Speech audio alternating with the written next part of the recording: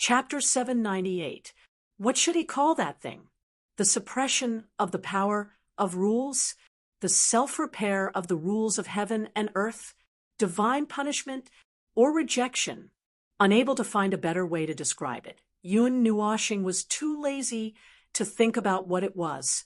He only knew that the thing hanging above his head was like the tip of a knife above his throat, making him shudder. Although he didn't know what it was, running away first was the right thing to do. As for where to run to, he would run out of this world first. Without any warning, Yun Nuoshing soared into the sky with Chu Xian and the other three. The speed of the light element allowed Yun Nuoshing to reach the sky in a flash. Where the battle stopped, the array also disappeared. The experts of the elemental holy nation all retreated, as if they were forced to accept an unacceptable fact. They had been defeated, and it was a crushing defeat. Perhaps they shouldn't have interfered in this matter from the beginning. That way, they could have acted as if nothing had happened. They couldn't understand why such a calamity that could destroy their nation would be involved in just 3 people. The ancestors of the holy nation also couldn't understand. They only knew that it had happened just like that. Fener. As soon as they rushed up, Senior Een and the others surrounded them. The middle-aged man hugged and kissed the weak Chu Xian and Chu Fun, crying and laughing at the same time. The 2 of them didn't know whether to laugh or cry. They also felt a slight warmth in their hearts. This feeling of being cared for was pretty good. "Girl, are you okay? Little star, are you okay?" In a flash, he appeared in front of Xian and the others. Before Yun Nuoshing could stand firm, the former rushed up to him and held his hand. They looked him up and down. The 2 of them asked the same question at the same time, making the others not know whether to laugh or cry. Yun Nuoshing laughed dryly, his face slightly red. Xian was used to it. She smiled and held his arm, constantly checking his body, as if she was worried that he would lose a part of his body. However, half of his dazzling white hair did make them very worried. TSK. Tisk. Chu Yingzhan watched this scene from the side and couldn't help but smack her lips, making Yun Nuoshing laugh dryly. But then again, Xiao Xian is really good at sleeping. She didn't wake up even after such a big commotion. Chuckled for a while. Mei Mao glanced at Yun Nuoshing and suddenly fixed her gaze on his neck. She pulled open his collar a little, revealing a snow-white furry object. This dark cloud immortal fox seemed to have not moved much since it pestered Yun Nuoshing. It slept every day. "Don't tell me you're advancing like me?" Little Bing Er asked curiously. She even poked Xiao Xian with her slender finger. However, Xiao Xian only moved her furry tail. She did not wake up. Yun Nuoshing shrugged, indicating that he didn't know about this. He didn't have any soul contract with Xiao Xian. He didn't know what Xiao Xian was going through or what she was going through. The space beside him flashed. Yun Nuoshing turned his head and saw Yishi slowly emerge from the space. Seeing that she was safe and sound, he heaved a sigh of relief. He was scared by that old guy and really thought that Yishi would have a tough battle. However, seeing her walk out like nothing had happened, he knew that he was wrong from the beginning. After Yishi came out, she first looked up at the sky, then looked down at Yun Nuoshing and the others. Seeing that Chu Xian and the others were catching up with Senior Een and the others, she said, "Is it all done? Then let's go.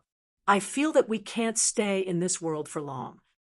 Yun Nuoshing nodded, looked up at the thick, dark clouds, and said, "Well, where are we going to find the elemental stone?" "That's the only place. This fairy doesn't have any ideas. I just feel like there's something terrible hanging on my head. It makes my hair stand on end." Chu Yingzhan also hurriedly waved her hand. Her pretty face looked unnatural. She hugged herself with both hands and even trembled a few times. Yun Nuoshing stroked her half-white hair and also nodded. Looking at Chu Xian and the others who were crying, she smiled faintly and waved her hand, intending to leave. In the distance, Chu Xian glanced at Yun Nuoxing and the others' movements and was stunned for a moment. An inexplicable impulse made him make a decision that he would never forget for the rest of his life. "Senior, wait a moment." Yun Nuoxing, who was planning to retreat at the speed of light, heard this, and the surging light elements in her body instantly extinguished. Perhaps she had withdrawn it too quickly. The rich light elements didn't stop and directly burped. Cough, cough. After coughing violently, Yun Nuoxing turned around and looked at him with hidden bitterness, saying, "What's the matter?" Even Senior Yin and her father looked at her in confusion. Chu Xian scratched his head awkwardly and said with a hollow laugh, "Well, Senior, are you going back to the big world now?"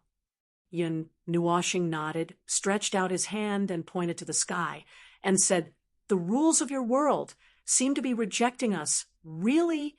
It's a little too strict. Didn't I just interfere a little?" The higher the cultivation, the clearer the feeling. I've been in contact with the power of rules for a long time. I know what will happen if that thing falls down. So, if you have something to say it quickly. Make a long story short. We have to leave quickly. Yishi also urged from the side. Chu Xian nodded. "Can you take me to the big world over there too?" Yun Nuoxing raised her eyebrows. This sentence was within her expectations. She had heard this when she brought people out of the Xianlong continent. She knew that people in the small world all yearned for the big world. Perhaps the stage there was more attractive and more beautiful. Right now, or rather, in the next 8 years, the God realm will become chaotic. If you stay here, you'll be able to cultivate in peace and slowly grow stronger. But if you go there, the danger factor will definitely be higher than if you stay here. That boundless world may be exciting, but it's also filled with danger. In the future, we'll only be able to survive. Yun Nuoxing's back was facing them as she spoke lightly. Her windbreaker swayed, gently. After a while, she said, "I won't persuade you. If you want to go, I can take you along. But I won't take special care of you. At most, I'll take you to a place to stay. It's not the first time I've taken people out of the small world, although I don't know how to get out of here yet." Yun Nuoxing paused, took a light breath, and finally said, "After hearing this, do you still want to go out?" "Yes." It was a quick answer that exceeded everyone's expectations. It was concise and firm, and the person who answered was also unexpected.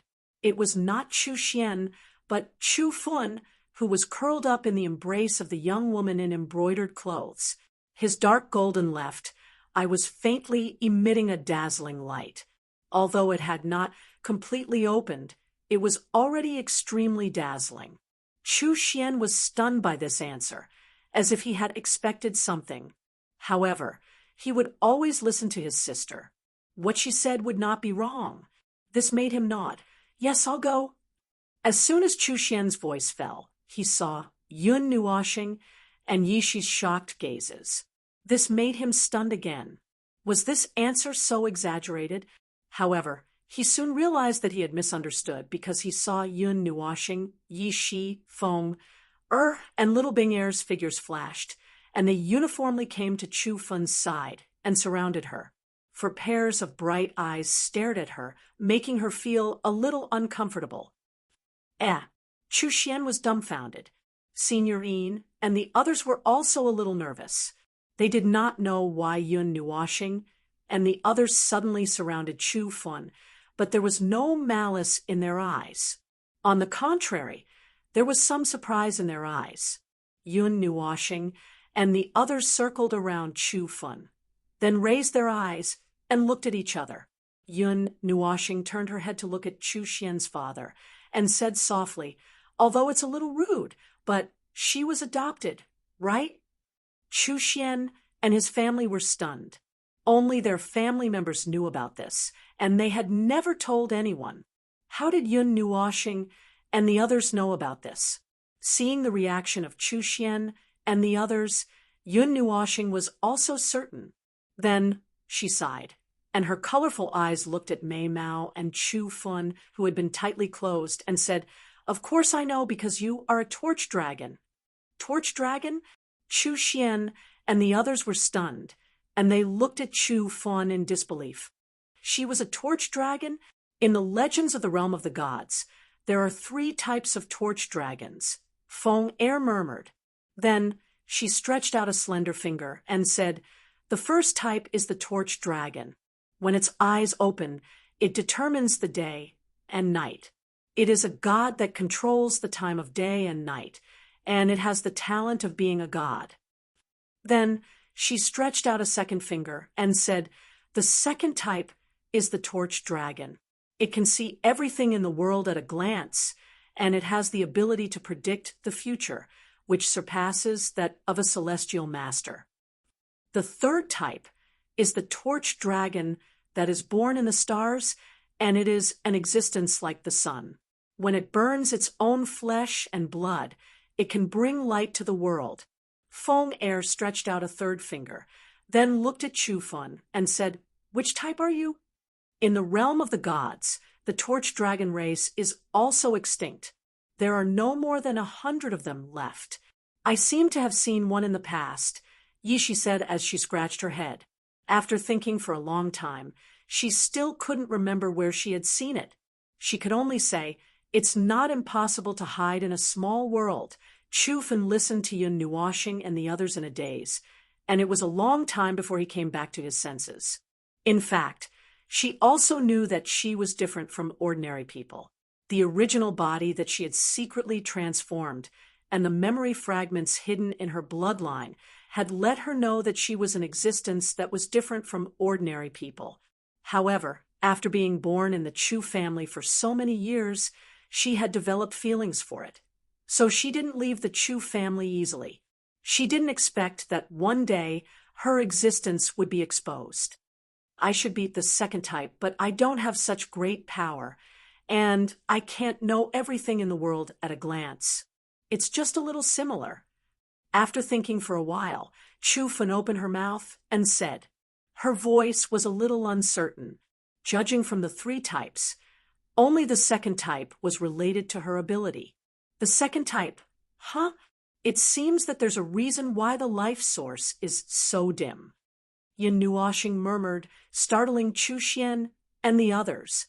However, the former was also startled and suddenly remembered something. She patted her head and hurriedly said, "Let's not talk about it. Let's not talk about it.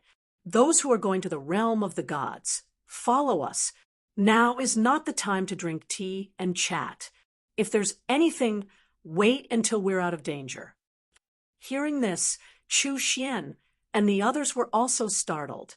However, Chu Xian's father reacted faster. He stretched out his hand and pushed Chu Xian and the girl in embroidered clothes. Then he smiled and said, "Don't worry, father is old, and I still have to take care of the Chu family.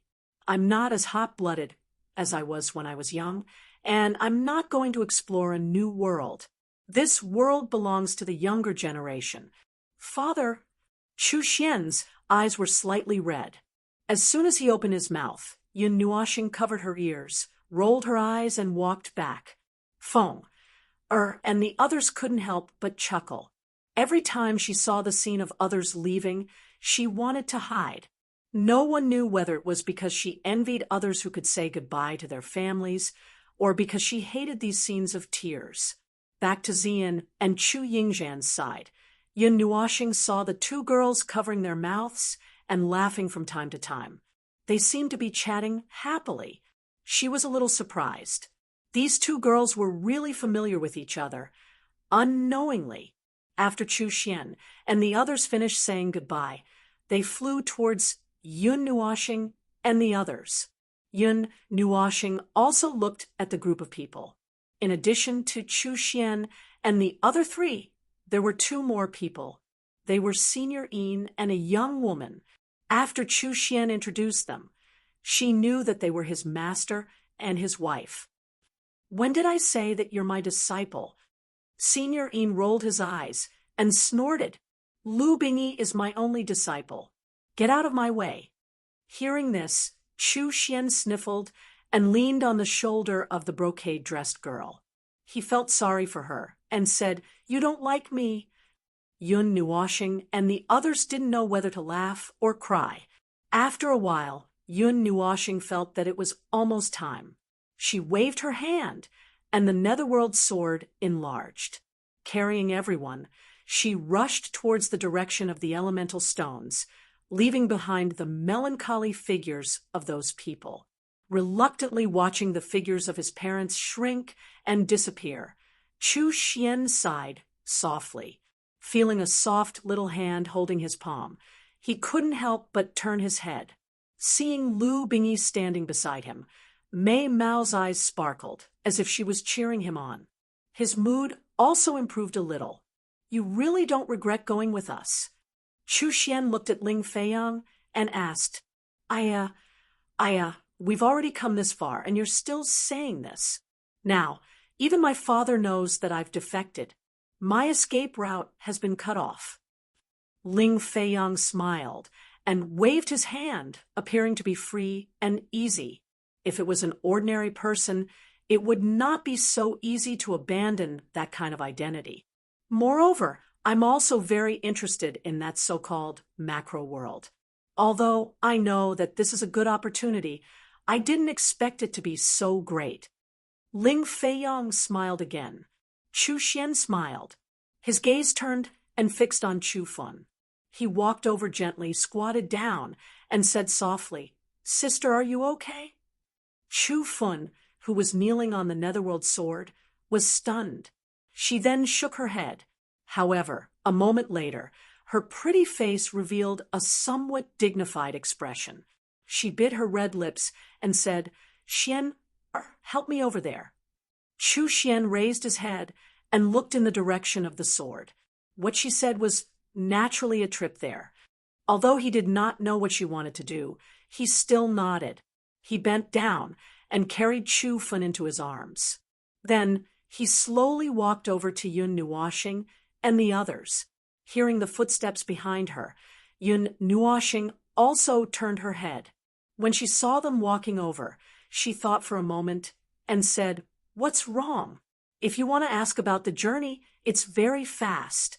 We'll be there in a minute. If we weren't afraid of exposing too much of our strength and being suppressed by the power of rules, we would have arrived by now." Hearing this, Chu Xian smiled bitterly and quickly shook his head.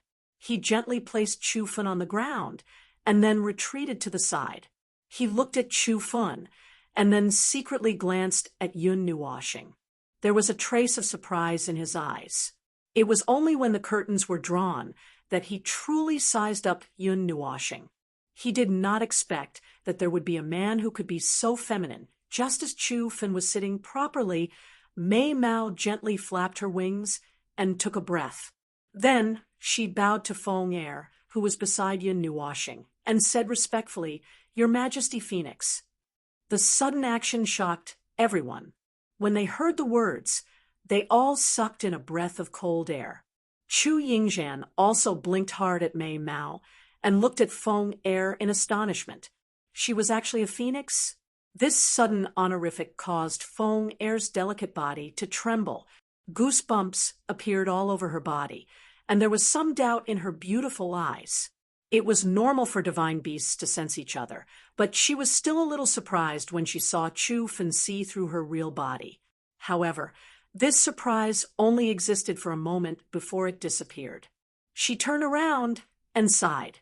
She helped Chu Fun up and said, "Just call me Feng, Your Majesty, or whatever. Forget about it." When Chu Fun heard this, he gently nodded, after which he extended his jade-like hand into his bosom.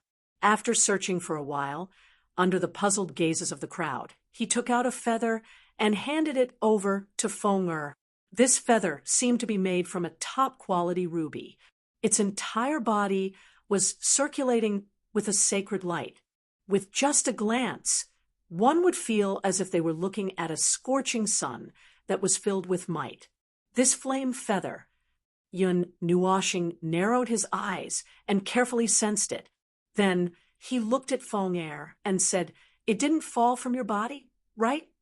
If it was, it should have been left behind when I was reborn in my previous life." Feng Er took the flame feather from Chu Fun's hand and looked at it for a while. Then she sighed and said, "It is indeed my aura. However, the aura I left behind is much stronger than the current me. If I merge with it, it should be able to increase my strength by a lot." However, after she finished speaking, Feng Er stuffed it into Yun Nuoxing's pendant and said with a gentle smile, "Xing Xing, help me keep it safe." Yun Nuoxing shrugged and looked at Chu Fun.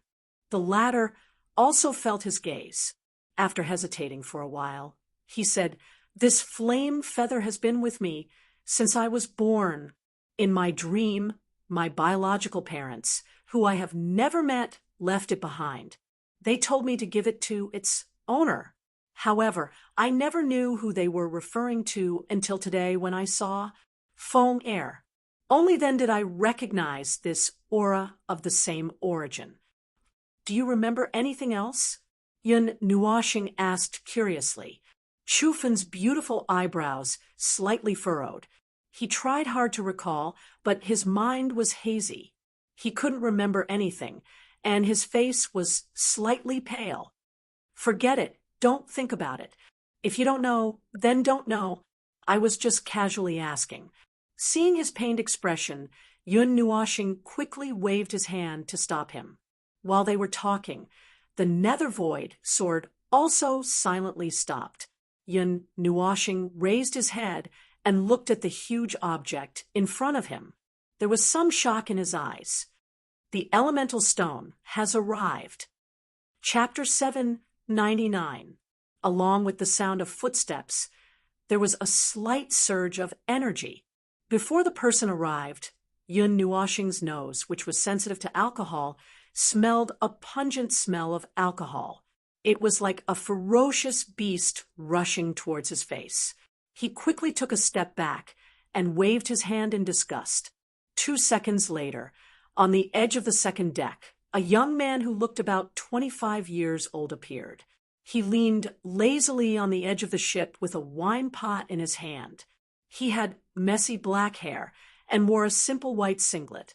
His bare arms were a healthy wheat color, and one could vaguely see the lines of his healthy muscles. He looked rather slovenly. The young man glanced at Yun Nuoxing and the others. There was no fluctuation in his eyes. He lifted the wine pot and took a sip. He burped and then shouted rudely, "Go back to where you came from. Get off my ship." Yun Nuoxing's eyebrows twitched. Many onlookers also appeared on the ship a few meters away. When an old captain saw the situation here, he took a puff of his pipe and couldn't help but sigh to the people beside him. "That guy is crazy drunk again. If it weren't for his special route, no one would ask him to go out to sea. But when he's drunk, he's crazy. I don't know how many people he has chased away." Hearing this, Yun Nuoxing's cheeks trembled. After a while, he coughed, raised his head, and said to the young man, "Hello, we're here to go away. Go away. Don't you understand human language?" Without waiting for Yun Nuoxing to finish speaking, the young man once again roared. The wine jar in his hand was forcefully smashed to the side by him. Soon after, he clenched his hand, and a huge amount of water elemental energy suddenly gathered. That kind of power caused the surrounding onlookers to quickly shrink their heads back. The old captain sighed again. If he wasn't a god, someone would have come to deal with him. They can't even talk anymore. Yun Nuoxing didn't know whether to laugh or cry. She looked around and sighed.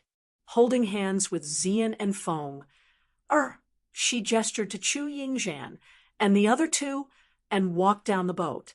She couldn't help but whisper to them through her soul, "Old lunatic, drink yourself to death." Sigh, what a pity. It's rare to see this black burning ship look so fun. Chu Yingzhan also shook her head and muttered. After leaving the black ship, Yun Nuoshing brought the girls to look for other ships. However, what surprised him was that once he told them where he wanted to go, the captains all shook their heads. Even if the guards on the ship had the strength of Shunming or even Netherworld king experts, no one was willing to go there. Moreover, when they talked about that place, their expressions changed slightly. The smoking old captain walked over to Yun Nuoshing and the others. After looking at the location on the map, he blew out a smoke ring and said in a hoarse voice, "Are you going to the Eye of the Storm?" The Eye of the Storm? Yun Nuoshing looked back at the old captain and asked softly, "Elder, are you willing to sail there?"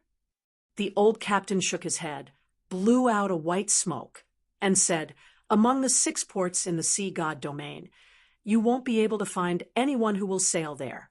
No matter how experienced the sailor is, no matter how much you pay, even the closest route will pass by from thousands of miles away." Catching the last sentence, Yun Nuoshing's eyes lit up and said, "Elder, where is the passing ship?" The old captain raised his turbid eyes and looked at him as if he saw through his thoughts. He shook his head and sighed. "Don't bother. The Eye of the Storm has a radius of hundreds of millions of miles.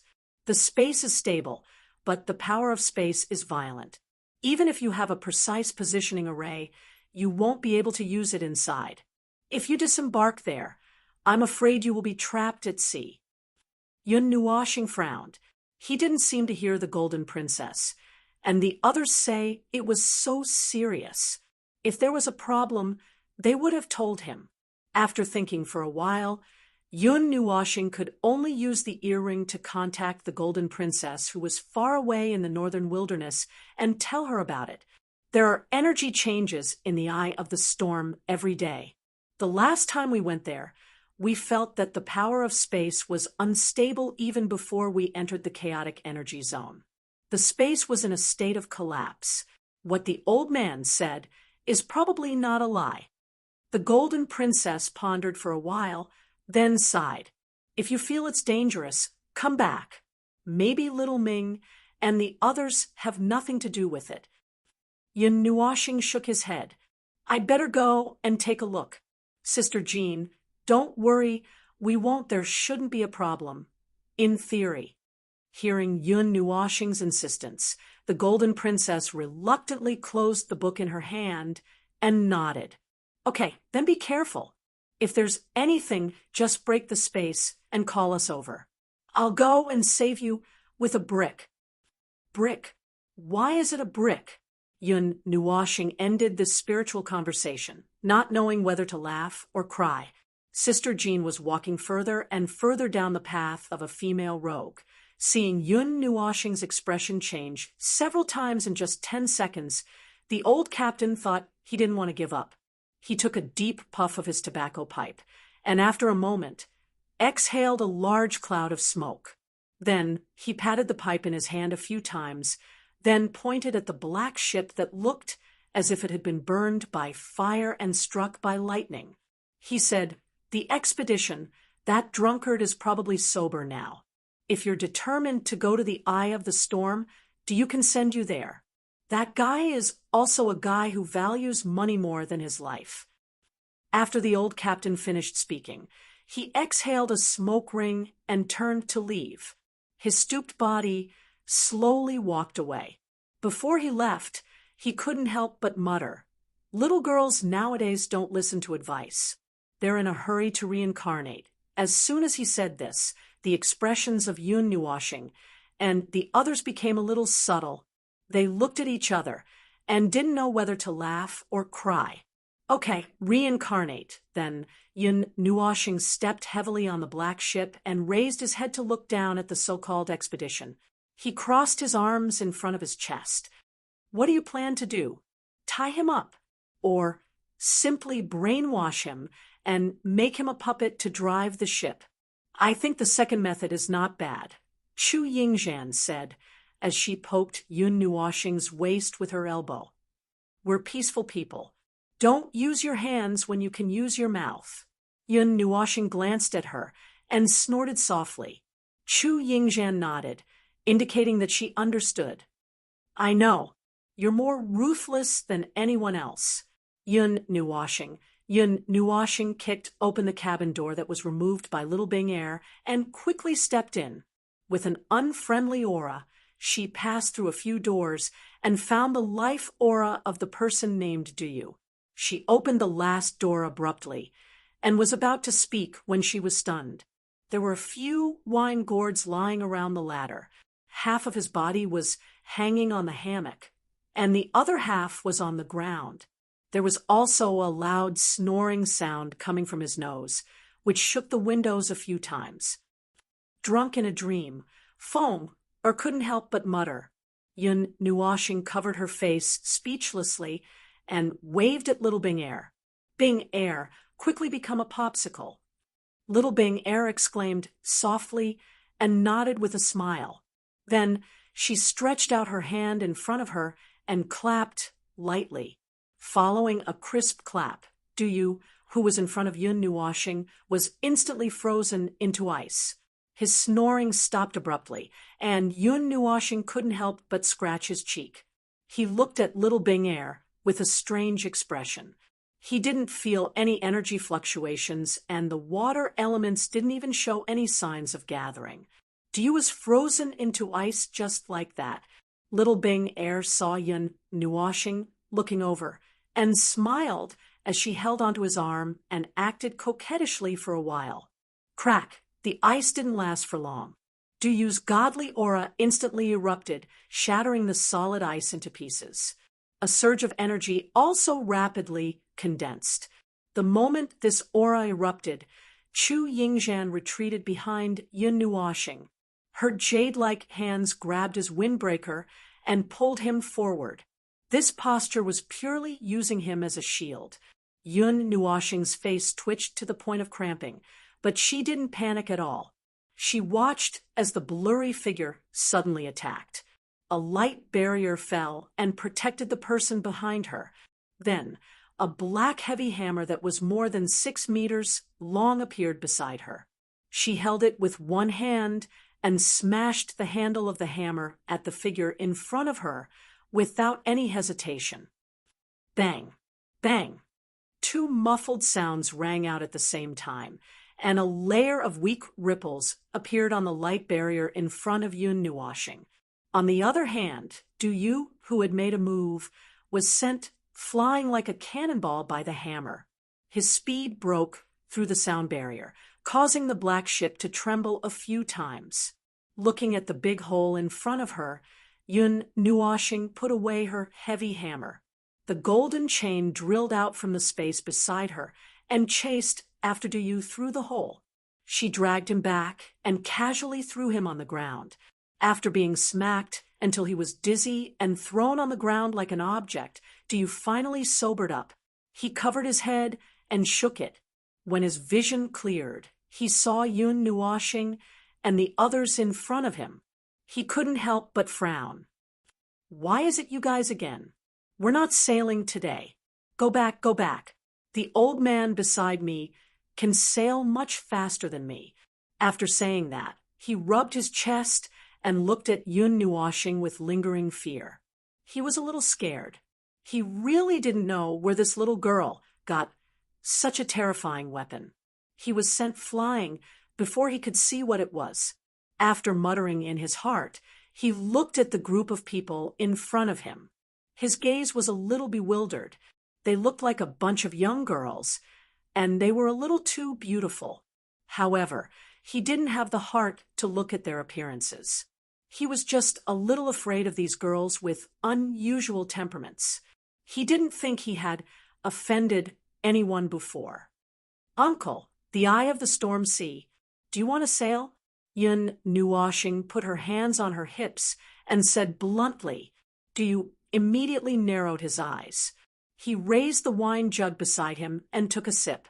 He said with a smile that wasn't a smile, "Don't blame me for not reminding you chicks. The people who go to that place are all lonely souls looking for their graves. This boat ticket is a one-way trip. No one has ever returned from there. It's not worth it for me to lose my life for a boat." 10 million and a mid-grade immortal rank pill. Yun Nuashing took out 2 items and said indifferently, "If you don't want it, I'll buy a boat and go myself. The sea is so turbulent." Do you hurriedly snatched the items from Yun Nuashing's hands and looked at Yun Nuashing and the others with a smile. "What you need is not a good boat, but a good captain. I'll go and prepare. There are many rooms in the cabin. You girls can rest for a while." After you finished speaking, he turned and walked out of the room. He walked out of the boat and snorted softly. His dispirited appearance was swept away. Chu Yingzhan rolled her eyes and muttered with her soul, "That money is enough to hire a fleet with an underworld king expert leading it. You actually used it to rent this broken boat. Didn't you say you wanted this broken boat? Are you afraid of death? If you are, I can still send you back." Yun Nuashing looked at her with a smile that wasn't a smile. Half a minute later, Yun Nuashing grimaced and rubbed the teeth marks on his arm. He looked at Chu Yingzhan's beautiful figure and didn't know whether to laugh or cry as he said, "This girl's bite is really vicious. Hey, I can't eat it. Girl, let go." After Chu Yingzhan finished biting, Xian and Yun Nuashing each held his arm and bit it again. It was so painful that Yun Nuashing's pretty face was almost distorted. The 6 of them ended up finding 2 rooms. The individual rooms in the expedition were quite big. Although they couldn't be compared to those in exquisite hotels, they were still considered exquisite. It didn't seem crowded even when 5 people were squeezed into one room. Moreover, there was a cultivation room in the room. There were many sea maps hanging on the wall, which divided the entire East Sea into more than 10 sea areas. The map of the Southeast Sea was particularly clear and detailed, and there were many markings that weren't on other maps. Obviously, Du had been sailing to the south all year round and rarely went to the north. This guy is really lucky. I don't know how many trips he had to make in the Southeast Sea to be able to carve such a detailed map. Looking at the detailed map, even Yi she couldn't help but praise. Needless to say, the Southeast Sea was dangerous. Just the trillions of sea creatures alone were enough to give all the gods a headache. Among them, there were many powerful sea creatures that could rival the high-level gods. Most of them were gathered in the Southeast Sea. Even the fleet of the sea gods' territory didn't go to the Southeast Sea. Most of them chose the relatively calm Northeast. The map of the Southeast Sea drawn by Du was so detailed that even some small islands and submerged reefs were marked out. He was really worthy of what the old captain had said. There are many dangerous creatures in the East Sea. I've seen some extremely powerful sea demon beasts that were comparable to the Emperor God. When their huge bodies rolled around in the sea, they could roll up a tsunami that was tens of thousands of feet high. They could even overturn an 8th-level ship into the sea. Sea demon beasts are very sensitive to the water element energy of our elemental power. Brother Nua, Bing, Air, Xian, don't use the water element unless it's necessary. Yishi sighed seriously. Then she turned around and knocked her little head against the wall with a plop, facing Yishi's sigh, Yun Nuashing, and the other 3 didn't hear it. At this time, they were lying on the bed and talking about which seafood tasted better and which ones they had to try at least once. Otherwise, their trip to the East Sea would have been in vain. "Ah, Shaoxi, did you say something?" Feeling a faint gaze, Yun Nuashing quickly propped up his upper body and saw Yishi looking at him with a gloomy face. He couldn't help but ask. Yishi took a deep breath and jumped up. Her small body pressed against his waist. She pulled his slender hair with both hands and said, "I said, Brother Nua is an idiot."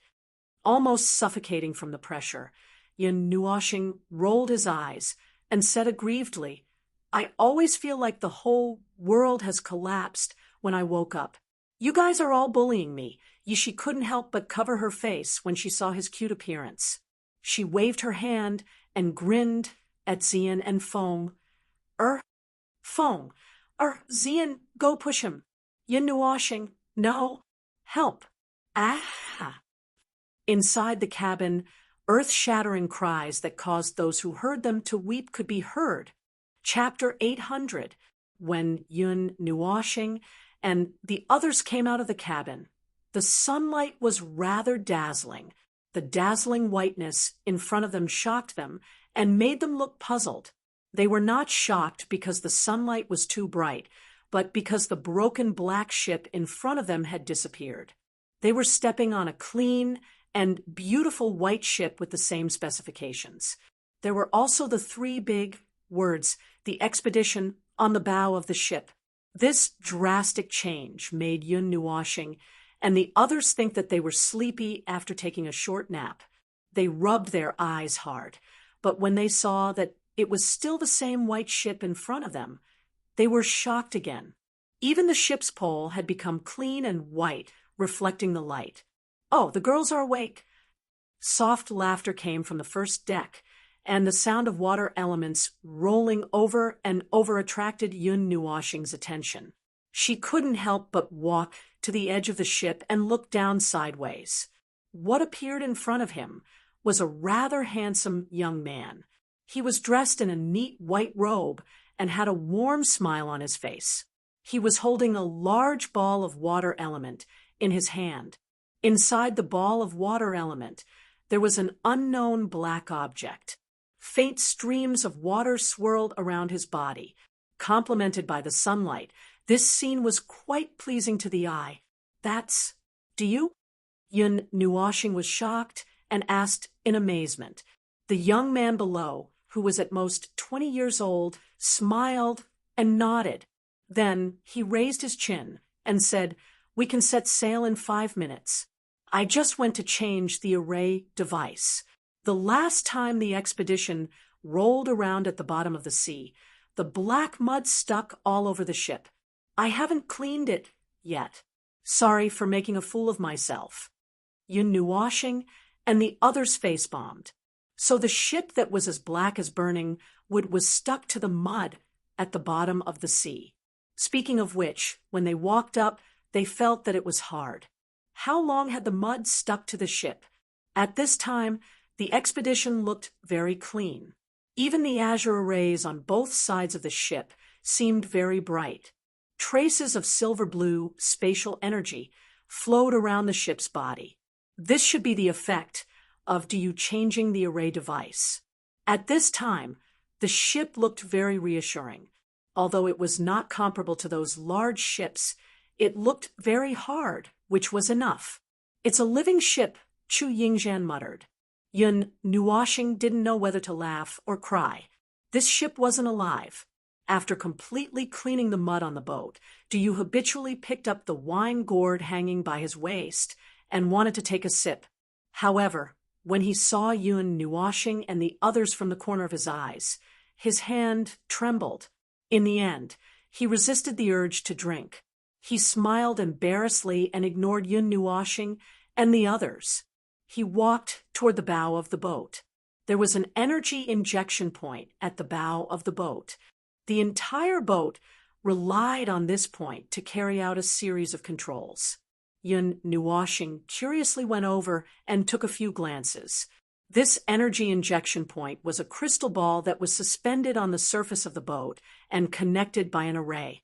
This seemed to be different from his ship that was made of dragon Xian silver. His ship didn't have such an energy injection point. The entire control of the ship relied on the power of the soul.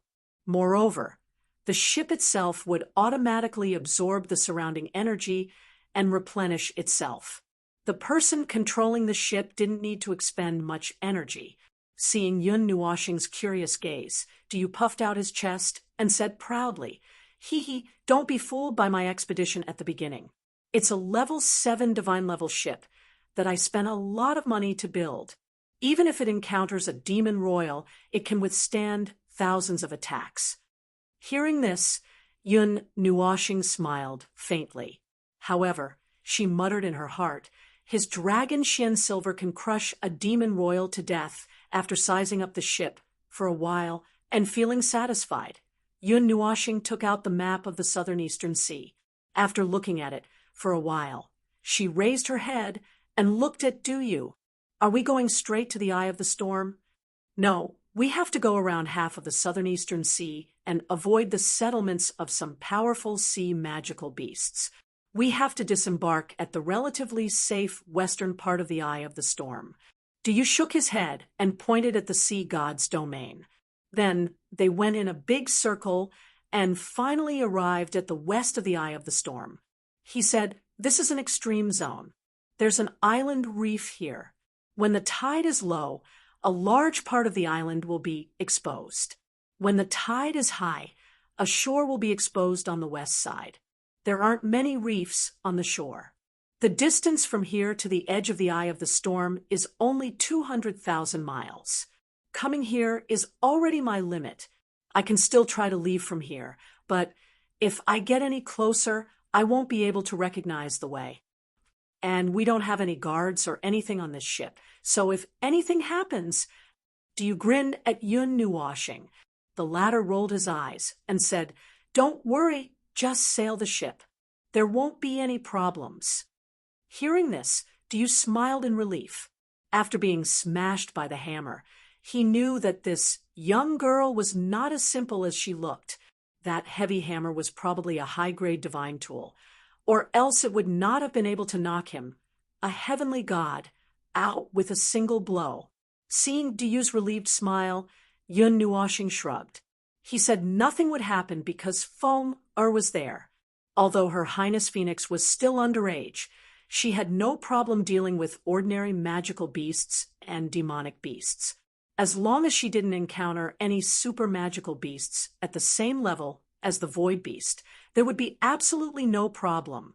After taking a few breaths, Duyu sat down cross-legged on the jade platform at the bow of the ship. He tilted his head and smiled at Yun Nuoxing and the others. "Since that's the case, please take your seats. We're setting off now. The expedition is equipped with a divine-grade 5th-tier spatial device, so it's very fast. It's estimated that the voyage will take about 10 days. During this period, please don't cause any trouble. There's a positioning device on the ship." As Duyu's voice faded, he pressed his palm on the crystal ball. A surge of energy gushed out and entered the crystal ball. Immediately, the entire ship began to tremble slightly. Silver blue spatial energy rapidly swam around the ship. Finally, a powerful thrust burst out from the stern of the ship. With a swoosh, a wave that was more than 10 meters high was created. The expedition turned into a white shadow and charged through space at lightning speed, heading toward the Azure Sea. The waves that were more than 10 meters high also caused countless curses in the harbor. On the blue sea, the expedition's speed was extremely terrifying. It swept across the sea as fast as lightning, creating waves more than 10 meters high twice. Yun Nuoxing and the others stood at the edge of the ship. They could only see the blue sea constantly moving backward, leaving behind a large pile of slowly dissipating white foam. The speed was dazzling. At such a fast speed, the ship's body didn't sway at all. It was as calm as if it was traveling in space. There was no sense of swaying as it braved the wind and waves. Yun Nuoxing lowered his head and looked at the side of the ship. The azure array that contained spatial energy was slowly rotating. The silver-blue spatial energy offset the resistance of the seawater. It adjusted its position from time to time, allowing the expedition to travel faster. This was the secret of why it didn't sway. It was Yun Nuoxing's first time seeing such a strange array device. Although he had done some research on array devices, he hadn't been a beginner for long. However, he knew that these spatial array devices were very useful for daily transportation. For example, the flying ship that he had used before and the ship that they were on this time all had these strange array devices. They contained spatial energy and could increase the speed of transportation by several times. Some of the more advanced spatial array devices could even directly shorten the distance between spaces, achieving an effect similar to that of a spatial tunnel. According to Duyu, with their speed, they could reach the place closest to the eye of the storm in less than 10 days. However, if they flew directly from the sea god's domain, even the masters of the Emperor of the Dead could get lost on the sea. Otherwise, if they traveled in a straight line, it would only take 2 or 3 days. If they didn't get lost, at this time, the importance of a captain and a sailor was reflected. In an unfamiliar environment, other than being able to identify the direction by themselves, high-level gods could also get lost. This was especially true in a completely empty sea with endless azure and dark blue waves pushing from the end of the sky towards a distant place. Even if they used the sun in the sky to determine their position, it was still very troublesome. It was more convenient to find a ship that could reach them directly.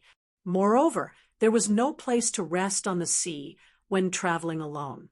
Not everyone was a high-level god and didn't need to rest. Perhaps it was because Chu Yingzhan, who was born as a young miss, found it very refreshing. She squeezed Duyu to the side and guided him for a while, as the latter did not know whether to laugh or cry. Approximately 2 hours later, she yawned and returned the arduous work to Duyu. Twisting her small waist, she dove into the cabin and fell into a deep sleep. He shrugged at Duyu, indicating that he couldn't do anything to that girl. Yun Nuoxing, Zian, and the others sat on the stairs leading to the second floor. In this azure world, full of unknown dangers, Yun Nuoxing didn't dare to enter the state of cultivation casually. His soul power had been spreading in the void, and he could feel that there were many powerful creatures passing by under the sea. For safety, he had to let Yun Nuoxing release a little bit of pressure. If the pressure released was too strong, it would scare the creatures under the sea and cause thousands of waves. That wouldn't be fun. In addition to the boring journey, Little Bing Air also pulled Yun Nuoxing into the sea to play. Because of the spatial positioning device, they could be transmitted back to the expedition in an instant. They didn't have to worry about not being able to find their position. Duyu didn't stop them.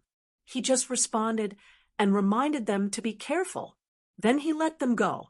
During this period, he would regularly report to the Golden Princess and the others in the northern wilderness, but the usual conversation made them speechless. Yao Hua asked, "Are they dead?" Yun Nuoxing took a deep breath and said, "Sister Jean, can I serve them with a brick?" Then there was a shrill cry from the other end. Listening to the sound, there were also a few curses. It seemed that they were being beaten up by a mixed pair of men and women. Other than Yao Hua's daily mistakes, the others were the Golden Princess, Hallmaster Shui, Yuan Shi, and the Battle Maniac Nightmare's daily battle requests. Duyu would stop for a while at night when the moon passed the sky. He would take out a map to observe the surrounding situation and write and draw on the map. At this time, Yun Nuoxing would also take out a treasure map to check the direction. Then he would raise his eyes and look around the sea blankly. He didn't see anything. Why did Yun Nuoxing look so happy while writing and drawing? After checking the coordinates for a few nights, Yun Nuoxing could clearly see the direction they were sailing in. They were indeed getting closer to the eye of the storm that he had circled, and as they were getting closer, he also felt that something was wrong. At first, he didn't feel anything out of the ordinary, but a few days later, he felt an inexplicable sense of irritation in his heart. But after all, he had a transcendent temperament. He felt like he didn't have a heart or lungs. Moreover, there were many factors that suppressed his state of mind, so the irritation didn't cause him any internal injuries. He just paced back and forth on the same spot every day, as if there was something urgent.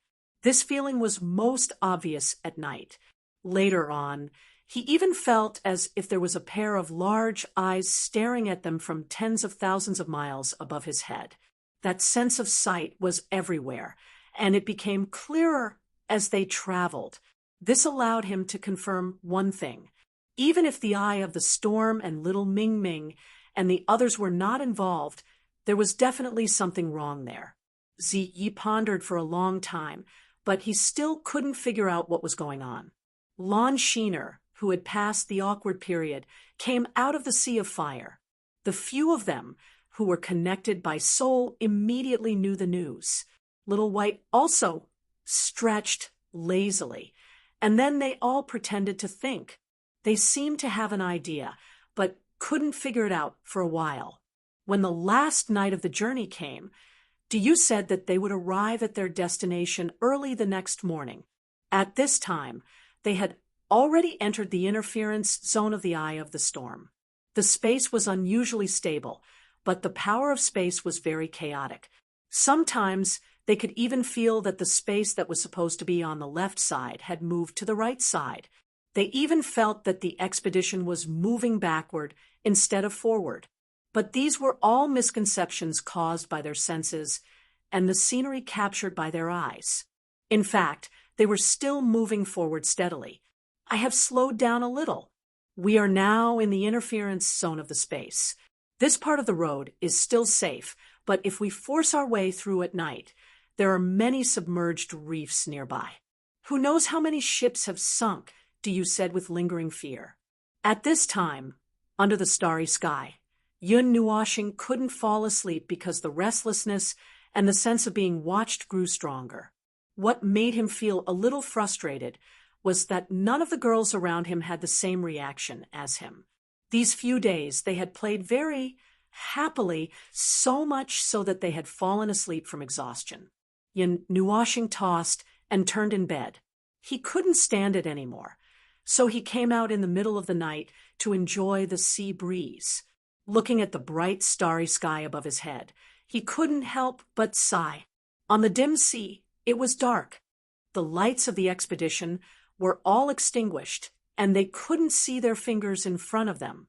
There was only a faint light at the bow of the ship.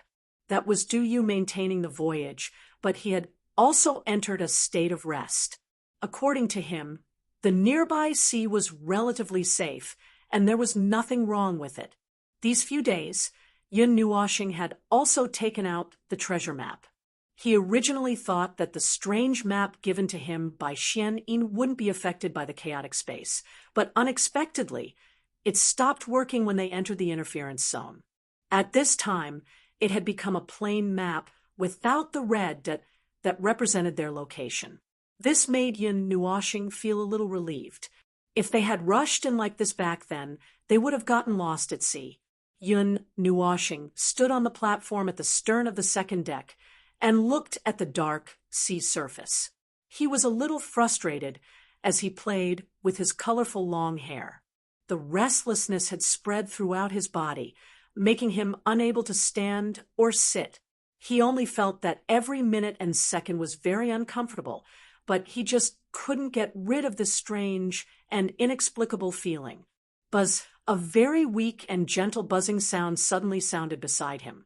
A gentle, icy blue light appeared out of thin air and enveloped a few meters around Yun Nuoshing. Then a beautiful blue-gold figure who was rubbing her eyes lightly walked out from behind him. Half of her golden hair was very beautiful under the night sky. It was comparable to Yun Nuoshing's colorful long hair. Seeing this little dragon girl suddenly appear, Yun Nuoshing was also stunned. However, he didn't say anything and just looked at her with a gentle and slightly confused gaze. "Daddy, it's so cold." Bing Er hugged her arms, and her delicate body trembled slightly. Mei Mao didn't open her eyes. She sniffled, and then, as if she had smelled something, she floated in front of Yun Nuoshing. Yun Nuoshing's eyes widened. He really wanted to complain. "You're a holy ice dragon, and you actually said that it was cold." "Daddy." Little Bing Er moved in front of Yun Nuoshing. The icy blue, Mei Mao looked at Yun Nuoshing in confusion. Their faces were only a few centimeters apart, and little Bing Air was slightly taller than him. At this moment, she was bending down slightly, and I'm feeling uneasy. I couldn't sleep, so I came out to get some fresh air. Yun Nuoxing shook his head and reached out to ruffle little Bing Air's hair. Seeing that she was still a little confused, he couldn't help but say, "If you're tired, go back and sleep. The bed is warmer than here." "I'm not tired." Little Bing Air's cute little face was slightly energized. She smiled blankly and said, "I've slept enough." After speaking, little Bing Air stretched lazily. Suddenly, 4 dragon wings stretched out slowly behind her, extending to a few meters wide. Yun Nuoxing's colorful eyes flashed slightly. He chuckled and reached out his hand. Before little Bing Air could react, he pulled her 2 wings over and draped them over his body. He smiled and said, "Let me borrow them. They're quite warm." He didn't expect that a dragon's membrane wings would be so warm when draped over. Yun Nuoxing secretly laughed in his heart. Moreover, the irritation in his heart actually calmed down a little. Little Bing Air blinked at Mei Mao and suddenly smiled gently under Yun Nuoxing's surprised gaze. She slowly leaned over and hugged him. The remaining 2 dragon wings also stretched out. The slender dragon wings completely wrapped the 2 of them. She smiled gently and said, "Daddy, it's not cold anymore." Chapter 801. In the deep and cold sea night, the pitch-black night sky was dotted with sparkling and translucent diamond-like starlight that slowly descended and enveloped everything. Under the pure night sky, the waves of the sea only made slight crashing sounds. On the surface of the sea, a pure white boat silently glided across the ice-cold sea. At the stern of the boat, a beautiful young girl was tightly hugging the person in her arms. A pair of ice-blue dragon wings that were dyed in gold gently folded and wrapped around the 2 of them, isolating them from the cold of the sea night. The faint dragon roar accompanied the beating of the 2 hearts, and the starlight sprinkled over the entire boat. This scene was like a dream. Yun Nuoxing raised his head with difficulty and wanted to rest his chin on the young girl's shoulder. However, the position was a little awkward. After sighing in his heart, he awkwardly leaned his cheek on the young girl's shoulder. His heart was calm, and the irritation that had troubled him for the past few days seemed to have been suppressed. He didn't think too much about whether the young girl's action was unintentional or had other intentions. He was too lazy and didn't want to think that way. The young girl in front of him was just a little girl who kept calling him Daddy. Although he was a little resistant to this form of address, he seemed to have gotten used to it after a long time. This hug was just a simple hug between father and daughter, or rather, he hoped that little Bing Air didn't think of anything more complicated. Although this position wasn't quite right, rather than saying that the 2 of them were hugging, it was more like little Bing Air had pulled Yun Nuoxing into her embrace. Her 4 wings were folded as if she wanted to merge the 2 of them into one. Yun Nuoxing slightly raised his head and stared at the starry sky. The girl in his arms lowered her head and pressed her cheek against his ear. Her breath was like orchids, and it tickled his ear a little. The anxiety in his heart faded a lot, but it still didn't extinguish. At the very least, he could feel a faint sense of tranquility. Daddy's heart is in a mess. Bing Air's confused voice suddenly sounded. Her red lips sucked on a lock of Yun Nuoxing's long hair, and she used her cheek to gently rub his neck. However, she didn't notice that her father was stunned. As if she didn't feel Yun Nuoxing's stiffness, Bing Air said faintly, "I can hear Daddy's heart. Usually, it's very warm and peaceful, but today I can only feel irritation and uneasiness." Yun Nuoxing stared blankly at Bing Air's side profile. He felt a little confused. Did this girl come out to find him because she felt that he was restless? There was a soul contract between them. Just like Foam, and Little White, their souls were connected as one. The intimacy that originated from their souls surpassed all other connections. The same was true for Zai, Lon Exayan, and Kai Xia, who lived in his soul. Sighing softly in his heart, Yun Nuoxing didn't say anything. He only felt that anything he said would be very awkward. Usually, he brought a very reassuring feeling to the people around him, making them feel that he was very reliable, although he didn't feel that way himself. It was a rare scene to see a girl holding his restless heart in her arms like this. This was also the first time that he felt that little Bing Er had a very strong divine power. It was different from the divine power of the four mythological beasts Foam, and the divine power of the fairy spirit that Xian had because of her physique. This divine power was very strange. It naturally flowed out of Bing Er's body, brimming with a sense of holiness and inviolability. It seemed to have a purifying effect. Perhaps it was this power that suppressed the restlessness in his heart and the deepest darkness in his soul. The devil aura in Yun Nuoxing's soul was more like a pure black, formless, and untouchable darkness. It was different from the common devil aura and the common fallen evils. Even though the darkness disguised itself as devil aura, it was different from the devil aura in Nightmare and the pure devil aura in Yuer. It was a kind of darkness. That was why the force formed by the extreme compression of light elements failed to destroy it. It was not devil aura at all. Yun Nuoxing could tell the origin of the darkness in detail. It seemed to have started when he was eroded by the mass of chaos in the ruins of the capital of life in the East Sea.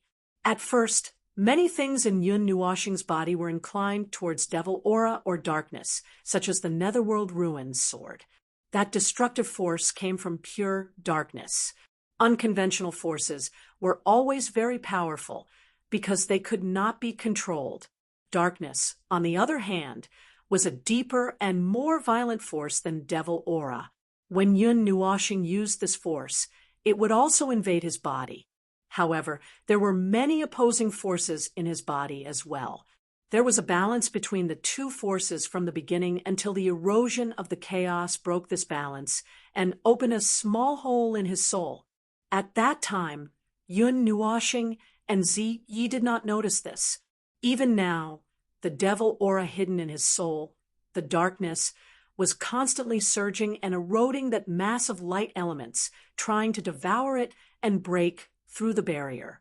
However, for the first time, Yun Nuoxing sensed the divine power in little Bing Er's body. It seemed to be able to suppress it. Thus, countless ideas appeared in his mind, but he quickly killed them in the cradle. It was true that Bing Er had divine power in her body. That was the power of an ice saint dragon, but it was too weak. At the very least, he would have to wait until Bing Er matured before he would have another chance. At that time, he would rather choose to cultivate the light element to the extreme, using his willpower to transform it into an even more powerful divine power to heal himself or to self-destruct. Bing Er will work hard. Little Bing Er rubbed against his neck, causing Yun Nuoxing to be stunned. Then he heard her say softly, "Bing Er knows what Daddy is thinking." Sister Zai and the others also know what Daddy is thinking because we have always been one. Our souls are connected, and there is no distinction between us. Isn't that right? Therefore, Daddy must wait for Bing Er. Give Bing Er some time. This time, it will be Bing Er's turn to protect Daddy. Okay? The pair of blue gold eyes appeared in his line of sight, causing Yun Nuoxing to be slightly moved. He couldn't help but sigh, although he felt that it was very strange. It seemed that he only needed to feel at ease and nod at this time. Thus he nodded helplessly. After seeing this, Bing Er immediately blossomed into an incomparably beautiful smile, as if it could light up the night sky. Indulging in the gentle atmosphere created by little Bing Er, Yun Nuoxing sighed in his heart again. He suddenly felt that the troubles that had troubled him for so many years didn't seem to have anything to worry about. Even though this problem had troubled him for so long, now that he had completely calmed down, it seemed that he could only feel at ease. He wasn't the only one troubled. There were so many people around him who were doing their best to help him, but he seemed to have unintentionally ignored them. He had always shouldered everything on his own and wanted to solve everything by himself. He didn't want to rely on anyone and didn't want to trouble anyone. He could only rely on himself. In the end, he was also an arrogant fellow. At this time, he could finally let go of the heavy burden that he had always placed on himself. The haze in his heart was swept away, and Yun Nuoshing felt a lot more relaxed. Even the irritation in his heart had completely calmed down. It seemed that his random thoughts weren't unrelated to that irritation. Yun Nuoshing gently patted Bing-er's back and wanted to say something. He turned his head slightly, and just as he put on a smile, his face froze. He saw that this idiot had actually fallen asleep while leaning on his shoulder. Yun Nuoshing didn't know whether to laugh or cry as he shook his head. Furthermore, this girl was hugging him so tightly even when she was asleep, as if she was hugging her baby. He couldn't break free from her 4 dragon wings. Yun Nuoshing rubbed the black star pearl on his forehead in distress. He helplessly carried little Bing-er, who had rolled him up like a spring roll, back to the room. The next morning, Yun Nuoshing and the others woke up from their dreams amidst a wave of moderate shaking. After a while, they casually tidied up and ran out of the cabin. What entered their sight was 100-meter-tall black mountain rock. Nearly half of the bottom of the mountain rock was very dark in color. White waves rolled up from time to time and slapped on the mountain rock, causing the latter to shake slightly. The shaking was very subtle, and it was difficult to notice if one didn't have good eyesight. Yun Nuoshing and the others turned to look at the side of the ship. At this time, the expedition was fixed in place like a nail. The side of the ship faced a fan-shaped beach that was about 10 feet wide. Although it was called a beach, it was actually a gravel stall paved with gravel. A white figure stood on a diamond-shaped boulder. When Yun Nuoshing and the others came out, they happened to see the latter raise his head and take a sip of mellow wine. Feeling the movement behind him, Yu turned around and saw Yun Nuoshing and the others standing on the edge of the ship. He couldn't help but smile faintly. "Ladies, we've arrived." Yun Nuoshing curiously looked at the gravel stall and gave the girls a look. She slowly walked down the ship and came to the position beside Yu. She stood on the 10-meter-tall diamond-shaped boulder and looked into the distance. The sky in the distance seemed a little gloomy. The clouds were rolling slightly, and occasionally sunlight would come through the gaps. However, it was quickly shattered by the sea of clouds. Even though the sky was still bright at this moment, looking at the gloomy sky in the distance, one could almost hear the whistling of the wind raging in their ears. That's the eye of the storm. If we take a step forward and cross this island reef, we will cross the final boundary and officially enter the range of the eye of the storm. I named this island reef the Sea Eye Boundary. Yu raised his head and drank a mouthful of wine. He sighed and shook the wine gourd in his hand as he looked into the distance with a slightly serious expression. Yun Nuoshing's expression was also very serious. The restlessness that was suppressed by Bing-er last night began to surge in the bottom of his heart again. However, this was not the main factor that affected him. His eyes emitted a dazzling light as he opened his evil spirit eye. In his eyes, the appearance of the world changed greatly. He could see countless energies, 9 colored elemental energies, colorless heaven and earth energy, silver blue spatial energy, and pale yellow time energy. They were all condensing into 3 huge rivers that revolved around the eye of the storm. They formed an incomparably huge energy vortex that constantly swept towards the center. This scene startled Yun Nuoxing. It wasn't that he hadn't seen chaotic energy before, but he had never seen it in such a chaotic state. Almost all of the power was forcefully twisted into a ball by a huge force. In the center of the eye of the storm, there seemed to be a giant mouth of a tautai that was endlessly swallowing this power. Old Du, I don't know what you little girls are doing here.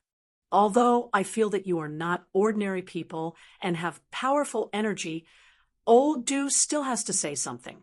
After drinking the last mouthful of wine, Du hung the wine gourd on his waist and exhaled a breath that reeked of alcohol. He said, "It's not too late to turn back now. Although the energy here is violent, it is not to the extent that it can suppress the energy. Furthermore, if we retreat from here, I can still bring you out. If we go any further, I have no way at all. You are the 7th batch of guests that I have sent here. If you are here for sightseeing, why don't you go back now?" Du looked at Yun Nuoxing and advised her. Yun Nuoxing looked at the drunkard in surprise. The bright colors in her eyes dimmed, leaving only a glimmer of light. She looked Du up and down, smiled, and cupped her hands. She said, "Big brother Du, you can send us here. We have a reason that we have to go." Du's eyes flashed. Yun Nuoxing's quiet appearance made it difficult for him to connect her with the person who knocked him down with a hammer. He had to admit that she looked like a lady from a respectable family. Although Du did not know that Yun Nuoxing was a man, Du looked at her quietly for a while. His palm touched the wine gourd out of habit. Only then did he realize that there was no more wine left. He froze there stiffly. After a moment, he sighed. His body shook and disappeared. Then he appeared on the expedition and walked lazily into the cabin. Yun Nuoxing thought that he was going to sail away, so she ignored him. She looked at the edge of the eye of the storm not far away. Just as she was about to rush over, the space beside her shook slightly. Du appeared in front of her again, startling her. At this time, the latter was holding a dark green box in his hand. "What's wrong?" Yun Nuoxing asked curiously. Du coughed dryly. He held the dark green box with both hands. Then he said with a smile, "This is a very, very precious." Before he could finish, Yun Nuoxing rolled her eyes. With a wave of her hand, a white jade bottle appeared in front of her. She threw it to Du. Then she said helplessly, "It's a high-grade immortal pill. Don't keep me in suspense." Du took the white jade bottle without looking at it. He laughed and handed the dark green box to Yun Nuoxing. Then he said slowly, "This is what I found when I first came here. About 100 years ago, the dark green box stood quietly at the highest point of the island. It was covered by a layer of film and was very bright. When I drove in carelessly, I was attracted by the light. Otherwise, it would have been difficult for me to come here. When I took the box, the calm eye of the storm began to churn. Chaotic energy came from the distant horizon. At that time, the eye of the storm hadn't spread to such a distant place, and it didn't cover such a large area. It only covered a radius of 10,000 miles. You paused for a moment. Then, as if he thought of something, his face turned slightly pale. Now that I think about it, it seems that when I took the dark green box, the eye of the storm began to expand. In 100 years, it expanded from 10,000 miles to 200,000 miles. Moreover, the area affected by the energy also spread to very distant places. After Yun Nuoxing heard him, she was also curious. She waved her hand and slowly opened the dark green box. When a crack was revealed, a cold aura gushed out from within. The cold aura was like a spring. The cold aura caused the churning waves below to turn sluggish, as if they were about to freeze. Even the energy gathered above the eye of the storm in the distance trembled. Inside the dark green box was a fragment. It was a dark green fragment that was painted with beautiful and mysterious patterns. It was in the shape of a fan. One side of it was very smooth, as if part of it had been cut in half. The other side was bumpy, as if it had been smashed. I studied this jade fragment for a long time. It seems to point to the center of the eye of the storm, but the direction is very vague. I didn't dare to casually go there. I've never heard of anyone who went to the center of the eye of the storm and returned successfully. Do you thought of something and said with lingering fear? Moreover, I could occasionally hear the sound of tsunamis coming from this dark green jade fragment. It often made me feel like someone was spying on me. I felt a little nervous, so I had no choice but to seal it back into the box. After that, I didn't take it out. The sound of tsunamis and the sight also disappeared. I'll come back in 10 days, if you're still alive by then. If we come out, I'll carve a line here. Duyu's helpless voice was left behind as he watched the MV expedition turn around and rush toward the sea and sky. His gaze was as if he was looking at a group of warriors. Chapter 802. After Duyu left her sight, Yun Nuoxing stood there for a long time. She took out the broken jade and casually put it away in the box. Then she lowered her head and rubbed this strange broken jade with her palm. Although it was called a broken jade, it was more like a piece of green ice. The patterns on it were very strange. At the edge of the broken jade, there was a protruding arc that spanned across the entire broken jade.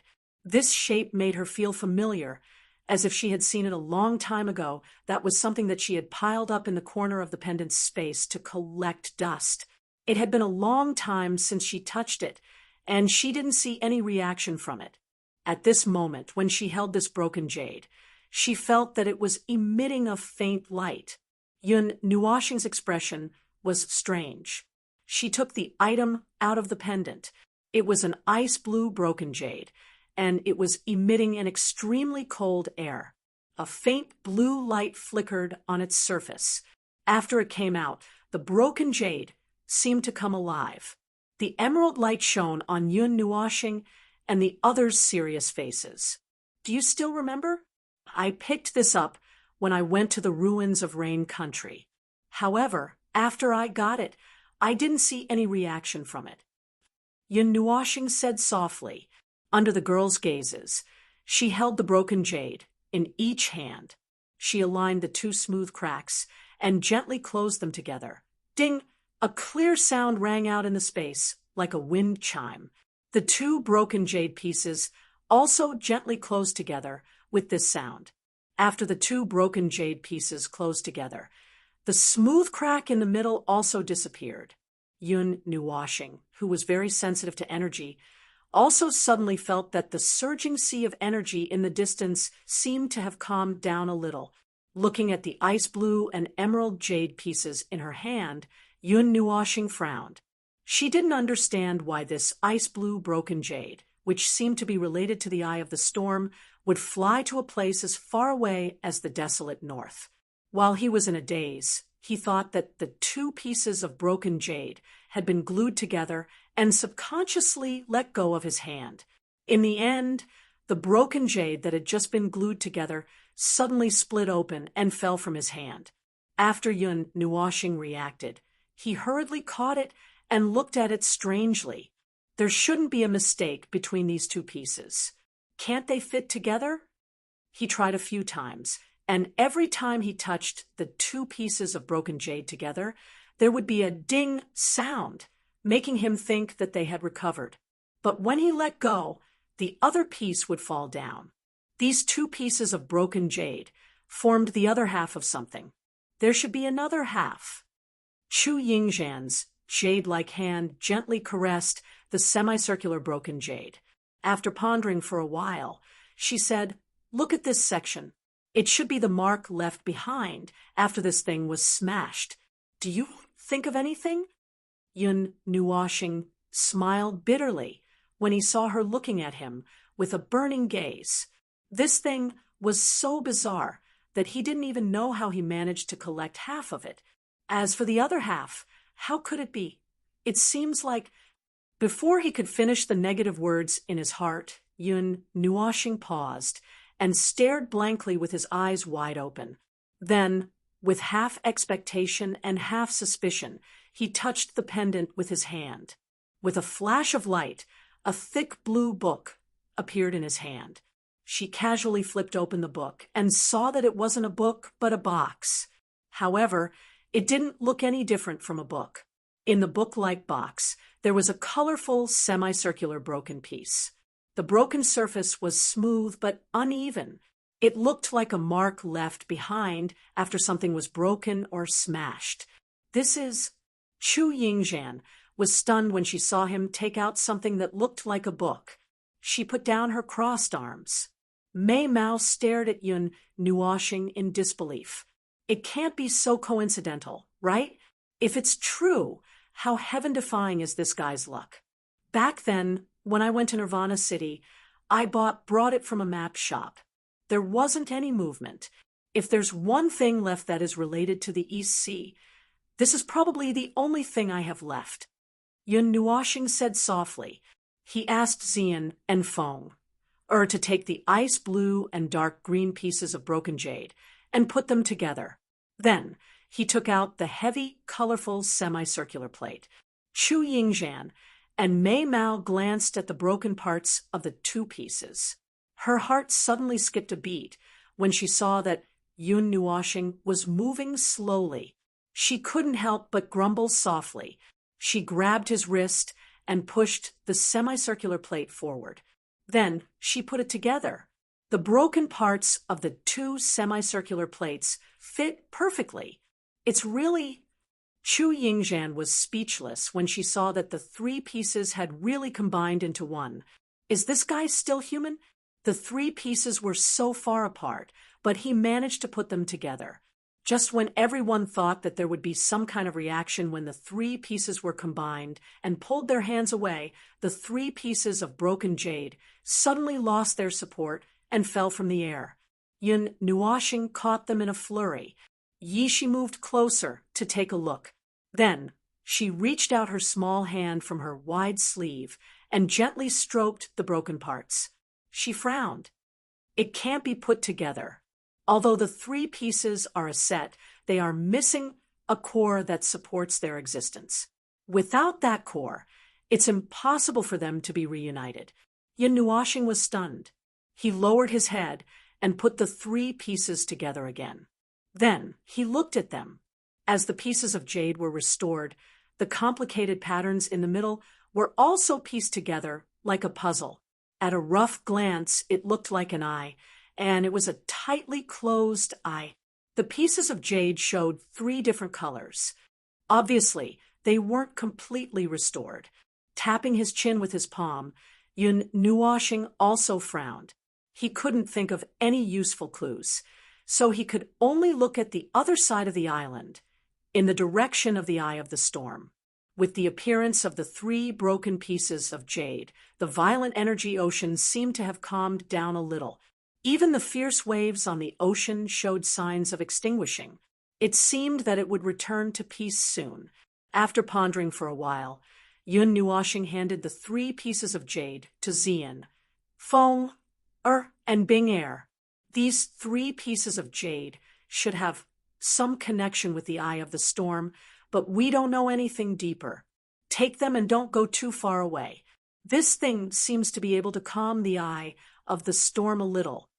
Xian and the other two nodded and solemnly held the pieces of jade in their hands.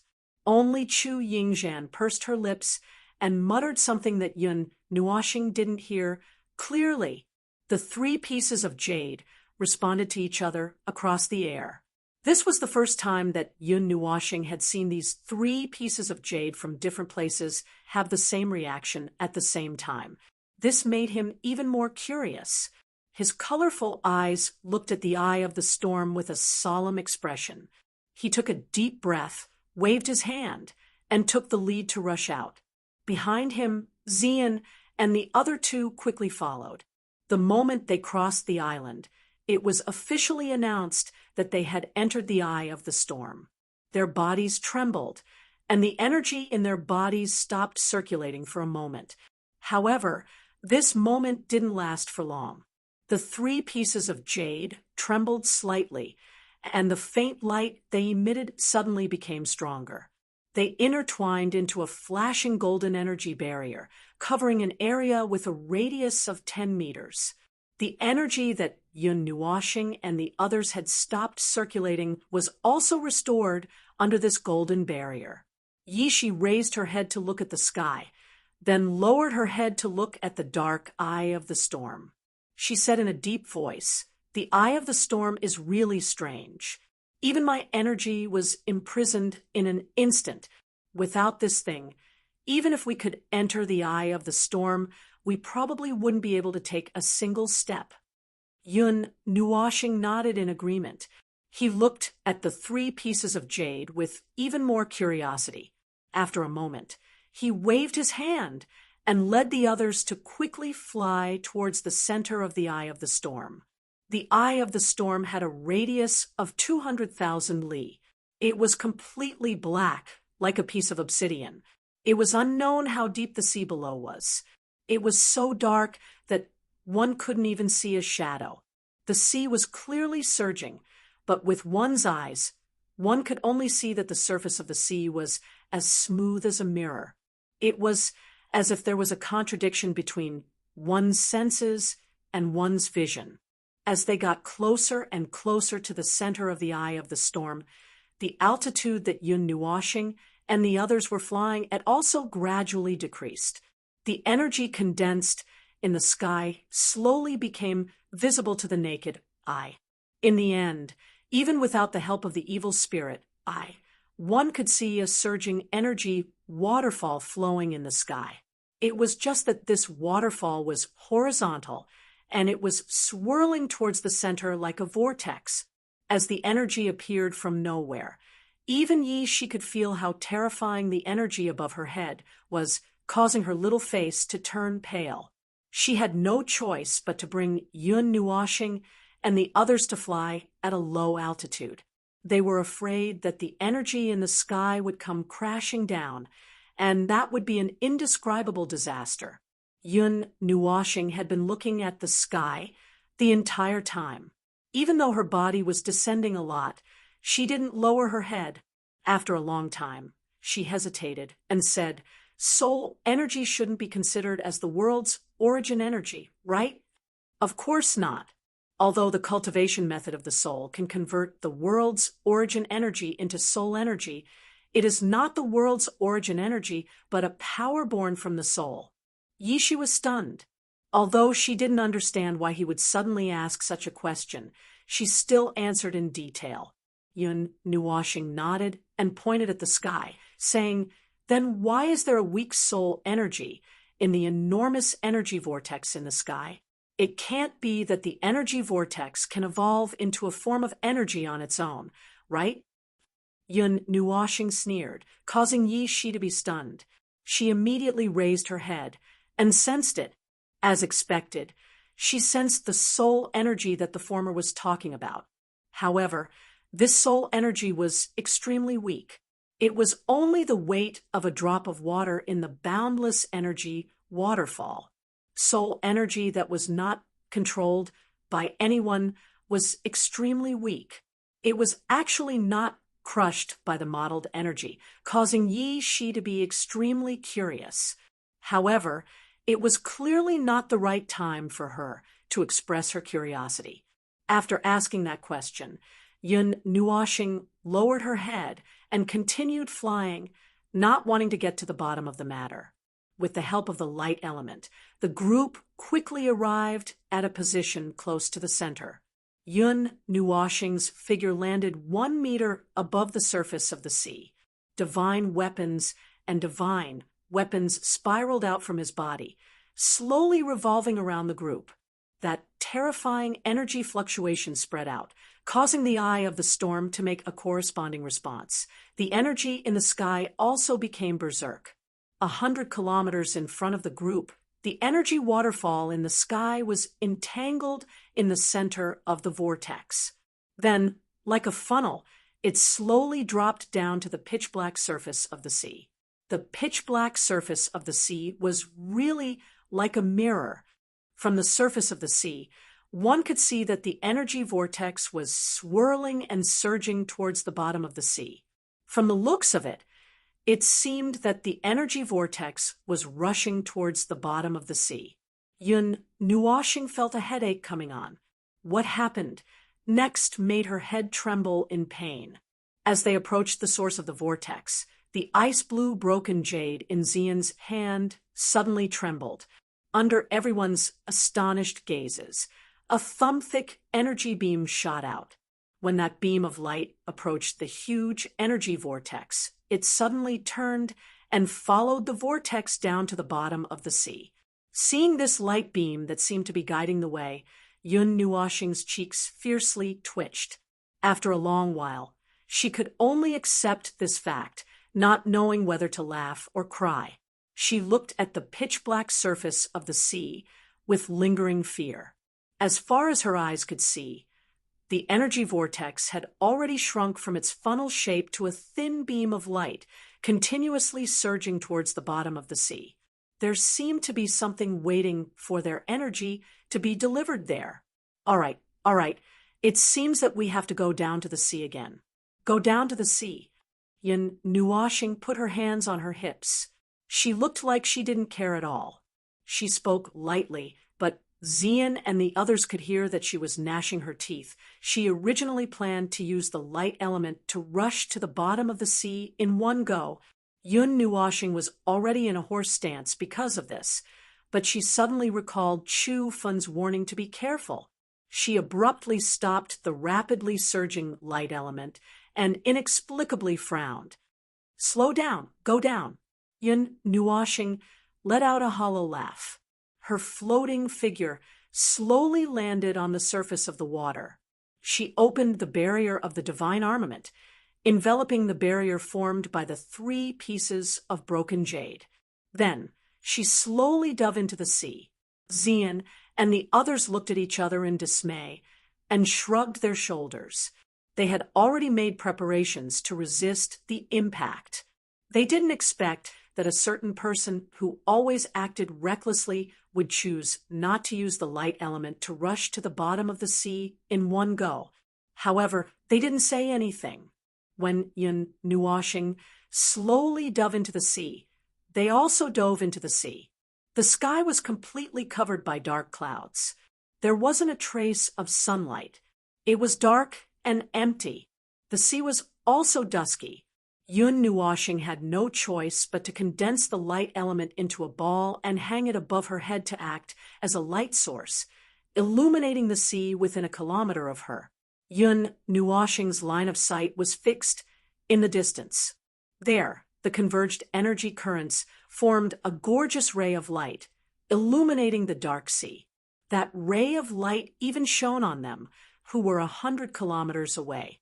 She could even see some very small and indescribable things floating in the sea. After an unknown amount of time, Yun Nuoxing gradually became somewhat impatient. The suppressed irritation in her heart affected her state of mind. After a while, she couldn't help but use the light element to increase the speed of her descent. However, she didn't use the light element at full strength.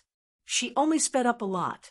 What made Yun Nuoxing sigh was that the depth of this pitch-black sea didn't seem to be any shallower than the place where she saw the sea prison flame.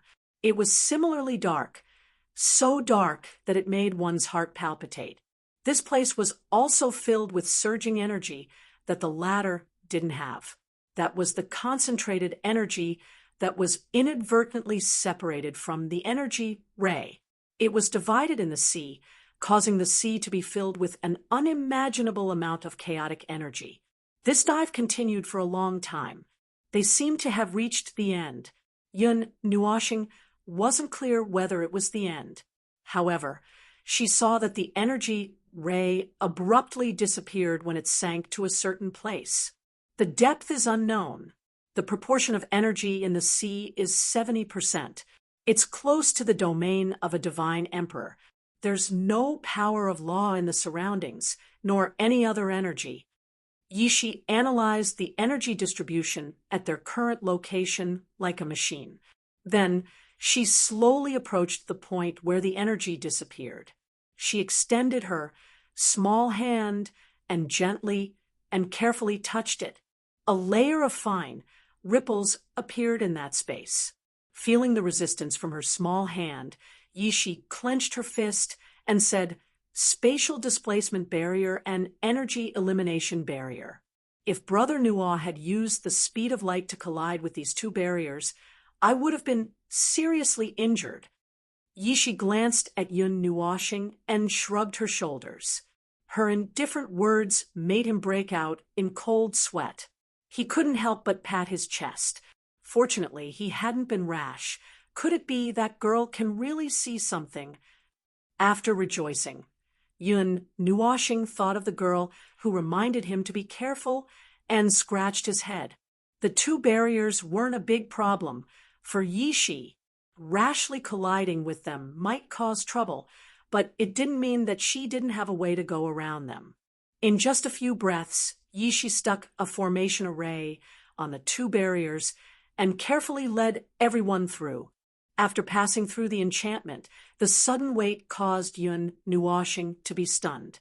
He hurriedly adjusted his body, and at the same time mobilized the wind elements to carry the few girls beside him, and slowly landed on a flat ground. The light element was released and completely illuminated the place. Only then did Yun Nuwashing see that they were inside a cave.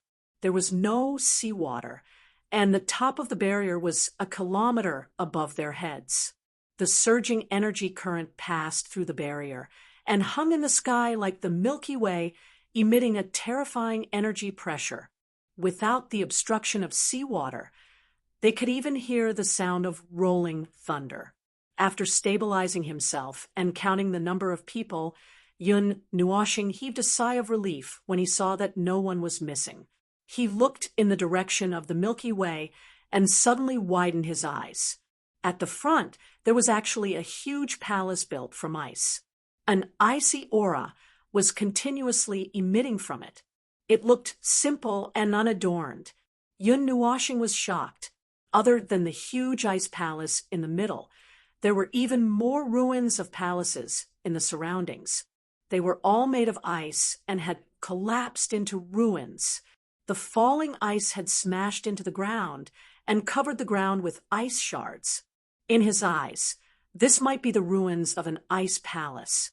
The quick-witted Chu Yingzhan looked nervously at the numerous collapsed ice palaces. Finally, her gaze fixed on the perfectly preserved ice palace in the middle, and she said in astonishment, "This is a throne." Chapter 803.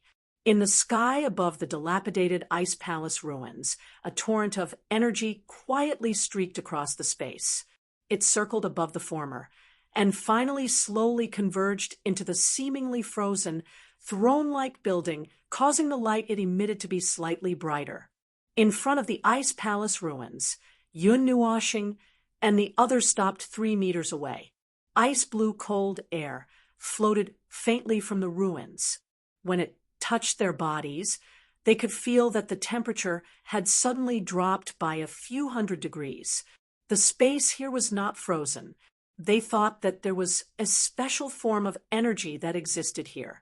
However, Yishi took the initiative to say that the space here was extremely firm, ordinary absolute zero, or something like that would not be able to freeze it. It might have to be lowered by a few million times to be able to cause a trace of frost to appear in the space, unless it is a special cold air. For example, if it is cold air that is as firm as the space, the energy in the same field can cancel each other out. Yishi said. They slowly stepped into the ice palace ruins. The surrounding cold air was blown away by the airflow brought by their light footsteps. When Yun Nuwashing and the others first entered, they were attracted by the magnificent ice palace ruins. They did not pay attention to the surrounding situation. It was not until now that they walked in the ice palace ruins that they discovered dozens of corpses lying under the ice or directly in the middle of the road. These corpses had already become ice sculptures. Their expressions when they were alive were frozen at the last moment. There was regret, unwillingness, and resentment. This reminded Yun Nuwashing of what you had said. Those who came here were all lonely souls and wild ghosts. They have all been dead for more than 10,000 years. The oldest ice sculpture is probably a work of art that was left behind from a different era. Yishi squatted in front of the nearest ice sculpture and glanced at it. Then she ran to the other ice sculptures to take a look. Only then did she return to Yun Nuwashing and say, "They are all high-level gods. There is even a peak god emperor who is close to a god." Seeing Yun Nuwashing's shock, Yishi pursed her lips and patted his arm with her small hand. She said, "This kind of thing is not rare. Brother Nuwa, you have heard of it too. The stronger the person, the more extreme they are when they are about to die in their old age, or when they know that they can never cross the step, they will use some extreme means to hope that they can continue on their broken path. There are many such people in the realm of the gods. Even in other worlds, including hell, there are such existences. They have no scruples. Those who are about to die are not afraid of death. Those who have no future will go against heaven and step on a new path. Therefore, since ancient times, there have been many people who have jumped into the forbidden zone to commit suicide, or rather, there will never be a lack of them." Yun Nuwashing nodded in understanding. Of course, he knew about this. When he first heard about it, he even complained, "What kind of rubbish is this?" Now that he thought about it, he could not help but pay some respect to those who risked their lives.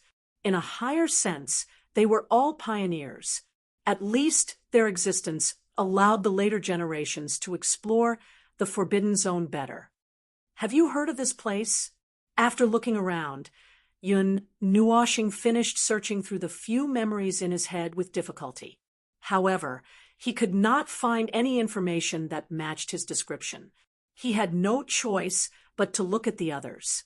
However, Chu Yingzhan, Yi Shi, and the others were very cooperative, shrugging their shoulders at the same time. This answer was also within his expectations. Their group was indeed strong enough, and their various identities and statuses were also ridiculously strong. The only flaw was that they had pitifully little experience. This point, whether it was the grand god, Emperor, Yi Shi, or the one and only Phoenix Majesty in the world that had been passed down from ancient times, they were all the same. Of the two of them, one was almost the youngest god emperor, while the other did not have any ancient memories. At this time, it was useless to talk about this. The power of the broken jade disappeared after it came here, and it did not seem to be a threat. Yun Nuwashing asked everyone to split up and look for clues. Meanwhile, he walked towards the huge ice palace that Chu Yingzhan called the throne. This was the most complete building left in this place. Hearing the footsteps beside him, Yun Nuwashing laughed dryly and scratched his head. He had also guessed that this girl had become his little tail. From a distance of 100 meters, he looked up at the 1,000-foot-high ice palace. From top to bottom, he could see that the architectural style of this ice palace was completely different from any other building he had seen before. There were 4 vertical pillars that extended from the ground all the way to the top of the ice palace, and the core of the building seemed to be built around these 4 pillars. And near the top of the ice palace, he could see a massive platform with a long and slanted flight of stairs leading to its depths. If he ignored the 4 pillars, the entire ice palace looked like a luxurious throne. It was no wonder that Chu Yingzhan had said that this was a throne. It looked very similar to one.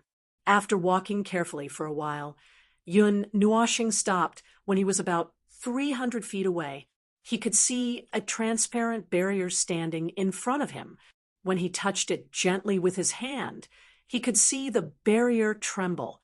The trembling spread from the ground to the top of the underground, rejecting his touch. However, the torrent of energy was not hindered by this, and easily passed through it silently. Yun Nuoshing used a little force. The transparent barrier was as heavy as a mountain, but it looked very soft. When he touched it with his hand, he could feel the barrier rebounding his finger back. However, if he punched it with all his strength, the barrier would become as hard as steel. The strength that could flatten a mountain with a punch could not even cause a ripple on the barrier.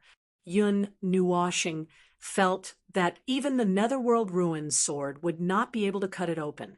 He lost interest in exploring this strange barrier and turned to walk into the collapsed ice palaces on both sides, hoping to find some clues to open the barrier.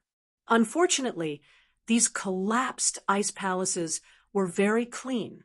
The ice was white, and there was nothing inside.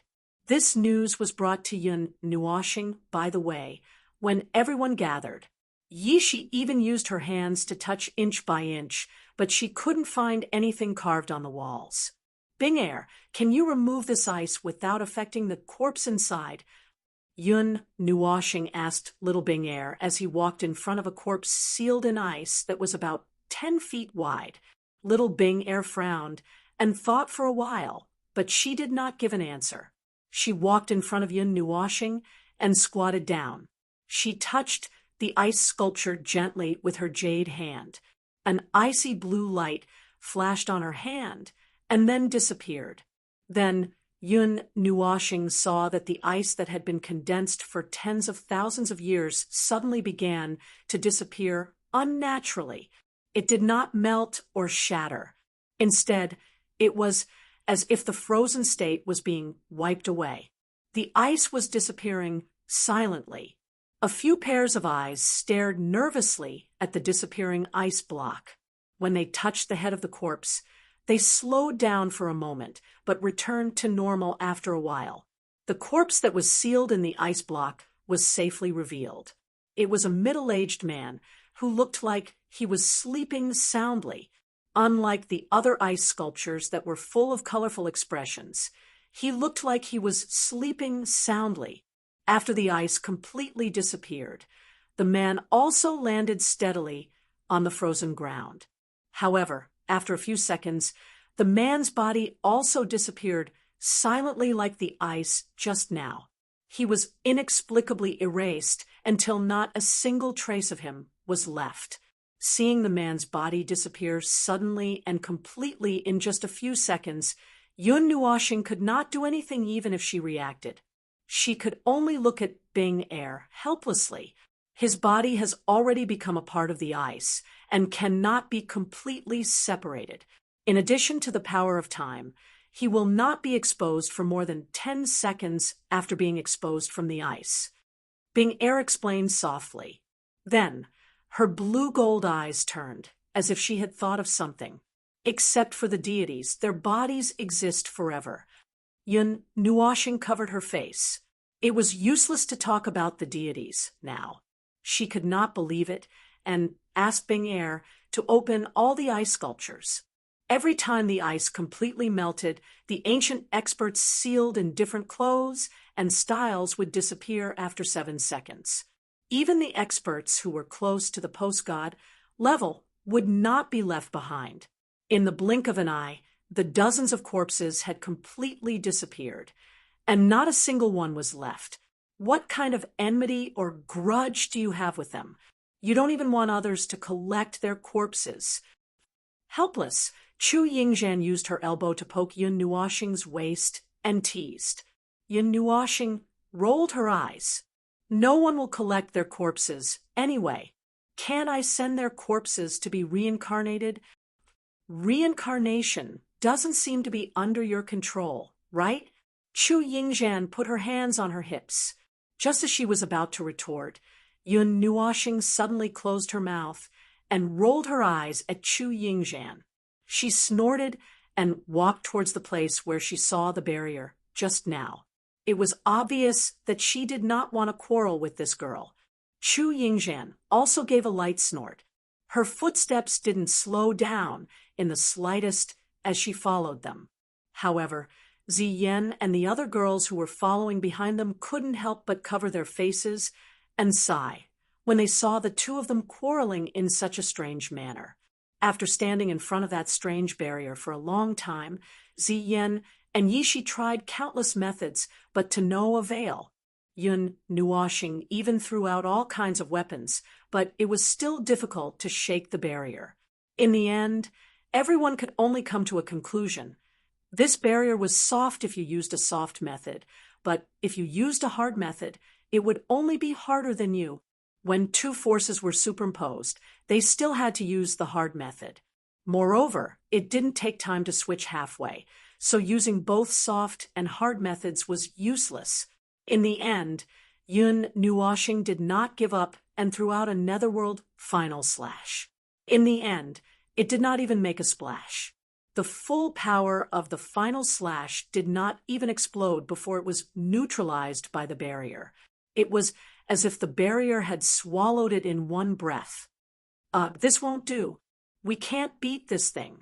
Yun Nuoxing scratched his head in distress. He had really used all the methods he could think of. Even putting the 3 pieces of broken jade together was useless. He also did not know what this wall was made of. He had already rushed forward with the ice-snow divine staff to knock on it, but the barrier did not even bother with him. Yishi tugged at the black hair in front of her chest and gently pressed on the barrier with her small hand. The barrier immediately bounced back and forth like jelly. Brother Nuo, this thing, theoretically, it cannot be broken.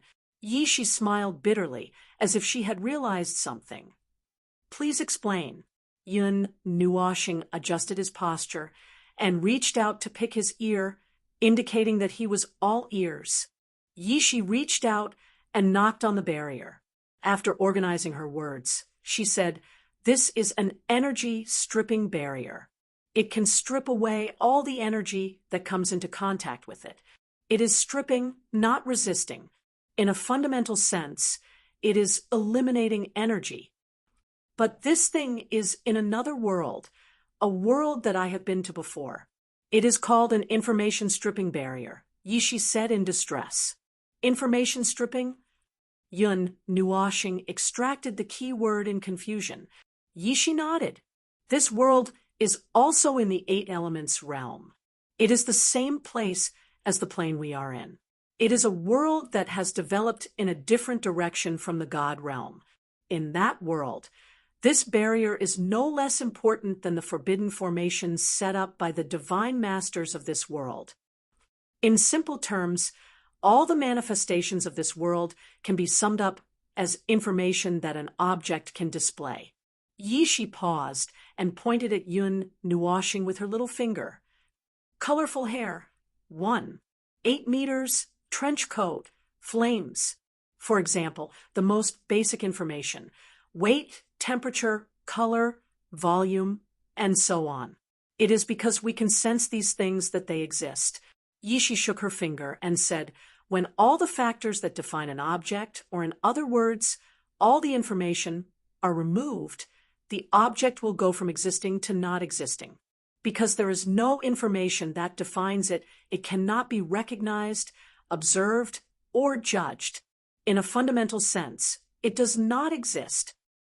And if we explain this in the God realm, it means that the existence of energy is being wiped away.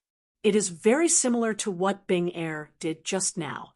In a fundamental sense, objects will disappear, and of course, this object includes energy. Yishi paused and tapped her chin with her finger. Then she said, this involves the power of laws. Although the God Emperors have begun to use the power of laws, only the gods and those who have transcended the power of laws can do this. As soon as Yishi finished speaking, Yun Nuoxing understood this. She said, oh. Then she said with her own guess, in order to remove this barrier, it requires an equivalent amount of energy or even an excess of energy. In other words, it requires a God-level elite to use the power of laws to remove this barrier. Correct. and it requires an equally powerful God-level elite to do this. Yishi smiled and nodded. Yun Nuoxing also nodded. She crossed her arms and said calmly, "Isn't this nonsense?" What God-level elite? The only one he knew and could come into contact with was Ning Qianxue. However, that her eminence did not seem to be in the God realm. Where could he find a God-level elite? They were all hibernating. They were not cabbages. Where could he find a God-level elite? Although he barely, very barely, grasped a little bit of the power of laws, it was probably only the size of a thumb. He could not use this little bit at will. Combining the power of laws that Yi Shi, a mid-level God Emperor, could use, the conclusion was that they had wasted half a day here. Chapter 804. Yi Shi was also very helpless. It was obvious that she had also thought of this problem. This barrier was in front of them, blocking their only way out. Their group should not be able to do anything about it. "Hey, idiot, the way back seems to have been blocked." Just as Yun Nuoxing and the others were at their wits' end, a calm voice sounded, causing him to raise his head. Outside the Ice Palace ruins, Chu Yingzhan was looking up at the place where the torrent of energy fell from above. The place she was looking at was a mountain wall. The energy passed through the mountain wall. To be specific, it came in from the outside. However, the mountain wall should be the edge of the barrier, but the torrent of energy that fell from above had a very strong pressure. Anyone who got slightly closer would feel as if their body was going to split open. The energy condensed from half of the southeastern sea is all gathered here. The pressure, there is enough to make a peak emperor god expert suffer. Yi Shi walked to Chu Yingzhan's side and also raised her head to look at that magnificent energy current. A light flashed through her eyes as she said with a sigh, "We can still get out. The exit is right beside the energy current. If Big Brother Nuo uses all his strength, he can still bring us out." But at the end of her sentence, Yi Shi turned her head to look at Yun Nuoxing, who was walking over slowly. This made him stunned. He scratched his head and smiled bitterly. "We left just like that. It feels a little dejected. Furthermore, we still haven't figured out what's going on with Little Ming. Maybe it has nothing to do with this place." Chu Yingzhan muttered softly. When she saw Yun Nuoxing looking over, she could not help but tilt her head and mumble, "Then let's wait and see. Although I don't have much hope, that's all." Yun Nuoxing nodded helplessly. He waved his hand and walked into the Ice Palace ruins again. Actually, even without Chu Yingzhan's words, he himself felt that there was no hope. The barrier was like a heavenly curtain, which was almost the epitome of absolute defense. No matter how hard he thought, he could not think of any way to deal with that damn thing. Crossing his arms and closing his eyes, Yun Nuoxing stood in front of the invisible barrier and asked Feng, and the others to spread out and explore the Ice Palace. After that, Yun Nuoxing fell into meditation. A lot of images and words that were not related to each other flashed across his mind. By the way, he also asked the few people living in his spiritual world. However, the clues that they could provide were really limited. Standing in front of this damn thing, Yun Nuoxing knew nothing. This made him, who thought that he had mastered a lot of ancient knowledge, feel a bit frustrated. Since there was no other way, he could only try the stupidest way, which was to experiment one by one until he could open the barrier. He did not believe that the guy who built the Ice Palace ruins put this thing here just to disgust others. Besides, there was a large amount of energy flowing over his head. If even those pure and rich energies could pass through, this so-called information-erasing barrier must have conditions that allowed something to pass through. Gold elemental energy, wood elemental energy, water elemental energy, fire elemental energy, earth elemental energy, light elemental energy. While Yun Nuoxing was nervously trying Ziyan muttered to herself in a low voice. Every time Yin Nuoxing used energy, she would silently record it in her mind. Soul shock, mental shock, energy shock, light, fire element shock, lightwood element shock, Netherruin sword, Linghong sword, golden chain, big hammer. Yun Nuoxing did not know whether to laugh or cry as he listened to Zian's muttering. He looked at her with a hurt expression and said with a bitter smile, "Girl, stop muttering. My balls are hurting." Yun Nuoxing regretted it as soon as he said this. He seemed to have said this once before. At that time, he remembered. The little girl's mind was slightly blank. She blinked at Mei Mao, and as if a nerve had spasmed, she subconsciously said, "Help you rub it?" Yun Nuoxing collapsed to the ground, and the conversation went on again. Zian, who suddenly spoke without thinking, bent down and looked at him for a while without blushing. Then she walked into the ice palace ruins with her hands behind her back. She touched the cold wall with her lily-white hands and muttered to herself. If he did not see that the little girl's ears were completely red, he would have thought that she really did not care. Yun Nuoxing tirelessly tried all kinds of energy, or changed the form of energy, or changed the strength of the energy. In short, he tried everything that he could think of. However, even when he collapsed to the ground in front of the barrier did not even let out a fart. He guessed that if the barrier had a consciousness, it would have already laughed at him. After resting for a while, Yun Nuoxing sat up from the ground and looked around helplessly with a faint sadness in his eyes. He raised his head and looked at the torrent of energy above him that was recklessly passing through the barrier. Perhaps it was because of his mental breakdown. When he looked at the colorful torrent of energy, he felt that it was laughing at him. The inexplicable irritation in his heart rose again. Whoosh! Yun Nuoxing angrily threw the Netherruin sword that was tied with a golden chain into the sky. It quickly passed through the torrent of energy and was nailed to the mountain wall.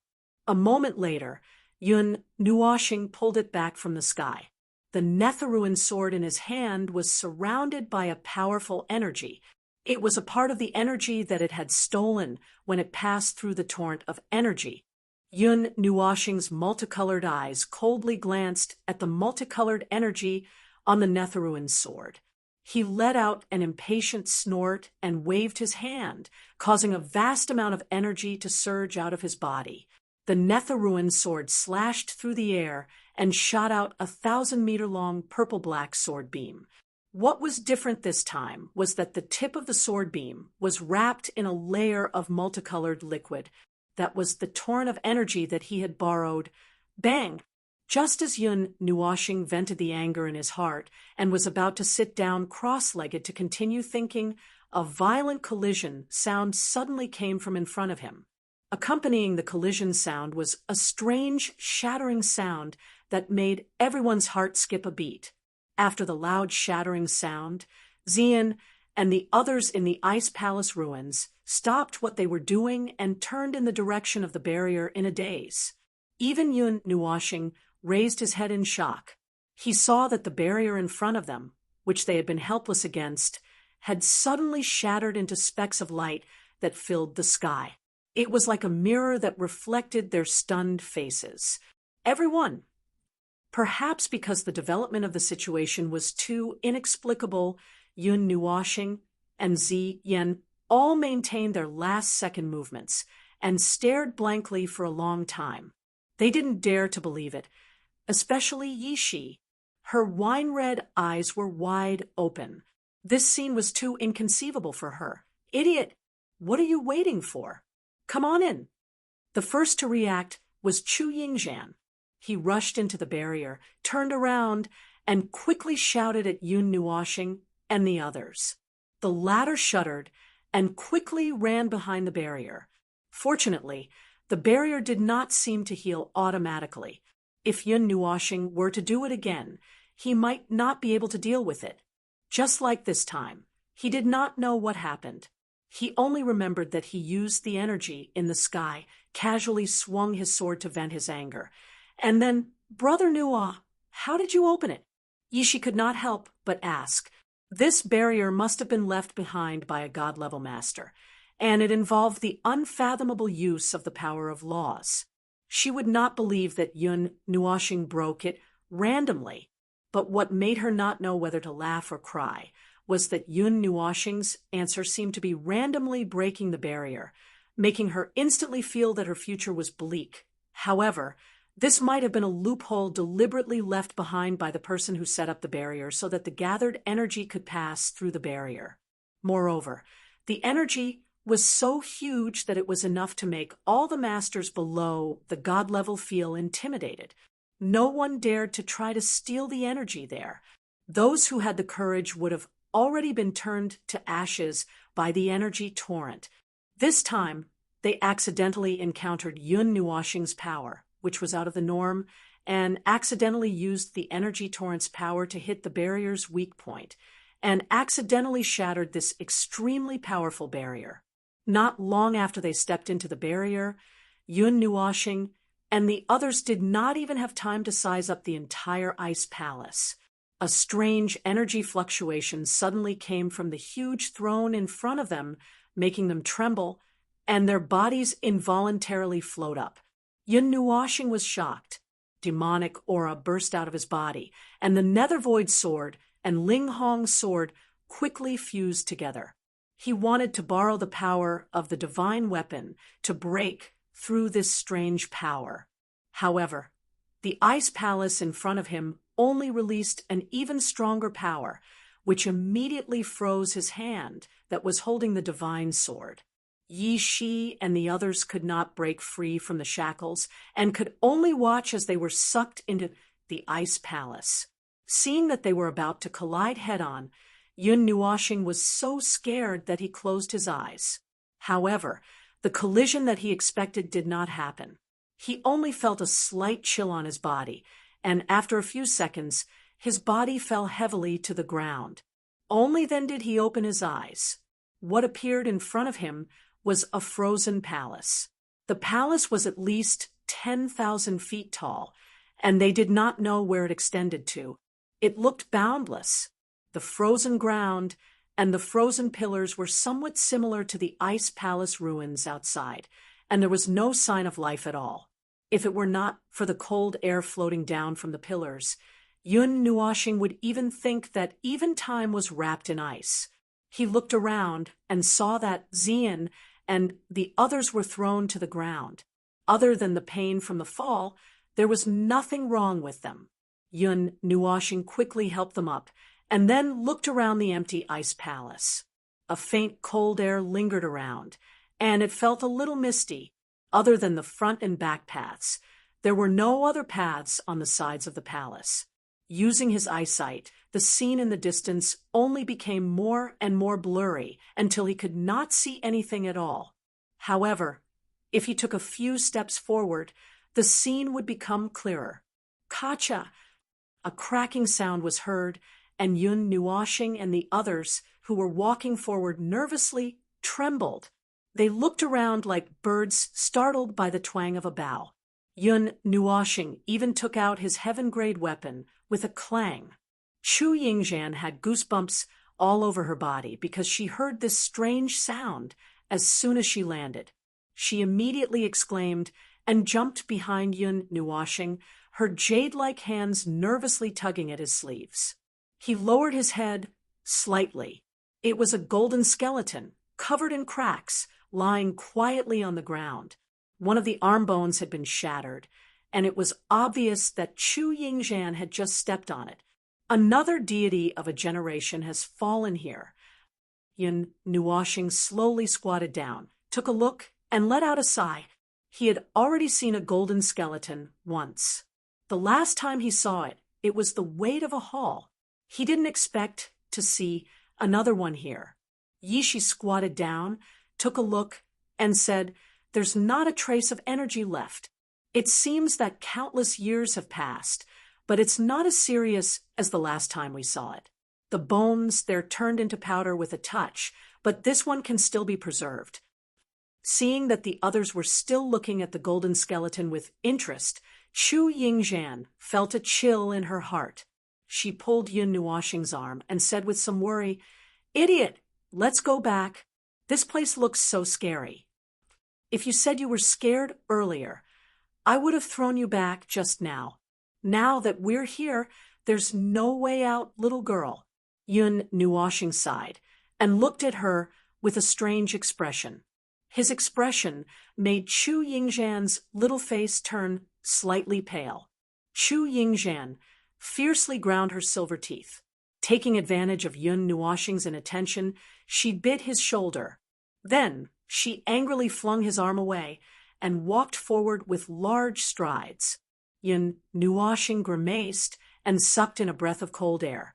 Looking at that angry figure, he didn't know whether to laugh or cry, and muttered to Xian, "How did I provoke her?" Xian cutely shrugged and said, "Little Star and Sister Yingzhan probably don't get along well. Every time they quarrel, Sister Yingzhan will bite you." Yun Nuoxing angrily slapped his forehead. Then he hurriedly chased after that beautiful figure, who was walking further and further away. Xian and the other girls behind him looked at each other, shrugged, and hurriedly followed him. Along the way, they saw many golden skeletons. The newest one even retained that godlike pressure. Everyone could only carefully squeeze past it, afraid that they would meet an unlucky end if they bumped into it. Seeing so many godlike skeletons, Yun Nuoxing couldn't help but frown. If they saw so many peak godlike powerhouses outside the Ice Palace, they could still think that they came here to find a way to break through to the godlike level. But why did godlike powerhouses come here to join in the fun? Could it be that the things inside are coveted by even the godlike powerhouses? Yun Nuoxing said something that he thought didn't make sense. Unexpectedly, Xian and the others all nodded. It seemed that they also thought of this problem. Yishi also sighed. If that's the case, then things will become incomparably troublesome. There's clearly something valuable here that even the godlike powerhouses want to personally explore, although we don't know what they're looking for. Yun Nuoxing raised his head. In the spacious ice palace, there was an endless void in the distance. The dense fog was constantly retreating, and it was also constantly filling up the path behind. This path seemed endless. How did these people die here? Chu Yingzhan faintly sighed and said unhappily, "If we die here, we probably won't even have ashes left. Even if there's ashes left, they'll be stepped on countless times by those who come after us." Seeing that her thoughts were getting further and further away, Yun Nuoxing had no choice but to reach out and give her a knock on the head. He rolled his eyes and said, "What nonsense are you thinking about?" Chu Yingzhan rubbed her head and muttered. She looked at Yun Nuoxing with hidden bitterness and said, "But that's a godlike powerhouse standing at the top of the entire world. Even my stupid father didn't become a godlike powerhouse. Even such a person died here. What's wrong with me thinking about something bad?" Yun Nuoxing was speechless. This was also the truth. At this time, he didn't have any solution because he hadn't encountered anything at all, so there was no way to solve this problem. At this time, he could only pray that the so-called 1/10 of heaven and earth's fate would bestow him some luck. When Chu Yingzhan muttered the names of some ancient gods, and Yun Nuoxing silently prayed in his heart, it seemed that he had inadvertently touched a non-existent god. The cold fog in front of them and the dense fog in the distance suddenly dissipated. What appeared in front of them was a giant door that stood between heaven and earth, blocking the entire passage. The prayer was successful. Yun Nuoxing and Chu Yingzhan said in surprise at the same time. Then, the two of them looked at each other, snorted softly, and turned their heads away. Their awkward appearance made Xian and the others sigh speechlessly. Chapter 805. Ancient patterns were engraved on the huge ice stone door. In the center of the door was a huge, tightly shut eye that was 100 feet wide. It was surrounded by a circle of iron ring-shaped patterns that locked it in the center. Beyond that, there was another circle of strange patterns, one ring after another. It was as if the eye was being sealed. In the center of the eye was a tiny crack, as if it would open at any moment. Yun Nuoshing walked up to the huge ice stone door and reached out to touch it. It was cold to the touch and was a little sticky, as if it wanted to stick his flesh to the ice. This made him a little surprised. The ice in the Ice Palace ruins outside was not as cold as this, but the ice here actually wanted to freeze his hand. He gently withdrew his hand, and demonic aura surged into his palm. He exchanged glances with Chu Yingzhan, who snorted softly. However, she had already placed her hand on the door and was ready. Yun Nuoshing rolled his eyes and ignored her inexplicable anger. The two of them let out a low shout and pushed the huge door open with both hands. Clang, as if the door had suddenly collapsed. A loud rumbling sound came from the two ice stone doors. A cold aura squeezed out from the crack in the door, accompanied by a series of heavy sounds. The two ice stone doors were also pushed open under everyone's attention. Yishi flashed forward, and the energy in her body surged wildly. She was vigilant of the situation around her and was ready to launch a thunderous attack at any time. Yishi's vigilance did not usher in her opponent's scene. The ice door was completely pushed open with a few muffled clangs. Ignoring the suffocating cold air blowing in their faces, Yun Nuoshing and the others all stuck their heads out to look inside the door, and then they all stopped breathing. Ziyan was so shocked that her beautiful eyes widened, and her jade-like hands covered her small mouth in disbelief. What appeared behind the door was a dark hall. There was no light, and the hall was no longer frozen. Other than the temperature being below freezing point, the cold air gathered heavily on the ground, making the hall look like a fairyland. Above the hall, the energy torrent that had disappeared appeared once again in front of them and slowly swept straight into the depths of the hall. At this time, the energy torrent had already restrained its pressure, and the rainbow-colored energy was continuously being transported into the depths of the hall. Amidst the enormous energy torrent, there was a transparent energy that slowly separated from its body and fell to the ground around it. Yun Nuoshing and the others were not unfamiliar with this energy. It was the power of the soul. What shocked them was not that they saw the power of the soul fall, but that the power of the soul that had separated from the energy torrent and fallen to the ground had all condensed into a blurry human figure. After these soul figures came out, they slowly swayed to the huge platform in the center of the hall. The platform's stairs descended in circles, and it only reached the bottom after descending for 10 feet. At the center of the platform at the bottom, there was a hole that was encircled by golden ice. Above the hole, there was an icy blue ball of energy floating. Biting cold air drifted down from the ball of energy that was constantly contracting and expanding, turning into the fairyland that covered the entire hall. A lot of transparent light rain separated from the energy torrent and slowly fell to the ground, forming soul figures. They walked woodenly to the platform, sat down on the stairs, and formed hand seals, as if they were cultivating. When Yun Nuoshing and the others saw these souls, they could only see the dullness and confusion in their eyes. It seemed that they didn't understand why they were in this place and what they were doing here. Moreover, these souls were all children. The oldest was estimated to be no more than 12 years old, and the youngest was estimated to be no more than 4 or 5 years old. They sat in circles on the stairs, and there was more than one similar circular staircase. When they turned their heads, they could see that there was a row from the center of the hall. Countless souls were all sitting on the stairs. Not only the souls of human children, but also the souls of magical beasts, demon beasts, and people of the demon clan were all sitting here. They were all young guys. These are all soul bodies, Xian exclaimed. They had never seen such a large number of souls gathered together. Anyone could see that this place was unusual. Moreover, these were all children. If the souls of ordinary cultivators wanted to leave their bodies, they would have to reach the demon realm first. These children obviously didn't have such strength. Yun Nuoshing frowned and walked forward, stopping a soul body.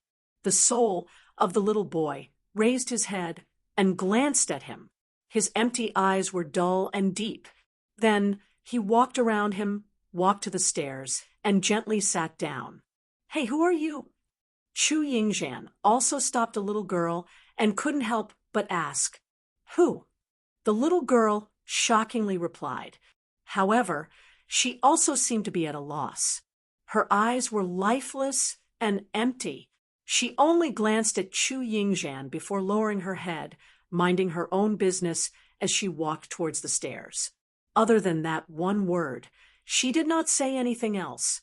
These souls don't have much spirituality, and they are all young souls. It seems that they were forcibly drawn here by something. "Yi," she said with a strange expression. She wasn't a little girl. She had even forgotten that she was hundreds of thousands of years old. Although Feng, and little Bing Er's souls weren't big, they had a soul connection with Yun Nuoshing. Perhaps this was the reason why they weren't affected. She also tried to stop a few souls and tried to talk to them. Those souls were obviously very confused.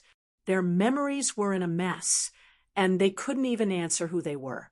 They also forgot how they appeared here, and even where they were. Something is commanding them. Otherwise, how can these little souls act in such a unified manner? After trying for a long time, Yishi also gave up on this meaningless action. She raised her head and looked at the platform with her wine-red eyes in confusion. Her gaze lingered on the icy blue energy ball for a long time. Yun Nuoshing stood beside her and stared at it without blinking. After a long time, when she saw the third last row of souls, they suddenly trembled, and their bodies dissipated, turning into a soul power that surged into the ball of light. The two of them looked at each other in shock. Yishi appeared in front of the ball of light, as if she had teleported. She crossed her arms and stared at the ball of light with a solemn expression. She didn't speak for a long time. Yun Nuoshing and the others waited for about 10 minutes before they saw her land with a solemn expression. Before they could ask, Yishi sighed heavily. "This is the soul furnace," Yishi said in a deep voice. After waiting for Yun Nuoshing and the others' expressions to change, she continued to explain, "It's an exquisite and expensive array artifact. It can be used to smelt souls, and it can also be used to accelerate the cultivation of souls." After she finished speaking, Yishi paused and looked at the stairs and the ball of energy again. After confirming something, she said, "These souls were drawn here by some kind of guidance. Then, under that guidance, they were catalyzed by the soul furnace to cultivate their souls. Once they reached a certain level, these souls were absorbed into the soul furnace and then refined." Yun Nuoshing's expression trembled slightly. He immediately thought of the worst possible outcome. But contrary to what he thought, Yishi shook her head and said, "These souls should have been refined by the soul furnace into a stronger and purer soul force without an owner. That's soul force that can be absorbed directly. However, the refining process of the furnace wasn't started. The soul force of the souls gathered in the furnace was all extracted, but the souls are still stored there.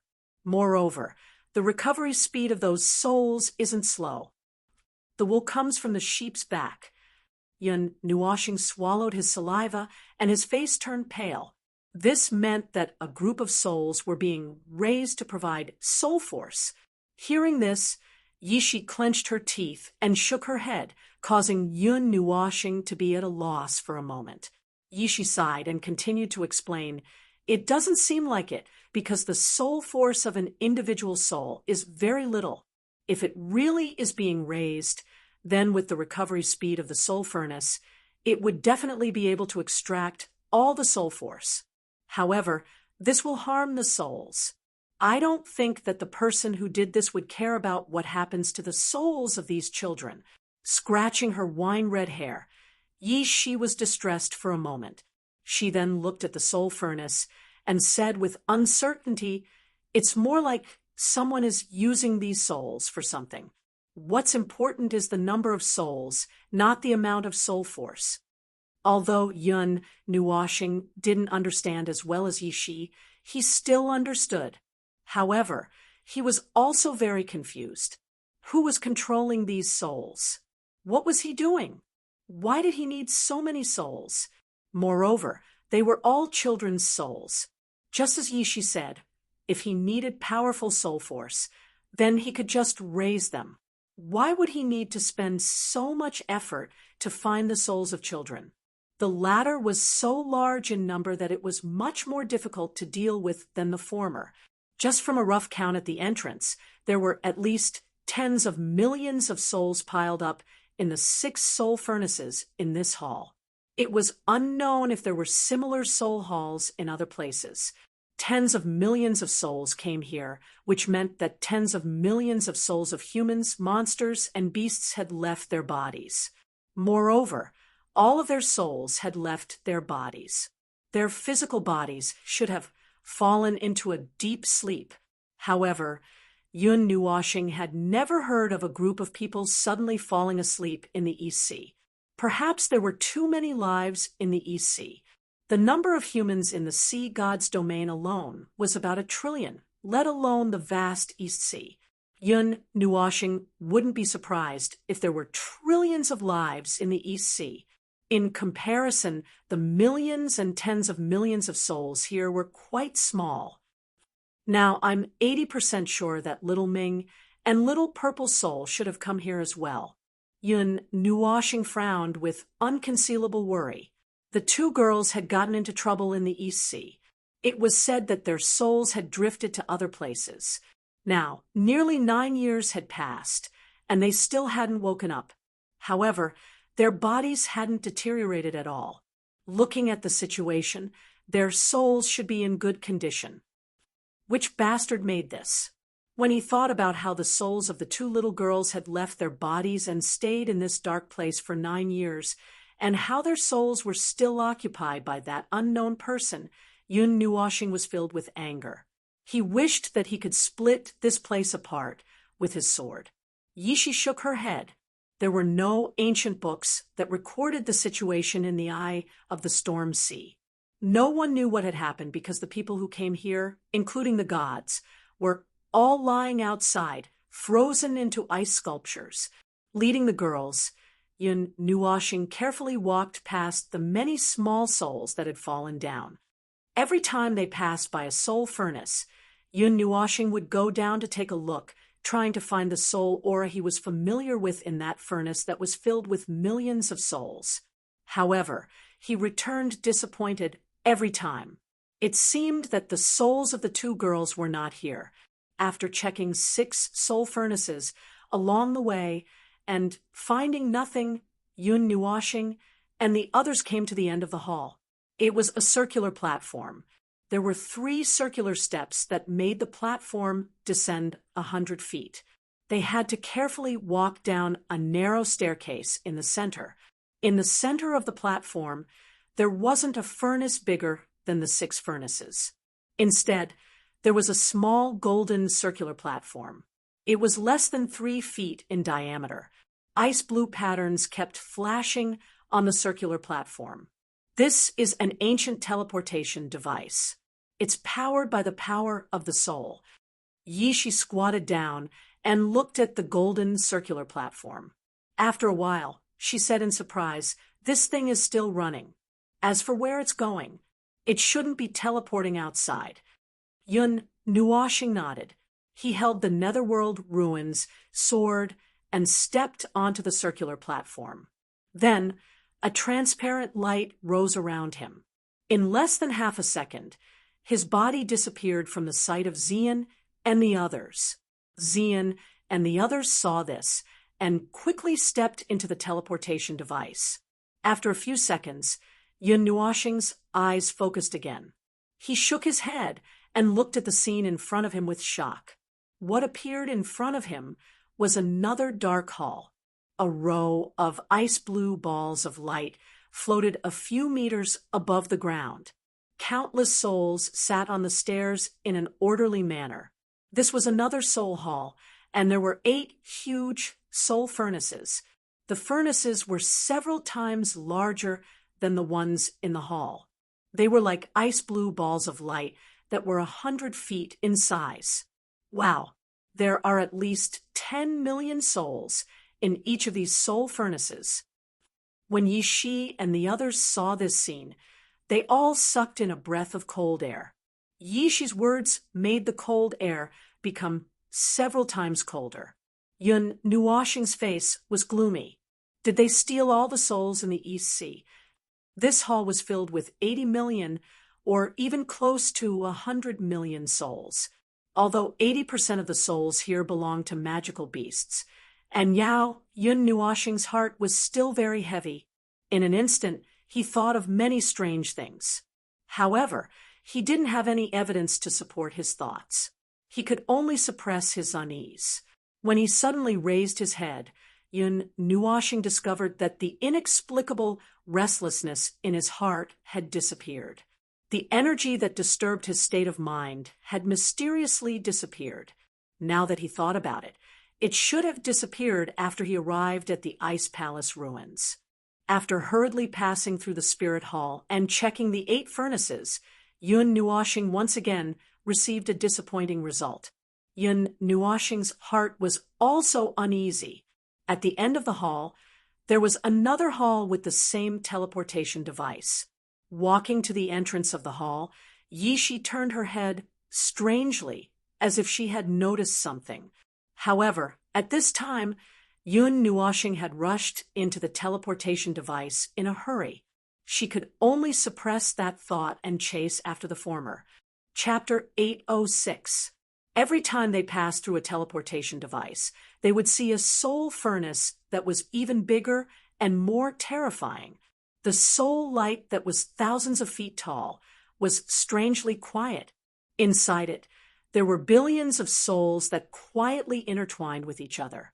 The soul energy that was accumulated by the accumulation of countless souls had been transmitted from the first soul hall. At this moment, it had reached an astronomical number. That boundless soul energy, with a casual tremble, casually poured out, it was enough to scatter the souls of the people from the Yun Nuo star. Even if he carried the divine weapon with all his strength, there was no way he could survive. 3 soul furnaces, 300 billion souls. What a madman. At this time, even Yi Shi's little face was pale. The word madman was naturally meant for the person behind all of this. Even the gods would tremble in fear if they saw this. Along the way, they had seen all of the soul halls. At a rough estimate, there were at least 1 trillion souls imprisoned here. Walking to a huge circular platform in front of them, Yun Nuoxing had a complicated look in his eyes. The stairs of this huge circular platform were not densely packed with souls. Compared to the first and second soul halls, the density of souls here was lower. To be precise, the number of souls here was not very high. The number of souls here was estimated to be less than 100,000. Most of them had already fused with the soul furnaces. Brother Nuo, have you noticed that the deeper we go, the more mature these souls look? Yi Shi whispered as she pulled Yun Nuoxing's sleeve. Yun Nuoxing nodded. He had also noticed this, but these souls did not fall from the soul river in the sky. The soul river was formed by the soul power of all the souls in the soul halls in front of them, and the souls in the soul halls they were in were directly transmitted here from the soul halls in front of them. This phenomenon made Yun Nuoshing have many guesses, but it should be the most appropriate and true answer. Young souls were forcibly drawn here and trained in the first hall of souls. When their souls grew older, they would enter the next hall, and so on. In the hall we are in right now, the average age of the souls should be between 25 and 50. In other words, they have been imprisoned here for decades. Their bodies have been in slumber all this time, and their souls have been imprisoned in this dark place without any sense of self. Yun Nuoshing's heavy sigh made Xian and the other girl's expressions unnatural. Chu Yingzhan, that mischievous girl, could only stick out her little tongue and remain silent. Then what about Ming and little purple soul? Yun Nuoshing turned his head, his eyes full of worry and confusion. Everyone was stunned when they heard this. Yes, what about the two little girls? Along the way, they had checked every soul furnace, but they did not find the soul aura of the two little girls. These soul furnaces did not have the ability to change the soul power of every soul. They could only be used to store, accelerate, and strengthen the soul power. According to their age, they should be in the soul hall ahead, but they were not there, and they were not in this soul hall either. This made Yun Nuoshing and the others wonder if they had come to the wrong place, but with so many souls around, they firmly believed that this was the right place. Yishi looked up at the river of souls. It flowed across the top of the soul hall, and when it passed by 3 huge soul furnaces, it even extracted a large portion of the soul power from them and brought it deeper into the soul hall. Be careful, don't trigger the river of souls in the sky. There might be another soul hall or several soul halls. Yishi pointed at the viscous and transparent river of souls in the sky and frowned. They haven't stopped yet, so this shouldn't be the end. Yun Nuoshing thought for a moment and nodded in agreement. She waved her hand and led everyone to carefully run towards the other side of the soul hall. This soul hall should be the most magnificent soul hall that Yun Nuoshing and the others had ever seen. It was 1,000,000 feet long, the length of a small town. It was just right to place 3 such huge soul furnaces. After passing through the soul hall's transmission device, they saw the familiar scene in front of them.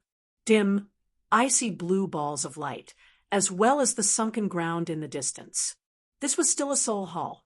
Yun Nuoshing looked up in surprise. There were over a dozen soul furnaces in this soul hall, and they were all very small, only around 10 feet in size. Moreover, the colors of the balls of light were not just icy blue, but the colors they revealed illuminated the dark soul hall, making it seem like a rainbow was hanging in the sky. Within these different colored balls of energy, there wasn't a large amount of soul strength. Each soul furnace was filled with only 1 soul strength, and this enormous soul strength was several times more powerful than any soul strength they had seen in the soul hall before. That majestic spiritual, long river scattered after flowing into this large hall.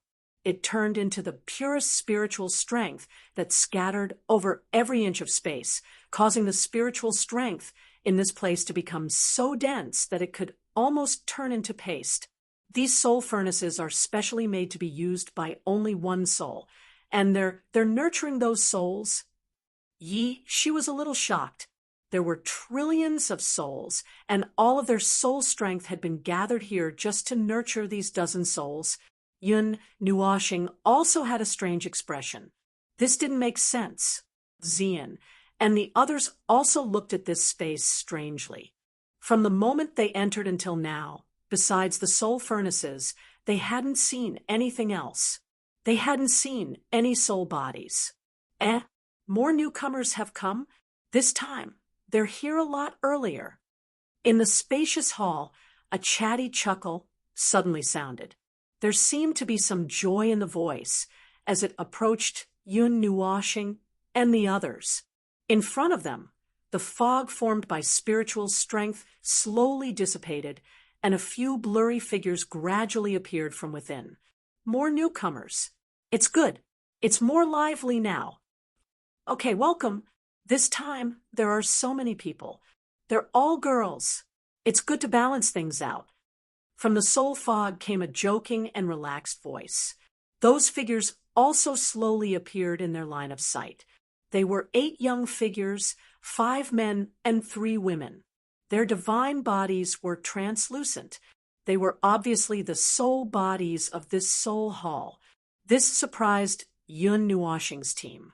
Although they knew that the deeper they went, the more mature the souls would be, those souls were still dull and lifeless. But now, several souls with their own consciousness had suddenly appeared in front of them. The first to speak was the boy with a crew cut, a tall figure, and a thin face. There was an impatient look on his face, but the words he spoke were very gentle. There was also the baby-faced girl in green cool clothes. When the girl saw Yun Nuoshing and the others, she suddenly exclaimed. It was unknown whether it was because she saw that they were all girls or because she had discovered something. After this group of people came out, they looked at Yun Nuoshing's team in astonishment for a long time. They were a little dazed. In the past, newcomers would come one by one. This time, a group of newcomers had suddenly appeared. It made them excited, but they were also a little overwhelmed. Yun Nuoshing was also a little surprised when he saw these awakened souls. However, he wasn't surprised for long. Or it could be said that there was something else that caught his attention. His eyes were fixed on the girl in white clothes in the middle of the 8 people. The girl had an astonishing and peerless appearance. Her silver-white hair was like the Milky Way draped over her slender waist and fell to her ankles. She was wearing a long white dress with luxurious golden edges. The transparent sleeves revealed her crystal-like skin. Under the long dress, a pair of sparkling and translucent jade-like feet could be seen. If one looked carefully, one could see that her jade-like feet were an inch above the ground. They were floating in the air, untainted by dust. A special halo was emitted from the girl's body. Her astonishing appearance was a little misty, but Yun Nuoshing could easily see her beautiful face. On her pure and holy face, a pair of golden eyes were staring at him, and the rims of her eyes were slightly red. Behind the girl, a pair of huge, snow-white wings slowly stretched out. The feathers at the edge of the wings were a brilliant gold. She was like an angel that had fallen to earth. That holy aura made it impossible for anyone to look at her for long. Xian and the other girls looked at each other, then smiled sweetly. However, they didn't say anything. They just looked at Yun Nuoshing, who was walking out slowly with Mei Mao. When Chu Yingzhan saw them like this and looked at the angel-like girl, she finally understood something and softly said, "Oh." The few people who walked out of the fog were stunned when they saw the strange reaction of Yun Nuoshing and the others. The baby-faced girl beside the angelic girl followed the former's gaze and looked at the girl beside her. She was stunned and asked in confusion, "Ming, what's wrong?" The angelic girl didn't have the time to pay attention to her. Mei Mao didn't even blink as she stared fixedly at the colorful girl who was walking over. Her usual indifferent state of mind shattered at this moment. The few people beside her also saw that something was wrong with the girl and frowned. They didn't know why this girl who always looked at the sky in a daze would have such a turbulent state of mind at this moment. And the source seemed to be the girl who was less than 5 meters in front of them. For a moment, they didn't know if they should stop her. It was also during this time of hesitation that Yun Nuoshing walked in front of the girl. The two of them were less than 2 feet apart. Looking at the blushing angelic girl, Mei Mao in front of him, Yun Nuoshing thought about how she liked to curl up in his arms in the past. Now, she was almost at his nose. Although her feet were slightly off the ground, it didn't change the fact that she had grown up. Perhaps it was because a girl changed 18 times between childhood and womanhood. She had turned into such a holy and pure appearance. Yun Nuoshing didn't recognize her at first, but he definitely wouldn't mistake the familiar feeling that came from her soul. With a faint smile, Yun Nuoshing reached out his hand and gently pressed on her head. He rubbed it and said in a gentle voice, "Girl, you've grown up. I'm here to take you home." These two simple sentences were like sharp arrows that struck the last line of defense in the girl's heart. Her bright golden eyes finally couldn't hold back the tears that were about to burst out of the dam and pour down wantonly. Suddenly, a soft body crashed into his arms. A pair of pure white and huge wings wrapped around the two of them. Their clothes were slightly wet. There was no sound of pain, no choking. There was only the overflowing river that was venting out the countless accumulated emotions. Yun Nuoshing could feel the feeling of being pulled back from the edge of a cliff when one step was about to fall. On the verge of collapse, there was hope that was equal to the last step of despair. In an instant, the iron wall that the girl had built for her heart was destroyed. He didn't say anything.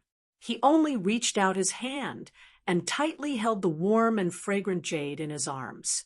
Gratification filled his heart. At this moment, he also heaved a huge sigh of relief. He could finally put down the stone that had been hanging in his heart for 9 years. Tisk tsk tsk.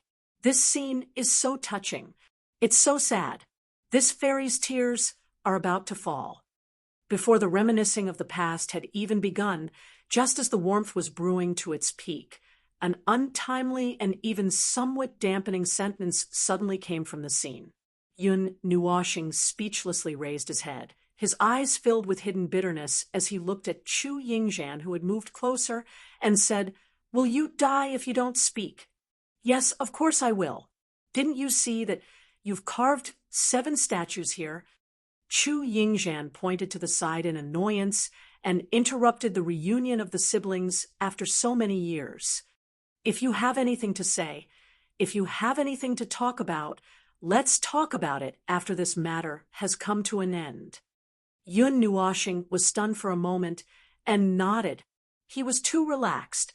This place was not suitable for reminiscing. Just as he was about to push Ming away slightly, the person in his arms hugged him even tighter. The girl buried her head in his chest. At this moment, the tips of her ears were completely red. She seemed to be a little shy and didn't dare to raise her head. Under the dumbfounded gazes of the 7 people, Ming seemed to have recovered and gently struggled out of Yun Nuoshing's arms. His face was as red as the setting sun at a certain time of the year. It was so tight that it could bleed. After calming down for a while, Ming also greeted Zian and the other girls who came up from behind. He looked at Yun Nuoshing with a strange expression and then stared at Zian with an even stranger expression. Mei Mao's eyes were a little sad, a little happy, and 80% stubborn. She kept grinding her 2 shiny canine teeth. Her gaze made Zian feel uneasy. He smiled bitterly and quickly shrank behind Feng, was also helpless. It was impossible for her not to recognize this gaze. Chu Yingzhan couldn't help but mutter, "Why is there a sour smell in the air?" Then little Ming lowered her head even more. Her face was so red that it reached her neck. "Brother, how did you get here?" Maybe it was because she hadn't spoken for a long time and her personality had become unsociable, but Ming spoke slowly and softly. Her voice also became very pleasant. That ethereal voice made Yun Nuoshing feel comfortable all over.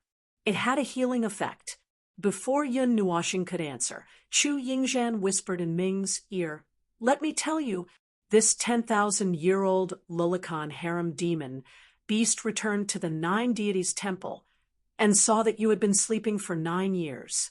He didn't sleep at all. He didn't care about his serious injuries and hurriedly investigated the matter of the East Sea. Even several peak emperor gods couldn't stop him when they threatened him with death. He risked his life to come here and broke through so many obstacles. It wasn't easy for him to finally meet you. Tell me what you think as soon as possible. Seeing her whispering in little Ming's ear, Yun Nuoxing felt terrible. This crazy person couldn't keep her mouth shut. She said a few shocking descriptions in a row. Furthermore, her voice was so loud that he heard it all. He didn't even have time to stop her. As expected, little Ming's face, which had just calmed down, instantly turned as red as the sun again. Steam was coming out of her head. Looking at her beautiful eyes, it was also filled with indescribable happiness and happiness. Yun Nuoxing slapped himself on the head. Seeing this girl like this, even he wanted to fight Chu Yingzhan to the death. Chapter 807. The few young people who had been standing like stone statues for a long time finally regained their senses when Ming and Yun Nuoxing walked over. Ming, do you know who are they? The tall young man blinked hard and stared at Yun Nuoxing and the others. The bespectacled young man had a calm expression on his face. Even when he was shocked just now, he still had a poker face. His eyes flashed with a mysterious color, and his short black hair pointed to the sky like a hedgehog. At this time, he pushed up his glasses and said to Yun Nuoxing and the others with a smile, "Let me see. You are not souls. You came here personally from the outside world." These words made the few young people tremble, and their gazes suddenly became even more strange. The people beside them were a group of souls who had been imprisoned in this broken place since they were young. They had no consciousness and spent many years in a daze before they regained their consciousness. At that time, the first thing they discovered was that after a long time, they had grown up and were no longer children. The power of their souls had also become so strong that they themselves could not believe it. When they arrived in this place, they entered the hall. As their consciousnesses awakened, they appeared in this hall. Each of them had a soul furnace to themselves.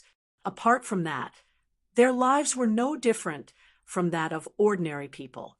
Occasionally, they would try to escape, but there was no such thing as going against the flow of time in the Hall of Souls. It was simply impossible for them to leave in their soul form. Moreover, they also knew that it wouldn't be easy for outsiders to enter this place. When they found out about this, despair was born in their hearts. As time passed, they gradually forgot about this matter and continued to live in this place as if they would live forever.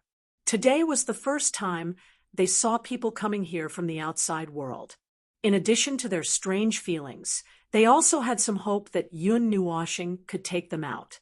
Seeing the expressions on everyone's faces change rapidly, Ming shook his head and reached out to hold Yun Nuoxing's arm, while his other hand gestured to them one by one. "This is my brother, Yun Nuoxing, Sister Zian, Yishi, Xiaofeng. As for these two, I don't know." After Ming finished speaking, he threw Mei Mao to Yun Nuoxing. The latter was still in a daze and only reacted at this time. "Oh, this is Bing Air. This is Passerby." "Passerby, my ass." Chu Yingzhan was instantly enraged. She roared like a madman and pounced on Yun Nuoxing. Taking advantage of the fact that Yun Nuoxing was unable to move, she bit his arm through his windbreaker. Hiss! How could this girl's teeth be so sharp? Looking at Yun Nuoxing and Chu Yingzhan's lively expressions, Ming covered his mouth and chuckled. He looked at the latter thoughtfully, then shook his head and introduced his companions. "Blockhead, Yuanlan, idiot, Hanqing, don't know, and don't know." His jade-like fingers swept across the tall young man, the baby-faced girl in green, the bespectacled man, the little girl who hadn't said a word and was probably only 12 years old, and the remaining 3 young men. However, the words that came out of her mouth made everyone speechless. Yun Nuoxing opened his mouth and wanted to say something, but Ming had already closed his mouth and didn't say anything. It seemed like he didn't want to say anything. The 7 people on the other side also curled their lips and looked helpless. They seemed to be used to Ming's indifferent way of thinking. The 4 young men with the crew cut were glad that Ming knew who they were. The remaining 3 young men could only cover their faces. They had known each other for so long, but Ming simply treated them like air. However, the 7 of them were rather familiar with this situation, so they weren't angered by it. Originally, they had sensed that there were newcomers, so Ming wanted to come out and meet them out of boredom. That indifferent expression of hers had caused many of their companions to keep a respectful distance from her, although she was an extremely beautiful scenery. After a few years, no one had been able to withstand the gaze of those empty and indifferent golden eyes for more than 5 seconds. Therefore, today, when they saw this young girl who was so indifferent that she wanted to dilute her existence, suddenly throw herself into someone's embrace, and even reveal such a vivid and astonishing expression, their jaws dropped in shock. They instantly felt their worldview shattering into pieces. "What's up with this place?" After a while, Yun Nuoxing finally asked. As he spoke, he glanced at the angelic girl curled up beside him and frowned. Little Ming was very lively back then. Together with little Purple Soul, the 2 of them flipped around his body like monkeys. Over the past few years, the girl's expression had frozen. Her golden eyes were empty and lifeless. Only when she looked into his eyes would she barely regain her color. Her expression would also come alive. Other than that, she was like a puppet that had lost its consciousness. Although a lot could change in 9 years, Yun Nuoxing never thought his cute little sister would become like this. She had also become a little withdrawn. Although she looked even cuter and prettier now, Yun Nuoxing felt a little unnatural about the latter condition. "This place, actually, Sai, I don't know what's going on either. It's a strange place, a strange building. We've been living here for a long time. Come with us. You'll know once you take a look." The baby-faced girl stuttered for a while. In the end, she could only sigh and wave at the others. She then turned around and walked toward the mist in front of the hall with her companions. Yun Nuoxing hesitated for a moment and lowered his head. Ming happened to raise her head at the same time. She looked at him seriously with her golden eyes and nodded. She clasped his hand and pulled him along. The others followed behind them unhurriedly. As everyone slowly drifted into the dense fog, they felt a slight chill all over their bodies. They could feel the boundless soul energy dissipating, and the whistling of the wind entered their ears. Inside the fog, if they were close enough, they could see each other's figures. However, if they were 3 meters away, they could not see anything. They could only see a ball of white fog. When they touched it, they felt a cold sensation on their bodies. After walking for a while, the thick fog around him gradually dissipated. What appeared in front of him was an empty sky. White clouds rolled lazily in the sky, and the occasional gap revealed a pure blue sky. That was a distant view. Pulling his line of sight closer, he could see a row of neat golden stone pillars erected in front of him. The ground under his feet was also paved with large golden bricks. This place seemed to be in a building. Each of the stone pillars was 30 feet wide and 100 feet tall, standing at the edge of the building. Behind the huge pillars was a pure sky. Moreover, this place should be quite high up. In the horizontal line of sight, apart from the blue sky and white clouds, there were no other buildings in sight. Yun Nuoxing was stunned and turned around. At this moment, they were standing in front of a giant golden door that was 1,000 feet tall. There was a huge door frame, but there was no door panel. Behind the door, there was a large cloud of mist that they had just passed through. They couldn't see anything inside. Under the giant golden pillar, Yu Wenlan was waving at Yun Nuoxing and the others. Unknowingly, they had walked so far away. Yun Nuoxing looked around curiously. When he didn't find any useful clues, he led the others to the edge of the mysterious building. When he saw Yu Wenlan pointing downwards, he looked over. Just as he expected, they were indeed in a very high position. This golden building was on top of a mountain that was more than 1,000 feet tall. It was surrounded by a circle of white jade platforms. There weren't many mountain ranges around the mountain peak. There was only a small winding path that led along the mountain ridge to the foot of the mountain. When Yun Nuoshing and the others looked into the distance, they were stunned. It was a cluster of buildings that looked like a city. The square buildings stretched from near to the end of the city, like squares. They were of different heights and sizes. In the center of this strange city, there were some huge buildings that were more than 100 feet tall. The largest building was 1,000 feet tall and was built with layers of large glass. From the top to the bottom, it was divided into 3 distinct levels. The slightly slanted glass reflected the sunlight that shone down from above. One could vaguely see figures busily walking around inside. This city that suddenly appeared in front of them made Yun Nuoshing's jaw drop. He even rubbed his eyes to make sure that he wasn't seeing things. After that, he took a deep breath to calm himself down. He had never seen such a strange architectural style before. The huge buildings were like boxes that trapped people inside. It was different from the buildings he had seen before. They had elegant lines and layouts, and there were many types of buildings.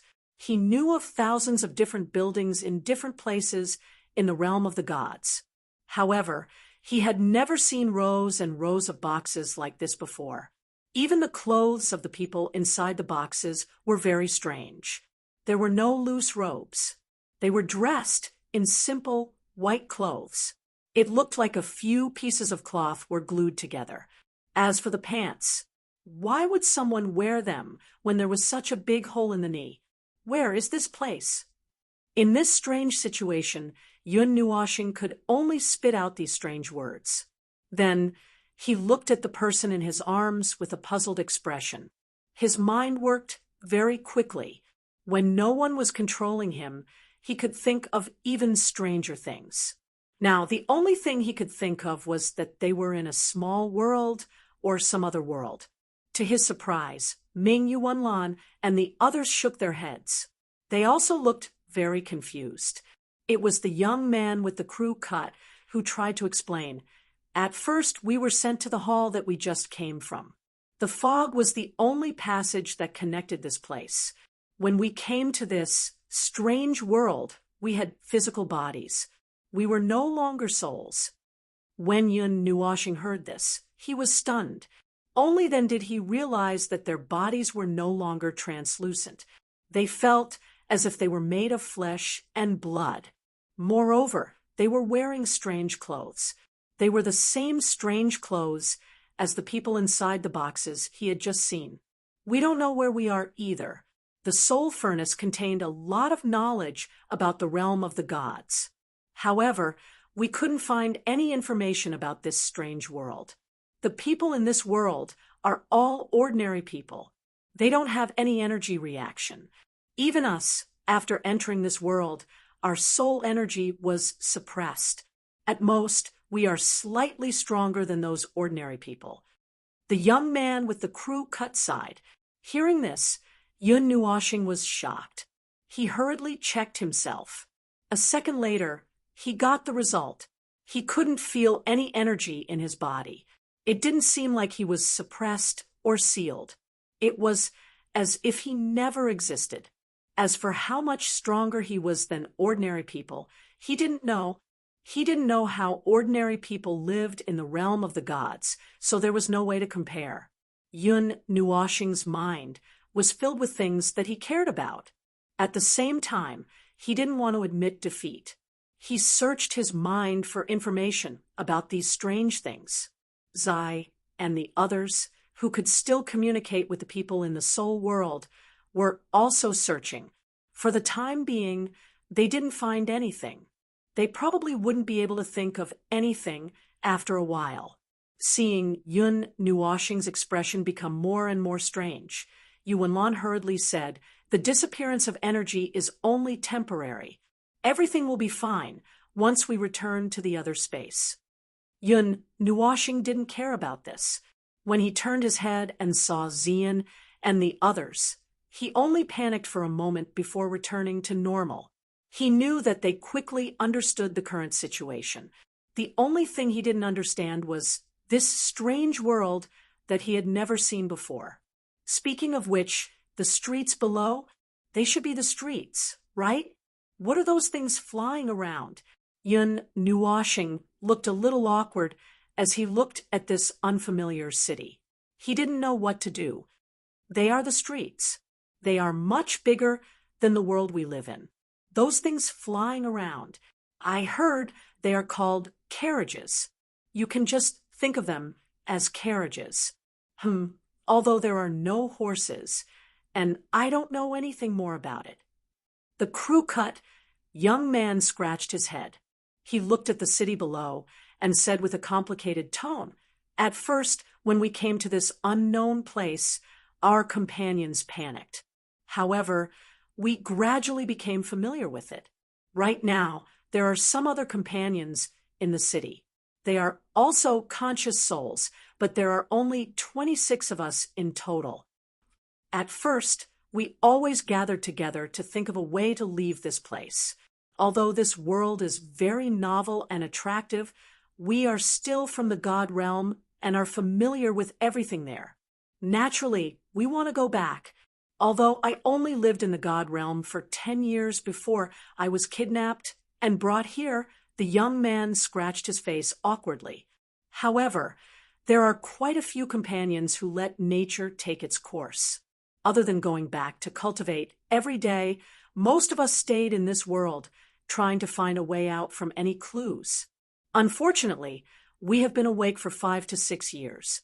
The longest, Ming, has been awake for 8 years. She is also our team leader," the bespectacled young man said, as he pushed up his glasses. Ming was not interested in this at all. They were the ones who made the captain. As for the reason, they were the ones who had been conscious for the longest time. At first, she was alone in the lonely hall. She was so lonely that she felt hopeless. She cried alone for a long time. In the end, she even forgot to cry. Yun Nuashing put his arm around the young girl's shoulder. He looked at her with pity and self-blame. Ming seemed to feel it. She looked up and smiled at him. "Brother, I'm fine. Not long after I woke up, little purple soul woke up as well. She is now in the city. I don't think she has woken up yet." Seeing this, Yun Nuashing couldn't help but sigh. He stroked the young girl's soft hair and pulled her into his arms. He whispered, "I will get you out of here. I promise." Ming closed her eyes as she snuggled in his arms. She felt as if she had returned to many years ago. Her heart was filled with endless peace of mind. It was just like when she was with him. She always believed that he was omnipotent. It was the same now. He was her sky. She was willing to do anything for him in return for his love for her. Her heart had never wavered. Ahem. Suddenly, Violet Knight's dry cough startled Yun Nuashing. He quickly regained his senses and asked calmly, "What's wrong? You scared me to death." "This world. I thought of something." Before Yun Nuashing could reply, Violet Knight's figure suddenly appeared in the space beside him. She had a standard oval face, light purple hair, and a tall and slender figure.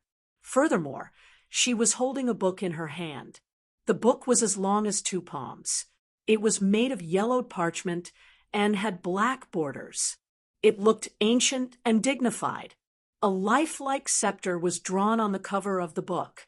At the top of the scepter was a crystal wrapped in 6 overlapping wings. Yun Nuashing was stunned.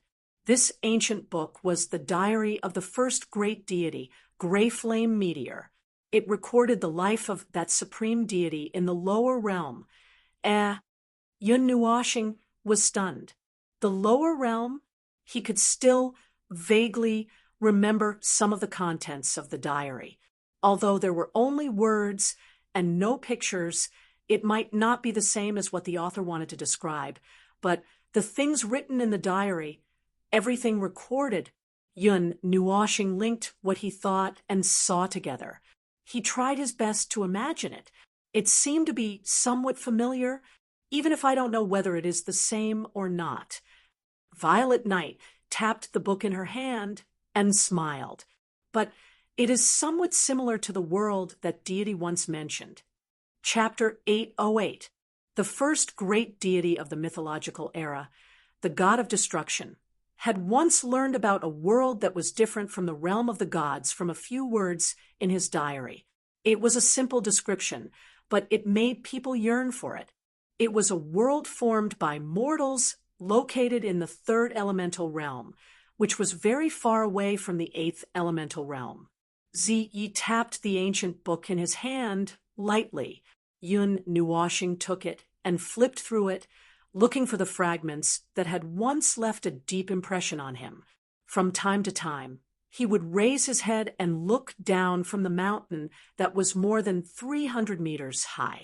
He stared at the bricks, trees, grass, and people in the city as if he was examining them. Ming and the other girls also came over to take a look, identifying the differences between the description in the book and the city below. They used their imaginations to the extreme. After a long time, Yun Nuoshing gently closed the diary, took a deep breath, and said, "It can be confirmed that this world should be the world of the three elemental realms recorded here. In theory, that is, third elemental realm." Yu Wenlan and the others repeated in a daze and looked at each other. They had learned about the layout of the great elemental realm from the soul furnace, but as for what the other elemental realms were like, no one knew. Even if they were already familiar with this strange city, there was no more information for them to explore and identify. Perhaps the strange things that they had encountered were serious enough. The teenagers quickly calmed down. At the same time, they were also thinking about whether there were any special clues that could lead them to leave after knowing that this was the third elemental realm. Yun Nuoshing rubbed the space between his eyebrows with a slight headache. Although he would bring Ming and the others away from this place, he was temporarily powerless. Before he understood more about this world, he was no different from a blind man. The only difference was that the latter was truly blind, while he was partially blind. Well, although we don't know anything, it also means that there is more hope waiting for us to discover. Yun Nuoshing comforted the group of distressed teenagers. "If we can come in, we can definitely get out, but we still don't know what to do. Tell me everything you know about this place and that place," Yun Nuoshing said, as she pointed at the misty door behind her. Yu Wenlan looked up at Ming and saw that she was deep in thought. After a moment of hesitation, she decided to borrow Ming's right to speak. "It started in the realm of the gods. I lived in a small city near the coast of the Eastern Sea. I was just an ordinary little girl, until one day I went out to sea with my friends. I don't remember anything after that. I could feel what was happening, but I couldn't do anything because I was in a daze. The only thing I knew was that I cultivated endlessly beside the soul furnace. There were children of our age who were captured and brought here, and the cycle continued. Those whose souls were strong enough would be sent to the next soul hall. When our souls were strong enough to wake up, we came here and came in contact with this, the realm of the three elements. Did any of you experience any mutation during your cultivation?" Yun Nuoshing patted Ming's head and looked at her. "Ming wasn't like this in the beginning." Yu Wenlan and the others shook their heads, but Ming looked up and said, "Among the 26 of us, I was the only one who experienced a mutation, but I don't know what happened either. When I woke up, I was already like this. Maybe it was a fusion of souls." Zai and Yishi glanced at each other and made some calculations. Zai said, "There are countless souls in the soul furnace, and the power extracted from each soul is only 1/10 of the soul's power. If a soul is too weak, or if it's captured and doesn't have much power left, or if the body dies, the soul left in the soul furnace might collapse and float in the soul furnace with its soul origin. Little Ming Ming might have absorbed a piece of soul origin and become like this. Moreover, when the soul body collapses in the soul furnace, its life imprint will completely disappear and no memories will be left behind. All that is left is a pure soul origin. Well, these are all my guesses. I don't know anything else. As for the situation of this world, Yuanlan and the others didn't know much about it. They had just become a part of it. They lived here normally and took some time out to cultivate, day after day, year after year. They gradually became numb to it. They also gradually forgot about the plan to leave once every half a month. At first, only one of them forgot to come, but later on, more and more of them forgot about it. Now, including the 8 of them, there were less than 10 people who still remembered it. Even they would occasionally have the terrifying thought of living like this isn't so bad, and every time they thought of it, they would break out in cold sweat. We are people of the realm of the gods. No matter how beautiful the life this world gives us is, no matter how mundane it is, and no matter how chaotic it is, or how chaotic it is to live outside of the realm of the gods without any order, I admit that living here is just as mundane as it is in the realm of the gods. There's no need to think too much about it. There's no need to be like in the realm of the gods, where the bigger fist is the law, and no one will know if you die the next day. But no matter how bad it is, it's still our world. I don't like it here. It's too mundane, too peaceful. It's hard to extricate oneself from it. Even our companions have become numb to it. The blockhead with the crew cut was very emotional when he said this. This mortal world showed them a very beautiful side, allowing them to forget where they were and live a peaceful life here. But he felt that something was wrong. It shouldn't be like this. The mastermind behind the scenes had captured trillions of souls, and even now, it was still operating endlessly to wake them up. Was it really just for them to enjoy this peaceful life? Every time he thought of this, he felt that this peaceful city had become very terrifying, like a prison. Big brother, let's talk about this later. We can't stay in front of the shrine for too long, or we'll be forcefully expelled. Ming pulled Yun Nuoxing's hand, and the white wings on his back flapped twice. Yun Nuoxing heard this, and nodded, leading a group of people out of the golden building in a single file. Turning around as they left the shrine, the golden shrine also quietly disappeared. The area in front of them became empty, as if the golden shrine had never existed. The next time it opens will be about an hour later. Come back here an hour later, and the shrine will appear at this position.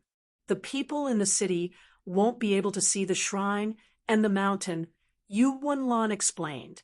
After standing in place for a while, Yun Nuoxing proposed to go down the mountain and take a look at the city.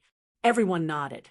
But before they went down the mountain, there was a slightly troublesome matter. Yun Nuoxing and the others' clothes were too strange for the people in this 3 elements realm. The former's hair was black from head to toe, but the black, long-sleeved shirt, black trousers, black shoes, and a black trench coat. Although the style was a little strange, it was still acceptable. But the girls behind him were not so good. Yuanlan and Han Qing also noticed this. They looked at Ming Ming and nodded.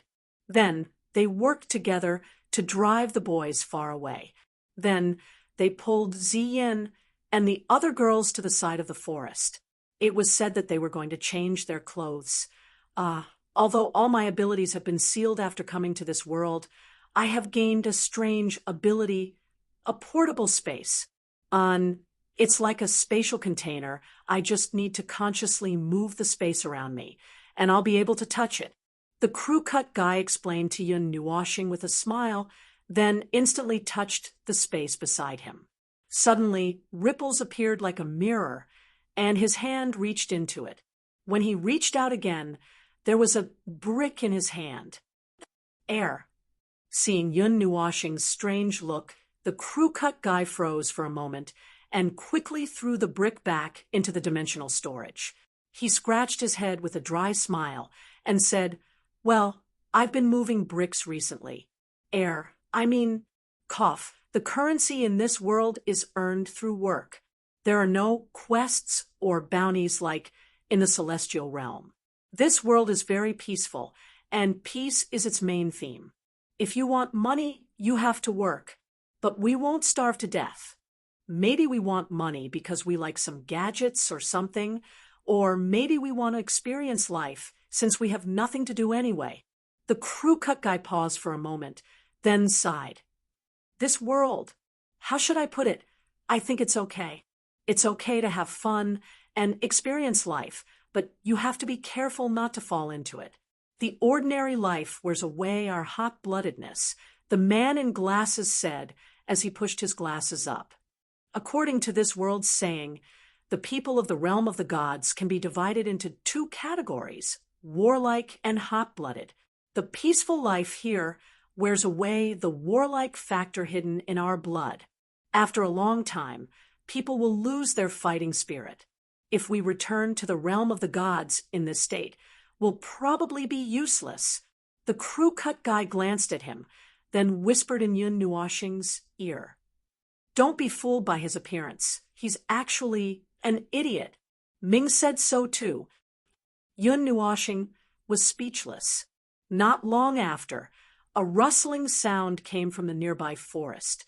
Yu Wenlan and Han Qing jumped out of the forest with Xian and the other girls.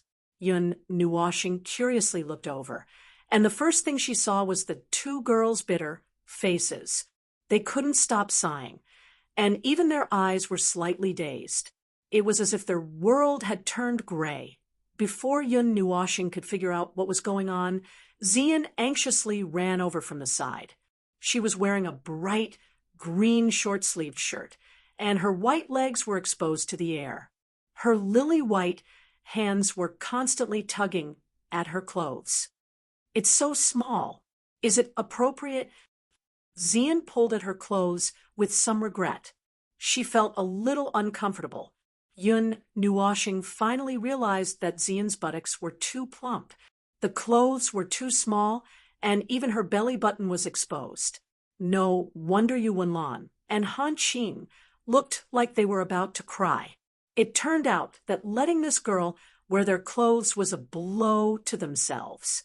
Feng, and the other girls were also tugging at their clothes unnaturally. Yishi didn't change. Firstly, there wasn't a suitable size. Secondly, Yu Wenlan didn't think it would be a problem if she didn't change. At most, her clothes would be a little weird. "Little star, don't you need to change?" Xian tugged at her tight clothes with a gaze that made the three girls resentful. She looked at Yun Nuoxing unnaturally. "Hee, big brother Yun, you don't need to change. This outfit, it looks like the style of a depressed man." The crew cut guy chuckled as he sized up Yun Nuoxing. He said something that they didn't understand. Seeing Ming's resentful expression, Yun Nuoxing rubbed her head and asked, "Girl, you don't want to change either?" Ming shook her head and muttered in confusion, "I can't wear normal clothes. Those clothes will be burned by the energy overflowing from my body. Normally, it's like this. I can't even fold my wings." After saying that, the wings behind him spread out and slowly became transparent. Just as Yun Nuoxing could not see and thought that the wings had been put away, in the next second, there was a rustling sound behind Ming Ming's back, and they returned to Ming Ming's body. I can't find any race that looks like Ming. Maybe there's a new mutation after the fusion. This girl's soul has become very strange." Sai pressed her hand on Ming's forehead. After sensing for a while, she shook her head and smiled faintly. "But don't worry, there aren't any negative effects. She's still your little Ming. Her soul is her original soul, and her appearance is still the same. It's just that she has become stronger and prettier." Hearing that, Yun Nuoxing sighed in relief. As for Ming's blushing face, he glanced at it and ignored it. Well, he ignored it guiltily. After changing their clothes, Yu Wenlan and the others wanted to bring Yun Nuoxing and the others into the city. However, the latter declined, saying that he noticed something important and urgently wanted to take a look. Maybe he could find a way to leave. In fact, it was Zai who reminded him, saying that she noticed something unusual. There's nothing worth investigating in the Hall of Souls. The only thing worth paying attention to is this world. In fact, if we can't find a way to leave, we'll be trapped here. Those halls only have one way to go forward. There's no way to go back, Zai said softly. After bidding farewell to Yu Wenlan and the others, Yun Nuoxing and the others, together with Ming, ran as fast as they could into the distance, kicking up a cloud of dust. Of course, they ran at the edge of the mountains, avoiding the streets and places where ordinary people came and went. They didn't want to scare them. At first, Yun Nuoxing was a little worried when he was told that his power was completely suppressed. However, after seeing that the group was running quite fast, he was slightly relieved. At least, he thought that ordinary people wouldn't be able to run as fast as them, even if their speed was 100 times faster. The place that Zai mentioned was not far from the mountain city. In the past, it wasn't too far. When Yun Nuoxing and the others heard the answer, they all tripped and almost fell to the ground. It's about 10,000 kilometers. It's not far, not far. Zai lightly stuck to Yun Nuoxing's body and said calmly. Everyone thought that it was easy for her to say that. Since she could stick to Yun Nuoxing's body and didn't need to run, of course she wouldn't mind it being far. However, their power was currently suppressed. In the past, 10,000 kilometers wasn't far, and the light element could fly over in an instant. But now, Yun Nuoxing and the others were sweating profusely. Their speed was many times faster than the horse carriages of this world, but their power was suppressed. The most tragic thing was that their physical strength was limited, and it was very slow to recover. From time to time, they had to stop and walk slowly to catch their breath. Oh, if only there was a cup of ice-cold fruit juice at this time, that would be great. Yun Nuoxing put her hands on her hips and panted. She was like an old woman who had no strength after taking 2 steps. Her face was still sweating profusely. Ming took out an umbrella from somewhere and held it over Yun Nuoxing's head. Then he handed a few umbrellas to Xian and the others. On the desolate land, there were suddenly a few black flowers that blocked the scorching sun in the sky. They looked curiously at the umbrella that was a little different from an oil paper umbrella. The metal frame and the cloth umbrella didn't seem to be different. It was just a matter of material. We've never been to this place before. Not many people in the city will come to this desolate area. There's only one city in this world. It's all alone, just like a deserted island. Ming held up the umbrella and folded her pure, white wings behind her back. Her white dress fluttered slowly in the hot wind. Yun Nuoxing turned to look at her. That quiet little face was always expressionless. Her golden eyes were indifferent to everything. When she looked at him, he could still see the changes in her emotions with his naked eye. However, at this moment, she was really as calm as an angel. Well, it's going to be soon. Hold on a little longer. We'll be there in half an hour. Zai held a green umbrella and waved it around. She even spun around from time to time, as if she was doing a solo dance. Yun Nuoxing glanced at the girl who was making sarcastic remarks. She gave her a karate chop and said, "Why did you ask us to come to this place on such a hot day? If you're bored and want to entertain us." As he spoke, Yun Nuoxing waved his hand that was polished until it was shining and laughed out loud with his white teeth. Zai rubbed her head and muttered. Then she turned around and waved her hand. She didn't answer immediately. "Don't worry. Don't be impatient. You'll know later." Yun Nuoxing rolled her eyes and restrained herself. She had no choice.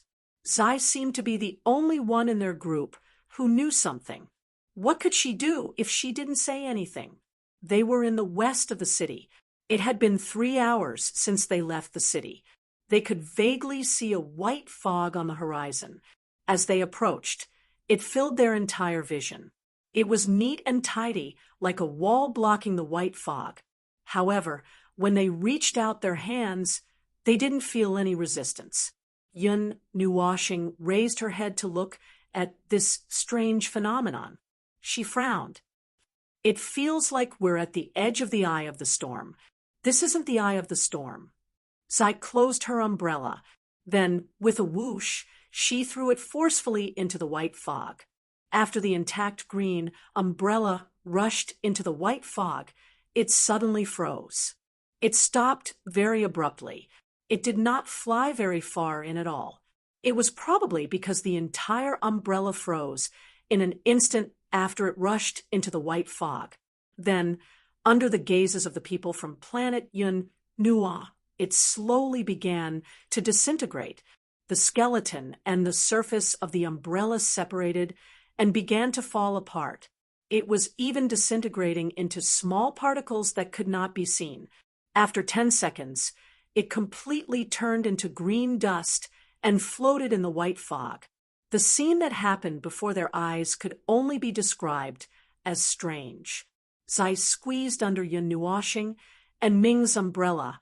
Without waiting for them to ask questions, Zai smiled sweetly and said, "Welcome to the edge of the world." Chapter 809. At the edge of the world, there was only a white fog in front of them. From the side, it looked like a wall. Further away, there were some arcs. It seemed that the white fog was a circular area that covered the entire world. The fog was not very dense, and they could vaguely see what was inside. If there was anything inside the fog, it was because there were only some stain dust inside. It was like an umbrella that was just thrown in, and it was instantly disintegrated into particles. At this time, the particles were still slowly disappearing, and in the end, there might not even be any particles left. The edge of the world. Yun Nuoshing wrinkled his nose.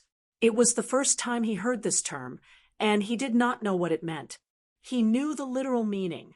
Anyway, it was the end of a world, but he did not know the actual meaning. Well, it is the end of the world. Knowing what he was thinking, Violet Knight nodded. She pointed at the region of white fog not far away and said, "Until you reach this region of white fog, that is the region where you can observe and exist in this world. Beyond that, you will enter the region of white fog.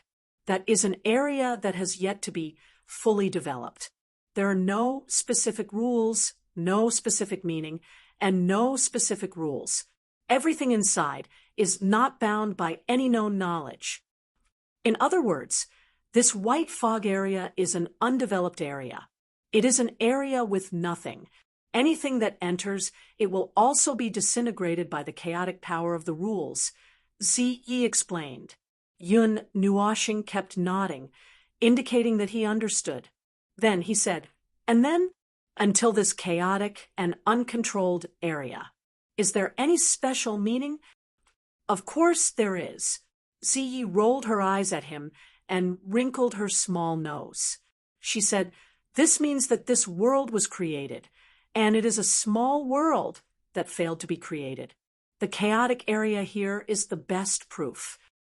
The owner of this small world wanted to create a complete tertiary world and place it in the Octavian world. He needed to change and distort the rules to create it as a subworld. At first, he might have succeeded. After all, he created such a large area. However, when this world expanded to such a scale, there was a mistake that the owner could not control. If it continued to expand, the entire subworld might be destroyed. He had no choice but to stop, leaving behind an expanded but undeveloped area, which is this area." Ziyi pointed at the white fog and said, "The chaotic power of the rules, the chaotic power of space, and the chaotic power of time. These three forces are entangled here, and it has become a dead land. The evolution of this subworld has come to an end. It is no longer possible for it to evolve into a complete subworld. Only an incomplete product is left here. This subworld has no possibility of development. It left behind only a beautiful illusion for the humans here. It is nothing now, but once the original inhabitants of this incomplete world discover this place, it will be the moment when the world collapses. Ziyi sighed. At that time, the entire incomplete subworld will experience a rapid collapse. It might take 10 seconds, 10 minutes, or even a year. No matter how long the process is, it will end in an instant. From existence to nothingness, everything will return to zero and cease to exist. Yun Nuoxing was stunned. She tilted her head and looked at the white fog in the distance. Then she looked at Ming, who was beside her. She seemed to have thought of something, and her eyes flashed. There was no need for Ziyi to remind her. The two of them immediately understood what was going on. Afterwards, they began to make preparations. They dug out some things that should not have appeared in this world from their souls. Faint purple flames spread out from under her feet with great difficulty, spreading into the surroundings. It did not take long for it to engulf the surrounding area. Afterwards, she opened up a scroll that she had just taken out. There was a formation engraved on the scroll. It was clearly a formation scroll. After seeing the formation scroll, Yishi also leapt over. She glanced at the formation scroll with interest, then looked at Yun Nuoxing and Ziyi. She seemed to have understood something as well, and a serious expression appeared on her face. She took the formation scroll from Ziyi and gently patted a few key points on the formation scroll. She quickly formed a seal with her hands and tossed the formation scroll into the surrounding fire. The formation scroll was quickly burnt to ashes. Afterwards, the space around it quickly twisted and twisted. Soon, a formation that was 10 meters wide appeared in the space before them. This world had sealed away most of their abilities. Originally, they only needed to activate the formation scroll to activate it. Now, there was less than 1/100th of its power left, so it was very troublesome to use it. If it were not for Ziyi's existence, Yun Nuoxing would not even be able to squeeze out a single spark from her body. After the formation was taken out of the formation scroll with great difficulty, Ziyi and Yishi looked at each other and nodded. The two of them took a deep breath and maintained a serious expression on their faces like never before. Their forehands slightly changed the seal, and the formation that was 10 meters wide began to gently rotate, slowly drifting towards the white mist. "Is it all right?" Looking at the formation wobbling into the white fog, Yun Nuoxing could not help but mutter. In the white fog area, there seemed to be no order to speak of. If all objects were swallowed as a whole, this object would be considered to have left the rules and order of the normal world and fall into an area where everything was chaotic. Although the formation did not have a physical body and was an energy carrier, it would probably be affected if it was thrown in. There's no other way. In a situation where our abilities are sealed, being able to summon an information formation is already a very good result. Yishi sighed and muttered to herself. As a formation grandmaster, she actually had to rely on someone else's help to barely cast out a formation. This made her feel very unhappy, although this was a special situation, and there shouldn't be anyone else who could cast out a formation here other than her, and Yishi felt very uncomfortable. After expending a lot of effort, they finally managed to throw the formation into the white mist. However, in just a short moment, the spinning azure formation began to shake. The intensity was so great that it made people worry that it would shatter into pieces at any moment. However, there was no need to worry. The shaking lasted for a minute before it weakened. In the end, it completely calmed down and stopped spinning. After a while, it slowly began to spin again. The azure light on it had weakened a lot. It seemed that in order to counteract the unbalanced chaos, it had consumed most of its power. All right. Zai clapped her hands and stretched lazily. We'll know what's going on in a while. However, the formation's feedback source is on you. Remember to receive the information later. Seeing her look over, Yun Nuoxing shrugged helplessly. He was the one who had made this formation in the past. It was a formation used for exploration and analysis. Although its grade was quite high, he felt that it was more convenient to use a formation that didn't have eyes, so he had always left it in a corner. Oh, shouldn't we go over and take a look? Yun Nuoxing pointed at the white fog and said with a serious face. The air was silent for a while. Even Zai looked at him in shock. After a while, Chu Yingzhan reached out her hand and placed it on Yun Nuoxing's forehead. Then she waved her hand and cried out, "This child's brain is completely cooked. Hurry up and pull it away. He can be abandoned." Yun Nuoxing looked at her with hidden bitterness. "No, that place is filled with chaotic power of laws. There's no normal order or rules. We're not outside right now. All of our abilities have been forcefully sealed. Brother Nuo, you're no exception. Running into such a dangerous place at this time is purely seeking death." Yishi also seriously rejected this suggestion. She even pulled on Yun Nuoxing's windbreaker with all her strength, afraid that her mentally unstable brother would rush in. Yun Nuoxing also thought for a while and nodded. That seems to be the case. Then forget about it. Hearing that he had given up, everyone heaved a sigh of relief. They were really afraid that their fearless brother would rush in recklessly when all of his powers were sealed. It seems like the analysis is done. Yun Nuoxing was suddenly stunned. A huge amount of information flowed into his mind. A palm-sized formation flickered in front of his forehead. It was the same formation as the one in the white mist. However, the one in front of his forehead was much smaller. Yun Nuoxing placed his palm on the formation in front of his forehead and turned it around. The huge amount of information that had been passively poured in just now rushed in like a flood. Yun Nuoxing, who had endured the impact of information many times, could not help but tremble when faced with this information. However, he quickly returned to normal. The amount of information here was also not small. However, it was not as huge as when he cultivated the divine mystic technique. The latter could cause him to faint. He received this huge amount of information with his mind. It was as if he was standing in front of the formation in the white mist. He could personally feel every kind of feeling there. The chaos of the laws and the disorder of the space. It was as if his left hand and right hand were in the same space. The shattered ground seemed to have lost its gravity, but he could feel a huge gravitational force coming from his upper body. Looking from afar, it turned out that there was something in the white mist. It was a huge mountain that had been broken into hundreds of sections. The mountainside and the foot of the mountain were twisted into a spiral.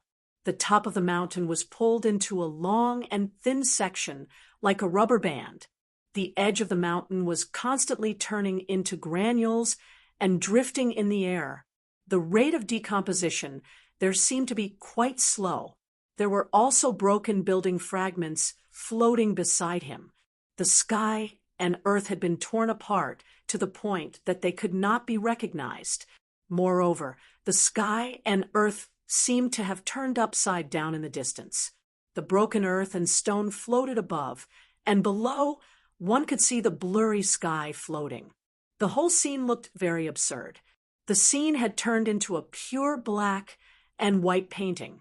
Even the color further away could not be distinguished. It was neither black nor white, nor was it gray in between. In short, One could confirm that there was some kind of color there, but one could not recognize it. This kind of recognition was not in the human sensory system. Perhaps using nothing to replace these would save a lot of contradictions. Yun Nuwashing had to admit that this was the most bizarre scene he had ever seen, especially when he was 100 meters away. A fault in his line of sight had turned the sky and earth upside down. Everything in the white mist was in chaos. Its existence was constantly being stripped away until it finally turned into nothingness. What's the result? Just as he was having a headache, trying to decipher the strange information, Violet Knight suddenly patted him on the shoulder, causing his body to tremble violently. He hurriedly withdrew from that strange state and patted his chest with some lingering fear. He felt that if he continued to investigate, his mind would collapse along with it. Yeah, it's similar to what I thought. Yun Nuwashing nodded. He turned around and saw Chu Yingzhan, Xian, and the others' confused faces. After thinking for a while, he explained, this incomplete world. Well, the person who created this world is trying to repair this incomplete product. He wants to restore it into a world that can be controlled. Yun Nuwashing paused for a moment, as if thinking about how to explain it better. Only after Chu Yingzhen couldn't help but urge him did he speak with hesitation. This world is severely damaged, and it has been there for a very long time. Originally, its normal area wasn't this small, but during the period of time it was there, the damaged world began to self-destruct. Even now, this process of collapse still hasn't stopped. That person, the person who created this world, borrowed an extremely large number of people to maintain this world, slowing down the speed of its collapse by quite a bit. There are other people. Isn't it said that a highly difficult task like creating a small world can only be done by oneself? Chu Yingzhan was a straightforward person and spoke without even thinking about it. Theoretically, that's right. But right now, this world is indeed being maintained by countless people. Without those people, this world would have completely collapsed countless years ago. Yun Nuwashing rubbed his long hair in distress and said, the ones maintaining this world are those trillions of souls. Chu Yingzhan was stunned. Xian and the others were also stunned. Ming also widened his eyes in horror. This answer was really frightening. Ignoring their shock, Yun Nuwashing continued to explain, the capacity of a person's soul is fixed. The capacity of a powerful soul is also fixed. The capacity of a soul to support the existence of a world is also quite large. The Creator himself should not be able to support the existence of this world anymore. He was very weak and could not maintain the existence and evolution of this world. The evolution process suddenly stopped, forming this incomplete world. Later, this incomplete subworld began to collapse because it lost the support of its origin. The chaotic laws of the world began to devour this world. The Creator himself did something to stop this process. Perhaps he fused his soul with this world, or perhaps he fused his body with this world. However, this was not enough. He extended his hands and feet to other places, those souls that were captured. Their existences, including Ming and you, who are still conscious, were all shouldered by you altogether, so that this world could be preserved. Powerful souls cannot be controlled, so they need to be eliminated. Weak souls only need a small influence to control them. However, because they are too weak to withstand it, they use trillions of souls to support this collapsing world. Yun Nuwashing rubbed his head hard. He was almost unable to deduce anymore. I can't deduce anymore. In the end, Yun Nuwashing rolled his eyes and sat on the ground. From the feedback from the magic circle, there is a huge amount of information about souls, as well as information about chaotic laws and the collapse of the world. Other than that, everything else is just my deduction and speculation. If I'm wrong, I won't accept any criticism. That's it. Everyone laughed bitterly, and shook their heads helplessly. However, to deduce to this extent, it was possible that he had already explained most of the truth. Even if he was wrong, it would only be a small problem. Then, what's the conclusion? Chu Yingzhan asked with her arms crossed. Yun Nuoxing rolled his eyes as Ming carried him up. He pointed his finger at the ground and said, "This world has collapsed. Everything is over. In theory, that's the case." Chapter 8:10. Yun Nuoxing sighed and said something that sent chills down everyone's spines. Erasing this world from its roots might wake up the billions of souls that provide energy for this world. However, the person who created this world and thought of such a unique method to stabilize a world that has already collapsed must be at least a deity. God, why is it a deity again? Yun Nuoxing covered her head, not knowing whether to laugh or cry. She seemed to have encountered too many deities recently. The good news is that this deity, its condition is not very good. It is very weak, and it is using some special method to maintain this world. Let us ask someone more professional to explain this news. After that, Yun Nuoxing turned around and nudged Zai, who had been in a daze, forward. Zai was stunned as well, and then glared at Yun Nuoxing with hidden bitterness. He coughed lightly and said, "The cultivation of the post-god tier. I used to follow the Shadow Emperor, who was a post-god tier elite, so I know a little about it. The existence of that realm is more focused on comprehending the origin energy, the power of the natural order, the power of the origin, the power of the world, the power of time, the power of space, and other energies that originally existed in the world and have not undergone any evolution are collectively known as the origin energy. Little Star knows a little about it. His spirit receiving divine body is close to the origin energy of the world, but the latter is just a general term for the normal powers. For example, the power of the stars in his body is derived from the origin energy of the world, and the original vitality, elemental energy, immortal energy, and demonic energy are all secondary forms of the origin energy of the world. Continuous condensation and qualitative change is the cultivation of a cultivator, but only the power of the stars is the closest to the origin energy of the world. The two have similar names, but they represent different things.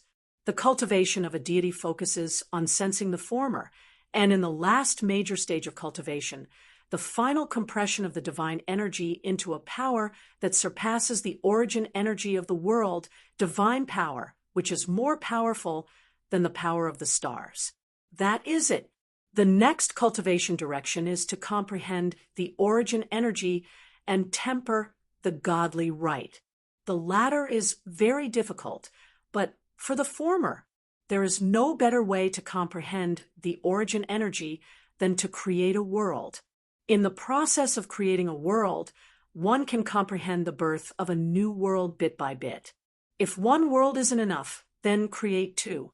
When the comprehension of the origin energy is complete, the godly right will also rise and reach a level heavenly deity. Yun Nuoxing murmured and scratched his head. This was the first time he had heard about the cultivation method of the gods. Zai nodded, then smiled inexplicably. Now, you know why there were so many small worlds in the Antiquity Age and the Far Antiquity Age. They were all created by a large group of gods in order to comprehend the power of origin. Some of them even evolved into complete star regions, becoming a world associated with the 8 elemental realms. There are very few of these perfect worlds. Most of them are small worlds or continents. Developing a perfect world requires an unimaginable amount of effort, and the benefits obtained from it are much greater than the latter, but the time required is also countless times more. Now, as the gods have gone into hibernation, those small worlds have reached the end of their useful life. Many of them have collapsed naturally, and some have been destroyed by others. Without new small worlds to supplement them, they have gradually become ruins. The small worlds that still remain in the realm of the gods are either newly created by the dormant gods or left behind many, many years ago. I once heard of a saying, when a god can develop the most complete world, where the sun and moon shine together, the stars shine brightly, and the starry sky is boundless, he can ascend to the highest position of heavenly deity. Zai raised a jade finger in front of her red lips and smiled mysteriously. Everyone looked at each other, and their faces were more or less blank. That stage was still too far away for them, and they could not imagine what it would be like to reach that stage. Zai was stunned by the dazed look on everyone's faces, and she realized that she had strayed too far from the topic. She quickly cleared her throat and continued. If there is a problem during the creation of a world, there is a most powerful, but also the most costly method, fusing one's own origin with the world that one has created. The two are originally one, and this way, the small world can be restored. This kind of fusion, whether it is the fusion of one's body or the fusion of one's soul, is not a problem. The former is more powerful, while the latter is less effective. However, no matter which method is used, once the origin is fused, the small world will be bound to the creator's body. Whether the world collapses or the creator dies, they will both be involved. Zai's pale purple eyes looked around hesitantly, and she frowned slightly. I don't know what method the creator of this world used to maintain this world, but other than these two methods, there is no way to restore it. Just as Little Star said, if this is really done, and the world has not stopped collapsing, the creator should be very weak, so weak that it would be difficult for him to maintain the existence of this world, and he had no choice but to use other souls to support it. Chu Yingzhan ran her fingers through her long hair, and after thinking for a while, she raised her hand and looked at Yun Nuoshing. The good news is that this god is very weak now. What about the bad news? Yun Nuoshing was hugging her arms, and when she heard this, she could not help but tilt her head and glance at her silently. That helpless look in her eyes made the latter blush, and she could not help but grind her teeth. The bad news is that we can't use any power here. If we want to destroy this world, we will need power, right? Before she could pounce over and bite Yun Nuoshing coughed dryly and said, or we can find the carrier of this small world from the outside world. It could be an inch of space, or it could be an inconspicuous carrier. For example, the tree branch on the Xianlong continent. However, if we destroy it from the outside, we will not be able to break it without an equal amount of power. If we can find a loophole in the small world, we will be able to destroy it with an all-out attack from an emperor god. Then, here comes the problem. According to the rules of this subworld, everyone is immortal, and our power has been sealed to the point that there is not even 1% of it left. How can we destroy it? Chu Yingzhan was about to open her mouth and say something, but after thinking for a while, she nodded gloomily. This was also a problem. There was not enough power to destroy it from the outside, and there was not enough power to destroy it from the inside. I won't talk about the third method. It is even more difficult. Yun Nuoshing scratched his head in distress. After he received the news, he had thought through all these things, and he was more distressed than anyone else. Chu Yingzhan hit the back of Yun Nuoshing's head with a karate chop and said in a bad mood, "Say it, there is one more bad news." Yun Nuoshing glared at her. After hesitating for a while, he nodded and said, "If we help that weak creator to complete the evolution of this world, we might be able to free those souls and complete the evolution of this world. Then this phenomenon of collapse will naturally stop this incomplete world, and its creator did not fix the current scale of this world, which caused this phenomenon of collapse. It was that brainless creator who wanted to create a complete world in one go, but as he was creating, his brain suddenly shut down. Then the entire world went out of control and began to collapse." Chu Yingzhan nodded. "Theoretically, yes, Yun Nuoxing rolled his eyes. Chu Yingzhan took a deep breath and said, "Then let's discuss how to destroy the world." Hearing this, everyone nodded, not knowing whether to laugh or cry. The third method was really too difficult. It required the support of trillions of souls. Although these souls were still very weak, it was still a very large number. Such a large number could only slow down the speed of the world's collapse. How many souls would it take to complete the creation? "Little star, where did you learn so many secrets?" Xian suddenly whispered into Yun Nuoxing's ear. Hearing her ask this, Yun Nuoxing's cheeks cramped, and a vein popped out on his forehead. After a while, he took a deep breath and said, "A certain crazy crystal often instills a lot of things into me when I am sleeping and meditating. She has already turned my brain into mush. How can I not know?" Xian made an "oh" sound and didn't ask what the crystal was. They discussed on the spot for a long time. Even Zai and Yishi spread their hands to show that they were at their wits' end. This kind of discussion was no different from talking nonsense. If they didn't call for a division of soldiers to help, no one would be able to do anything about this world. "I don't understand. Why did this bastard make such a world? Fine, it's for cultivation. No, this thing is all broken, right? It's all broken. Can't he just give up and make a new one? It's so troublesome." As they walked back, Chu Yingzhan kept nagging. It sounded like she had a lot of grievances. It wasn't clear whether it was because she was also trapped here or because of some other reason. Yun Nuoxing helplessly took a deep breath and said, "He's so bored. Everyone—" They spent more than 3 hours running over with curiosity. On the way back, each and every one of them looked like they had a lot on their minds. They wandered in the wilderness step by step and didn't notice that the sky was dyed red. It wasn't until Ming woke up and cried out in surprise. He pulled Yun Nuoxing and started running. Only then did everyone get rid of their heavy hearts and run towards the city in the distance. It wasn't until the dusk faded and the night lazily hung itself in the sky that Yun Nuoxing and the others ran to the edge of the city. The entire mountain city was wrapped in a neat circle of mountain basins. The surrounding mountains were hundreds of feet high. Spiraling streets spread out from the city in the center and wound out along the mountain range. Walking on a very wide street, along the winding mountainside into the city, Yun Nuoxing and the others were shocked at first when they saw the 4-wheeled vehicles flying past them. Later, they got used to it and turned a blind eye to it after a few glances. On the other hand, Little Bing Air still looked at them curiously. Her gaze followed the movement of the carriages until they disappeared from her sight.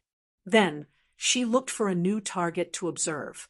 When the 4-wheeled metal objects whizzed past in front of her again, Yun Nuoxing couldn't help but think of Signorine. He also had 4 wheels, but it seemed to be different. Until now, he still couldn't see how they moved. Perhaps it was because he had something on his mind, so he didn't pay much attention to these things. He followed Ming around the bustling streets that shone with all kinds of lights and stopped in a relatively quiet area. Yun Nuoxing glanced at Ming curiously. Their appearance was strange and only attracted some attention. However, Ming looked like an angel. According to ordinary people, this kind of appearance shouldn't be seen often. However, he didn't attract any attention. He was already mentally prepared to be surrounded by a lot of eyes. It was a habit. Upon hearing Yun Nuoxing's curious question, Ming stretched his wings and explained seriously, "The light on my body has a cognitive impairment effect on ordinary people. It's difficult for ordinary people to see my true appearance. Even if they see it, they will quickly forget it. However, it won't have such an effect on you, big brother." Unlike the brightly lit streets, Ming led Yun Nuoxing and the others to a relatively quiet area. It was a distance away from the bustling streets. There were also several tall buildings standing here. They were about 100 feet tall, but there were only sparse lights, or rather, lights. There should be very few people living here, so it was a little cold and desolate. We, the group of sober souls, have lived here since the beginning. After a day of life, we will gather in the garden of the community and chat about insignificant things. If there are any special discoveries, it's convenient for us to communicate. At least, it was like this in the beginning, Ming sighed. Have they all moved their positions now? Yun Nuoshing looked up at the sparse lights on each building and could roughly guess this. Ming nodded. She was given the title of captain, but she did not know how to manage this small team. In fact, she did not even know what she should do. Her companions probably did not want to face a cold-faced captain every day, so they could not stand it anymore and moved out. Seeing the gloomy look on this girl's pretty face, Yun Nuoshing guessed what she was thinking. He reached out his hand and rubbed her head. Even he did not know what to say. She had become a stranger to him. It would take some time for her to return to the original energetic girl. The process of going upstairs was inexplicable. To Yun Nuoshing, it was as if he was locked in a strange box with a metallic luster. Then Ming Ming pressed the number drawn on the wall, and a slight feeling of excess weight came. Then he was dumbfounded. He looked at the metal box, with a face full of question marks, and the number jumping on the top of the box. He felt slightly uneasy and could not help but say, "This won't be thrown into the starry sky, right?" When he said this, Ming staggered and hit his head on the metal wall. When he came back to his senses, he finally could not help but give his brother, who had a wild imagination, a smack on the head. He said angrily, "Big brother, just treat this as a short-distance space passage. I won't throw you into space." Yun Nuoshing rubbed his head in confusion. He could not help but look around. Xian, Chu Yingzhan, and the others were relatively calmer. They were not as curious as he was. They all thought that since it was a world they did not know, it would not be strange for anything to happen, right? When the group came back to their senses, the metal box slowly stopped. The door opened to both sides. Ming was the first to step out, and Yun Nuoshing and the others quickly followed behind him.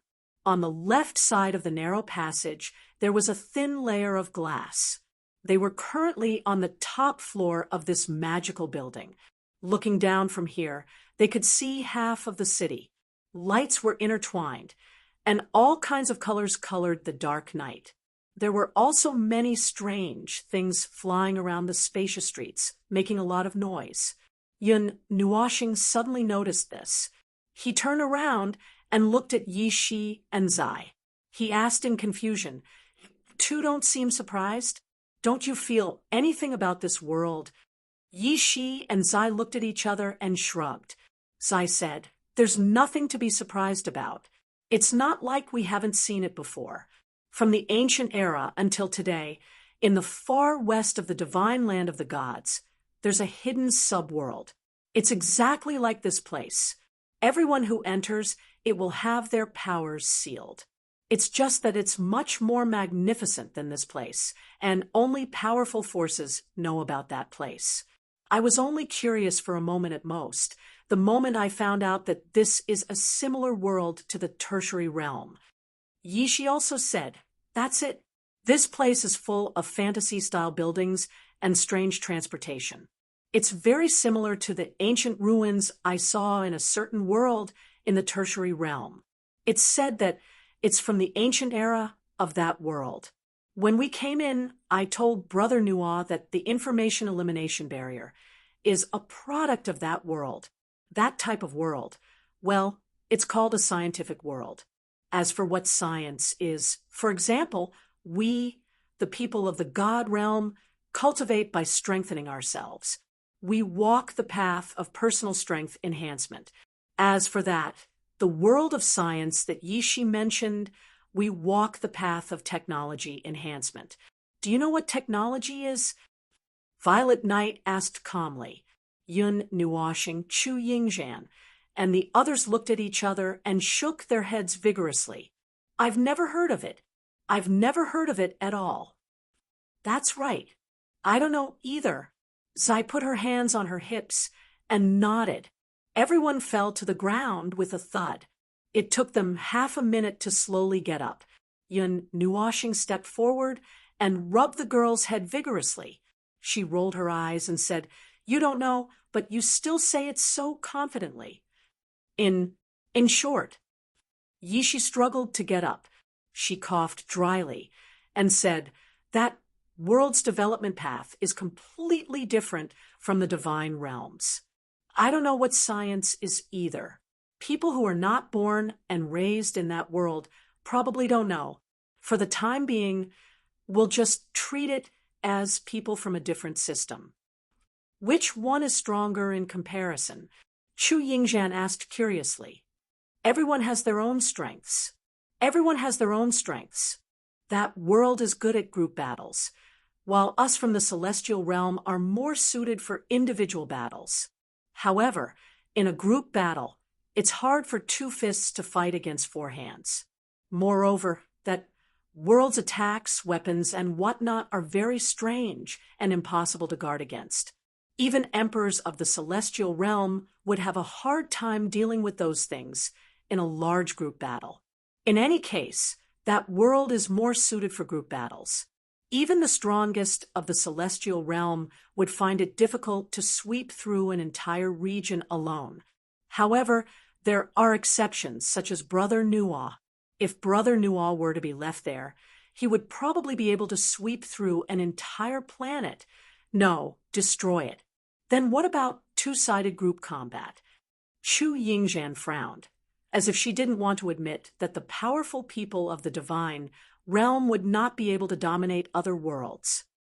"That's hard to say. The other world would probably have to have 10 times the number of powerful people of the divine realm to be equal, if they have the same combat power." She pulled at her black hair in frustration. She was confused and couldn't explain it clearly. But if we're talking about the top, the most powerful people of that world probably wouldn't be able to match the existence of a deity. Yishi added. Hearing this, Chu Yingzhan patted her chest and sighed in relief. She teased. In the end, the powerful people of the divine realm are still stronger. Chapter 8:11. When the experts of the deity realm appear on the stage of the Eight Elements realm, they descend like kings. Even on other planets with life in the starry sky, when the experts of other worlds hear that you are from the deity realm, even if they are stronger than you, they will still be polite. The realm of the gods stands at the apex of the entire 8 elemental realms. It was created by the ancient first generation of gods. It is the most perfect world. Only here can one embark on the final road to godhood. Gods. I'm not sure if there are such powerhouses in other worlds, but the only thing I'm sure of is that the realm of the gods only has gods. This is also the reason why so many powerhouses have come to the realm of the gods. No matter how strong one's cultivation is in other worlds, it's difficult to ascend to godhood without stepping into the realm of the gods. As for this era, the deity realm is sealed. I guess many people are worried to death. The people of the deity realm can't sense the existence of the outside world. And similarly, the people of the outside world can't sense the existence of the deity realm. After 19 eras, 19 trillion years, I don't know if the outside world has already forgotten about the deity realm. As soon as Yishi's faint voice fell, a white light suddenly flashed above Yun Nuoshing's head. A soft, bluish-white ball of meat appeared out of thin air and pressed down on his head. There was also a tail hanging behind his head, swinging here and there. Forgotten? Not yet, but the deity realm has been regarded as a myth by the people of the outside world. A deep tiger roar came from Little White's throat. After shaking his head for a while, he said lazily, "Even now, there are still people from the deity realm heading to other worlds. However, compared to a few eras ago, the number of people has decreased a lot. Probably less than 1 in 100 million people are exploring the outside world. Because of this, the people of the deity realm have become a rare species. In the vast and boundless starry sky, there are many hidden worlds. The deity realm is just one of them. The people of the deity realm outside will also bring their friends from the outside world to this world. However, there is one thing that no one has thought of. I also realized it not long ago. The deity realm itself has been sealed. Its memory and existence have been gradually erased from the minds of the people of the outside world. The deity realm itself has become a side that cannot be explored. This is also the reason why not many people from the outside world have come to the deity realm even after an era has passed. Little White stretched on Yun Nuoxing's head and said, "You mean to say that the deity realm has been cancelled out by that layer of sealed field?" Feng Er looked at Little White and frowned slightly. Little White nodded and said, "Without the people of the deity realm leading the way, it is absolutely impossible to find the location of the deity realm. After leaving the deity realm, one will quickly forget its existence and even forget why they came to this place. However, one's own judgment will definitely be self-justifying, no matter how powerful the existence is. The restriction left behind by the great deity of the deity realm has erased this entire world from the level of its existence. It exists here, and everyone knows about it. However, they don't know that it exists here. Everyone will only remember that there is a powerful and transcendent continent in the starry sky of the eight elements realm, but they will never know where it is. It's so mysterious and mysterious. What does that great deity want to do? She died long ago and entered the cycle of reincarnation. Could it be that she has woken up in this era? Yun Nuoxing frowned. I don't know, but I have a premonition that we can get some hints from this world. Maybe we can solve some of the mysteries. Little White shook his head and said, Ming had already opened the door under Yun Nuoxing's signal. As soon as the 1-meter-wide metal door was pushed open, a small figure suddenly appeared in midair, giving everyone a fright. Then it accurately pounced on Yun Nuoxing's face. Brother, you've finally come to pick us up." Seeing the little figure excitedly hugging his neck and rubbing her little face on his face, almost rubbing off a layer of his skin, Yun Nuoxing showed a warm smile on his face.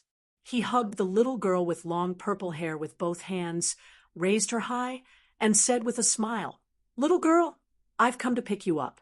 Little Purple Soul was still the same as before. At this time, she was wearing a snow-white princess dress and still looked like she was 2 or 3 years old. If he had to say something, it seemed that her eyes had become more lively. However, even if there were any substantial changes in this world, he couldn't see it. After the little girl rushed out, she stuck to Yun Nuoxing and bit his ear for a long time. Then she jumped and greeted Xian and the other girls. She even rubbed against Feng Er and Bing Er's arms for a long time before climbing up the former's trousers and sitting on his shoulder. She hugged Yun Nuoxing's head with one hand and carried Little White, who was lying comfortably on Yun Nuoxing's head, down with the other hand. She exclaimed as if she had seen something fun. Little White, who was sleeping peacefully with his little tail wagging, was suddenly stunned. When he came back to his senses, he saw a little girl hugging him and swaying back and forth. She even kept rubbing her pink little face on his fur. In his shock, he didn't forget to ask Yun Nuoxing, "Hey, is this your daughter?" Yun Nuoxing covered his face speechlessly and waved his hand. Before he could answer, Little White found the part about Little Purple Soul in their shared memories. He was instantly even more speechless. His 4 paws kept struggling as he tried to break free from the little girl's arms. He kept yelling, "My fur is falling! This prince's fur is about to fall off." Everyone looked at this scene in silence and sighed in unison. No one stepped forward to help Little White. Yun Nuashing didn't know whether to laugh or cry as he rubbed Little Purple Soul's head. He calmly said to Little White, "Calm down. You're just being treated as a playful pet. You're a feline anyway." Yun Nuashing wanted to say that she was a pet and that he should bear with it. However, he was afraid that the little feline would mess with his hair if he said that, so he didn't say it. You, at percent and asterisk. At asterisk, Little White was so angry that his fur stood on end. Even his tail became thicker. "My fur is exploding. My fur is exploding." For a moment, the little girl's cheers and Little White's angry screams woke up the entire building. It was only when Yun Nuashing and the others sat down in the hall that Little White and Little Purple Soul finally quieted down. Little White found an opportunity to break free from Yun Nuashing's arms and jumped onto Yun Nuashing's head. He roared at Little Purple Soul, "Stupid humans, I'm a noble and great." Before he could finish his sentence, Little Purple Soul fell asleep with Yun Nuashing's head in her arms. Little White was left alone with his eyes wide open. He had nowhere to vent his anger. He growled twice in a low voice and lay on Yun Nuashing's head unhappily. He looked dispirited and listless. The glow in his fur was gone. Yun Nuashing shook his head, not knowing whether to laugh or cry. He then looked at the little guy on his shoulder and was a little surprised. Ming had become quiet, but Little Purple Soul had inherited Ming's vitality. He had become even more heartless. At least from this point of view, the two little girls had changed. However, Little Purple Soul still hadn't grown taller. "It's late. It's already 2 o'clock in the morning. Let's get some rest tonight." Ming pointed at a square object hanging on the wall. Yun Nuashing looked at it curiously. Other than the 12 numbers in the silver box, he couldn't recognize the many lines and 3 black moving objects. Ming seemed to know that he was still not used to this world, so he explained patiently. Everyone in the room responded with an "oh." Perhaps it was because their powers had been sealed when they came to this world, but after being tormented for half an afternoon and an entire night, after being reminded by Ming Ming, everyone let out a long yawn. Although the situation was unknown and the road ahead was temporarily dark, the only thing that could not be stopped was fatigue. Even an inhuman existence, like Violet Night, felt tired. Furthermore, she could not return to the soul world of Yunua planet for the time being. Helpless, she could only find a room to make do. Wow, a harem guy, Ming, and Little Purple Soul's room was quite spacious, and there were enough rooms. When they were assigned rooms, Yun Nuashing, Xian, and Feng, who were used to certain special situations, were almost bound to one room. However, when Ming saw the expression on the 3's faces, his pretty face instantly turned ashen, as if all hope had been extinguished. Then, he rushed into the 3's room and stayed in the room. Chu Yingzhan couldn't help but grumble when she saw that. Then, she lightly closed the door. Only Yun Nuashing stared at the door with resentment. So, how did they get through the night? Yun Nuashing only remembered that when he closed the door and stretched, the 3 girls on the bed had already fallen asleep, using each other as pillows. Ming's wide wings covered the bed, and his feathers fell to the ground. It seemed like they had just quarreled. Yun Nuashing looked at this scene tragically. He rubbed his face tragically. The expression on his face was as if he saw his wife, who had a bad sleeping posture, kick him to the ground and occupy the entire bed. She didn't even leave him a blanket. After sighing for a long time, Yun Nuashing could only resign himself to his fate. He moved a stool over and leaned on the side of the bed for the night. He never thought that the first night he came to this strange world, he would actually sleep on a stool. And he even woke up cold in the middle of the night. Wake up. The harem guys of the 3 ants and 8 ants are all awake. Something happened. Something big happened. Yun Nuashing was awakened by a lion's roar in the morning. Half of his body jumped up from the shock. When he turned his head, he saw beautiful silver hair falling on his chest, a small head resting on his shoulder, and a huge white wing wrapped around his waist. He then looked at Xian and Feng, who were still sleeping soundly on the bed, and immediately understood what happened. Then, he cruelly woke up the 3 girls who were leaning on him and lying on the bed. The 3 girls were confused when they woke up, so Yun Nuashing left them here for the time being. He ruffled his messy hair, opened the door, and rushed out. However, he stopped when he reached the living room. In the living room, several people were sitting on the sofa. 2 of them were the ones he met yesterday. They were Yu Wenlan and the young man with the crew cut. Their faces were gloomy and even dignified. The latter was crossing his hands and supporting his chin with an expression that said, "I'm thinking."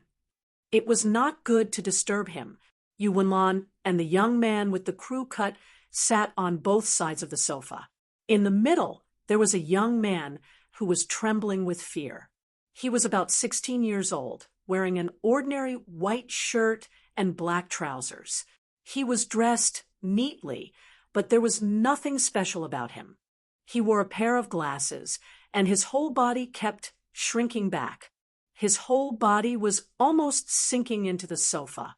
His eyes looked around anxiously, not daring to make eye contact with anyone. When he accidentally made eye contact, he quickly lowered his head. At the intersection between the room and the living room stood Chu Yingzhan, who was dressed in men's clothes. The girl had just yelled, and now she was rubbing her throat with heartache. He turned his head and looked at the clock hanging on the wall. It seemed to be 8 o'clock. Yun Nuashing looked at himself in the mirror next to him. His colorful eyes were dyed with bright red, and he looked a little haggard. "What's wrong?" Yun Nuashing casually knocked on Chu Yingzhan's head. He rubbed his eyes and asked with a yawn, "Big brother Yun." The crew cut guy and the other 2 also saw Yun Nuashing coming out. They hurriedly went forward and told him everything that had happened. They were a little incoherent and panicked. "That person, he is from this world." "No, he is a person who has woken up. His soul is not from our world. I have never seen him before." "No one has a soul furnace. He has woken up." "Yes, it is said that he has woken up. He was originally the most ordinary person in this world, but he woke up today."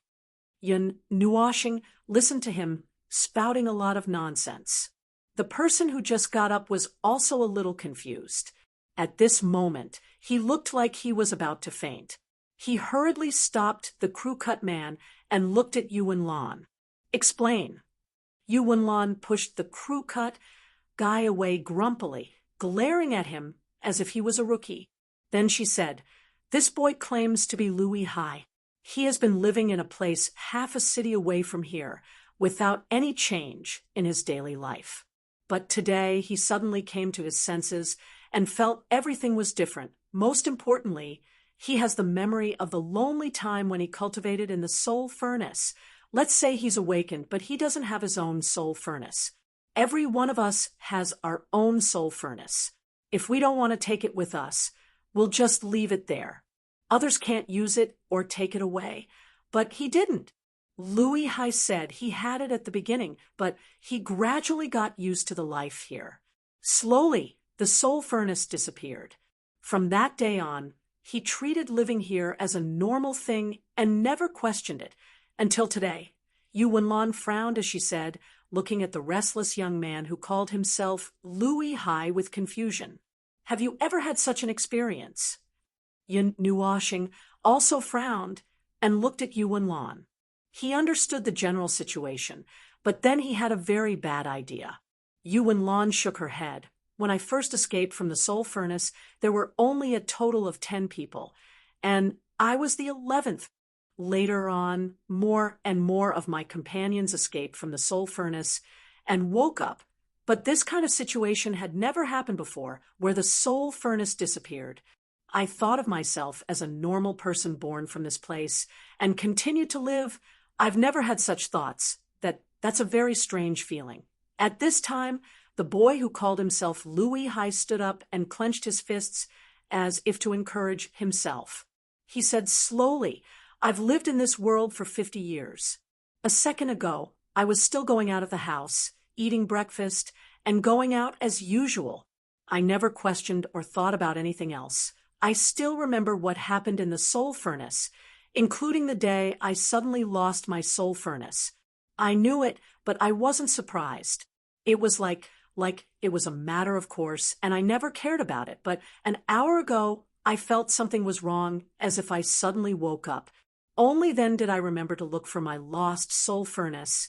It's inconceivable. My memories have never changed. I clearly saw my life day after day, and saw my soul furnace vanish into thin air.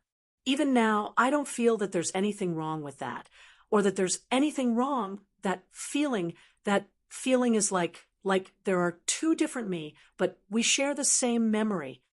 Louis High's expression was distorted as he scratched his head. The change of point of view, or in other words, the adjustment of the worldview. Yun Nuoshing interrupted him softly and reached out his left and right hands.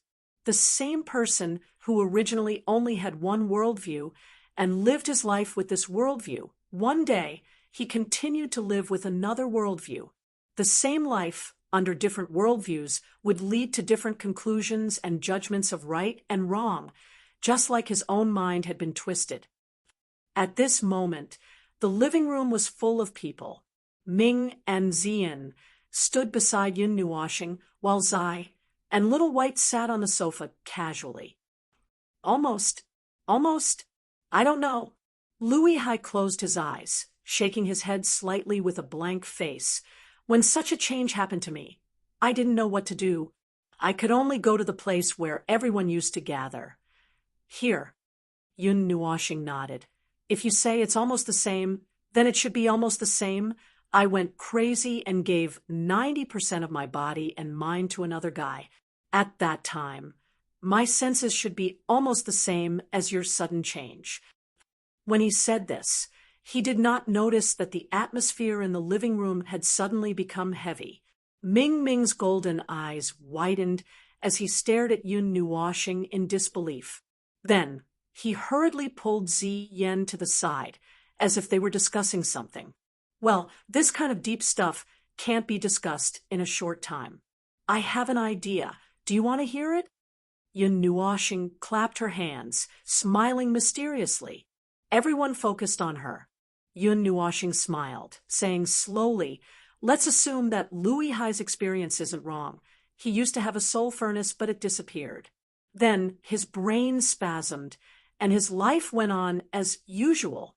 I call this deep sleep. We won't discuss what happened in the middle. But now, he wakes up and feels that everything is wrong. Let's call this state awakening, but I'm not sure if he'll change back later." Then in this situation, Yun Nuoshing paused for a moment. The smile on his face disappeared, and he became serious. Are all the people in the city once awake souls?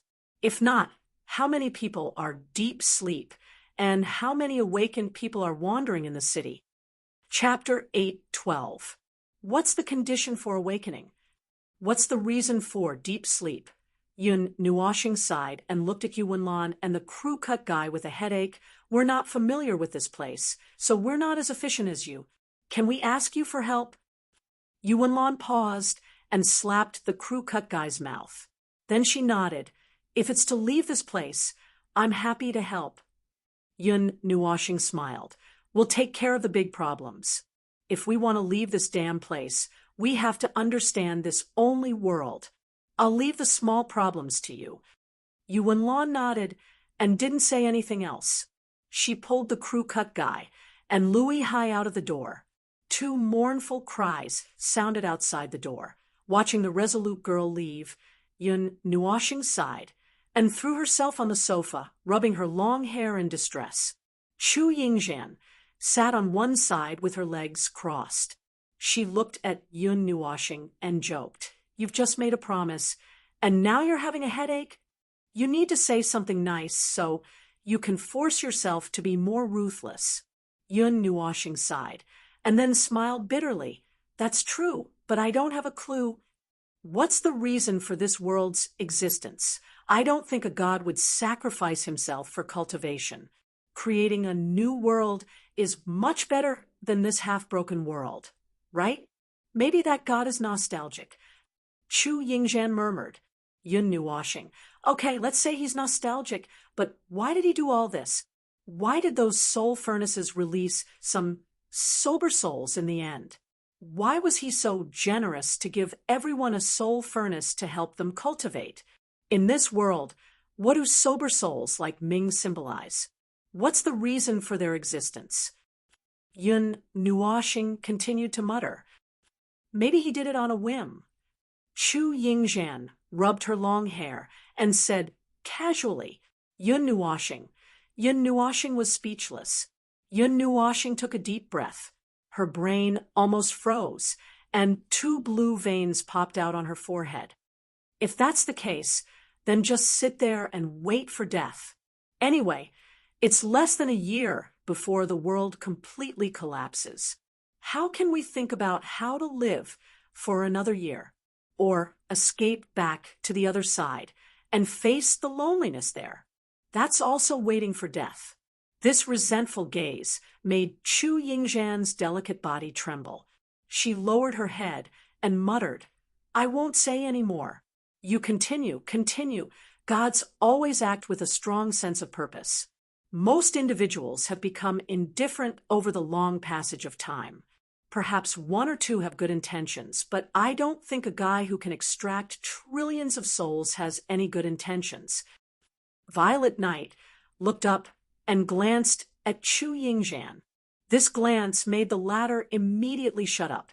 She quickly covered her mouth to show that she would not say anything. In the eyes of a god, a broken small world is not much better than a new one. It's just a matter of cultivation needs.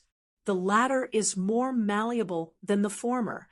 There must be a reason why he didn't destroy it. Perhaps it's nostalgia. We'll keep that to ourselves. But just as I said, a person who can extract so many souls should be extremely indifferent. Nostalgia or whatever, I don't think it's very likely. Of course, except for your family's Xianin. Suddenly, Violet Knight looked at Yun Nuoshing and teased her. They've lived for a very, very long time. It's good that they're indifferent, but when they see something they care about, they won't find it a problem even if they give up the entire world. We might as well think in this direction. In other words, there's something in this world that's worth that god. We can't rule out this possibility. Ignoring Violet Knight's teasing, Yun Nuoshing rolled her eyes. Then she frowned. "Let's not talk about that for now. The main problem is, how do we destroy this world? My idea is, if this world no longer exists, the large number of souls that carry the existence of this world will dissipate. Trillions of souls will return to their homes and find their mothers. Let's not talk about whether this idea is right or wrong. Anyway, we don't have any other ideas. We can only pray that there's no problem with this blind guess. So the problem is, how do we destroy this world? It doesn't have a physical body from the outside. It's just a cloud of fog. When we get inside, our strength isn't enough. If we're weak, we won't be able to do it. Asking them to look for the awakened is to save more people. These are all trivial matters." Yun Nuoshing smiled bitterly. She seemed to be thinking too far ahead. She did not even have a solution to the problem at hand. One step at a time. Don't think too much. Violet Knight raised her hand and patted Yun Nuoshing's head. Find the reason why this world exists. There's naturally a way to destroy it. It's useless to sit here and think about it. Let's go out and take a look. Take a look? Where should I take a look? What should I take a look at? Yun Nuoshing wanted to retort. But when he saw how excited Violet Knight was, he could not bring himself to say it. Moreover, little Purple Soul was hugging his head and cheering happily. He was completely at a loss for words. How should I put it? After waking up, I don't feel that curious about this world anymore. Instead, I feel that it's natural. It's as if I can recognize all the unfamiliar things in this world. What kind of special influence is this? On the main street, a group of people walked out in a grandiose manner. On Yun Nuoshing's shoulder was a little girl who was excited for some unknown reason. While sizing up the road he had walked yesterday, an indescribable feeling in his heart caused his expression to become strange. It's probably the interference of this world. When you wake up, you feel like you've been enlightened. It makes you think that you've lived in this world for a certain amount of time and have a sufficient understanding of it. In fact, the latter part is not a problem. At least you don't feel unfamiliar with this world now, right? It's as if you've been living here all this time. It's just that you've been away for a period of time. Now that you're back, it feels a little unnatural. Violet Knight smiled and shook her finger. Yun Nuoshing scratched his head in distress. After scratching his head twice, little Purple Soul giggled and reached out her two little hands to grab his long hair. She kept swinging her little legs on his shoulders.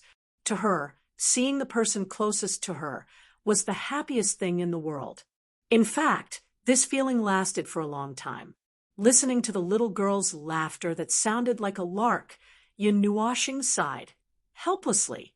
It seemed like he could not concentrate on other things. However, he had to add that no matter how gloomy he looked, he was the only one who was gloomy. The group of girls were having a great time watching him torment the little girl. Even though Ming Ming, who was familiar with the area, led the way and took a route with few people, this journey still made Yun Nuoshing anxious. He had to hold back his anger and admit that this group of people, and they were all girls with all kinds of beauty and temperament. There was a lowly girl, an older sister, and a weak girl carrying a little girl on her shoulder. Her hair was dyed in 7 colors. And in this place where the streets were filled with black hair, this group of people walking on the streets, it would be a problem if they did not attract attention, especially when Ming Ming said, "Brother, like this, there will definitely be many people looking at you with admiration as if they are appreciating performance art and secretly happy in their hearts." Yun Nuoshing covered his face in sorrow and admitted it in sorrow. This group of people would attract attention no matter where they were placed in the world for various reasons. Brother, you have to get used to it. This world is much more peaceful than the world of the celestial realm where fights happen all the time. In a peaceful situation, it's easy to breed people who have nothing to do, compared to our world. I call this the peaceful world. The entertainment here is much better than the celestial realm, Ming said with a smile as she held Yun Nuoshing's hand. The celestial realm doesn't have much time for these things. If they have time to play, they might as well cultivate, right? Although I don't think so. This is the main theme of the celestial realm. It's chaos and the law of the jungle. No wonder that crew-cut guy said that living here for too long would make people hot-blooded. Yun Nuoshing spoke with assurance. It was no wonder that he sighed. The place where they lived and the place where they were now were two extremes in terms of order. The peace here was too comfortable, and there were rarely any life-threatening dangers. Life here was relaxed, and there was no sense of tension. It was unlike the celestial realm, where one could accidentally get into trouble when they went out on the street. A fight would break out without a word, and the scale of the fight would be a little bigger. Various sects and clans would gather to watch, and the flames of war would continue to expand. All right, big brother, don't frown. It's rare for you to come here. Just treat it as a different experience. Ming shook Yun Nuoshing's arm. Yun Nuoshing forced a smile and reached out to ruffle her silver hair, although he wanted to appear relaxed. But there was another but. If they didn't solve this problem, his heart wouldn't be at ease. How could he appear relaxed? All right, we've reached our stop. Finally, Yun Nuoshing and the others came to a stop under Ming's lead. It was only now that they realized that the surrounding buildings had disappeared and were replaced by a dense forest. Looking into the distance, they could even see a lake in the gaps between the trees. According to Ming, it was a man-made lake, and they were now in an open space halfway up a mountain, although no one noticed when they went up the mountain. Well, this is the largest man-made ecological park in the city. It's half man-made and half natural. If you look down from the top of the mountain, you can see the entire city Ming introduced with a smile. Hearing that they had arrived at their destination, little Purple Soul cheered and jumped down from Yun Nuoshing's shoulder. She ran wildly on the grass, rolling here and there, getting grass all over her body. Yun Nuoshing, who claimed to be a creature of the dark, sat down on the grass, which was rare for him. He faced the sun and basked in his fair, girlish face, even though the grass was a little prickly. As soon as he sat down, Yishi stumbled over to him and lay on his back. She panted for a while and said, "This little body is so heavy. How come I didn't know that a person's stamina would be so weak after losing their strength?" Zai squatted down beside her and pretended to pinch Yishi's little hand that was hidden in her wide sleeves. He nodded seriously, then said earnestly, "Benefactor, you're weak, especially your kidneys, seeing that you're not even one. 25 meters tall, right now is the best proof." Yun Nuoshing was stunned when he saw how Zai looked like an old doctor at the entrance of a remote mountain village.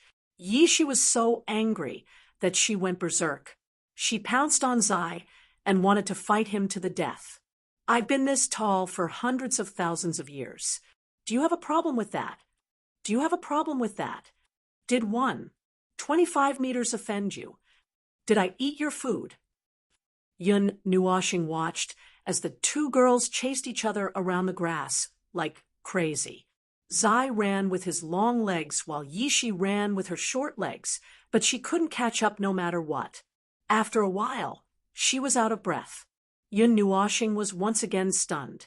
This was the first time he realized that Yishi cared a lot about her height. Yun Nuoshing didn't know whether to laugh or cry as he carried Yishi, who was so tired that she was lying on the grass motionlessly. He plucked the grass in her hair and flicked the girl's forehead with his finger. He said, 20 meters isn't bad. Yishi glanced at him with hidden bitterness. She buried her little head in his chest and rubbed it against him in a muffled manner. Zai originally wanted to tease Yishi, who was resting, but Yun Nuoshing's words pierced her heart. "You're already a few trillion years old, yet you're still as crazy as a little girl." After that, Xian and the other girls all watched as Zai chased after Yun Nuoshing in the second half of the game. They exclaimed as they watched the show, as if they were trying to make it seem as if they were shocked to the core. Chu Yingzhan was even calmly fanning the flames from the side, making the two girls want to stop the fight and join forces to beat her up several times. "Is it okay to cause such a big commotion here? It's not private property, right?" Xian pretended to be worried and asked, It's fine. It's a work day. Who would have the leisure to come here?" Ming waved his hand nonchalantly. Although he didn't understand what a work day meant, he understood the latter part of the sentence. Xian nodded and ignored him. She pointed at a place 10 meters away and said, "There's a sign over there. It seems like you'll be fined for destroying the grass." Ming's delicate body stiffened. He stiffly turned his gaze and looked at the place where Xian was pointing. Then he stiffly looked at the flames and snow that Yun Nuoshing and Zai had created. The grass had already been turned into a mess. She stared blankly for a long time. When her brain recovered from the shutdown, she immediately screamed in panic and flew out. "Big brother, this isn't a martial arts conference. Stop. That's my salary for this month." The entire scene became even more joyous. Flames, snow, and feathers appeared out of nowhere and became a mess. Xian and Feng watched from the side and smiled without saying anything. All right, this joyous scene continued for a long time. When the sun was about to set, little Bing Er, who was on guard, saw people coming from afar and hurriedly shouted, "The wind is strong. Let's go." The group of people scattered like birds and beasts. They didn't even have time to clean up the grass roots on their bodies. They rolled and crawled down the mountain, leaving behind a mess. The lush grassland had been completely destroyed. It doesn't seem good to leave like this, does it? Yun Nuoxing plucked the grass off her body and looked back at the flames that were gradually extinguishing. She even saw a couple of people standing on the side of the grass in a daze. They had no idea what had happened.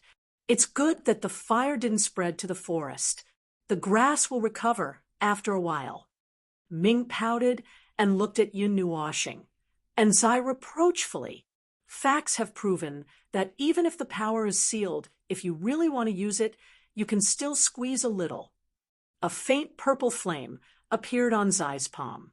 He smiled faintly and ignored Ming's glare. Yun Nuoxing smiled and pinched Ming's cheek. The latter mumbled, and her ears turned red. She forced herself to be calm and lectured, "Seriously, if we get caught, we can only eat the northwest wind for the rest of the month."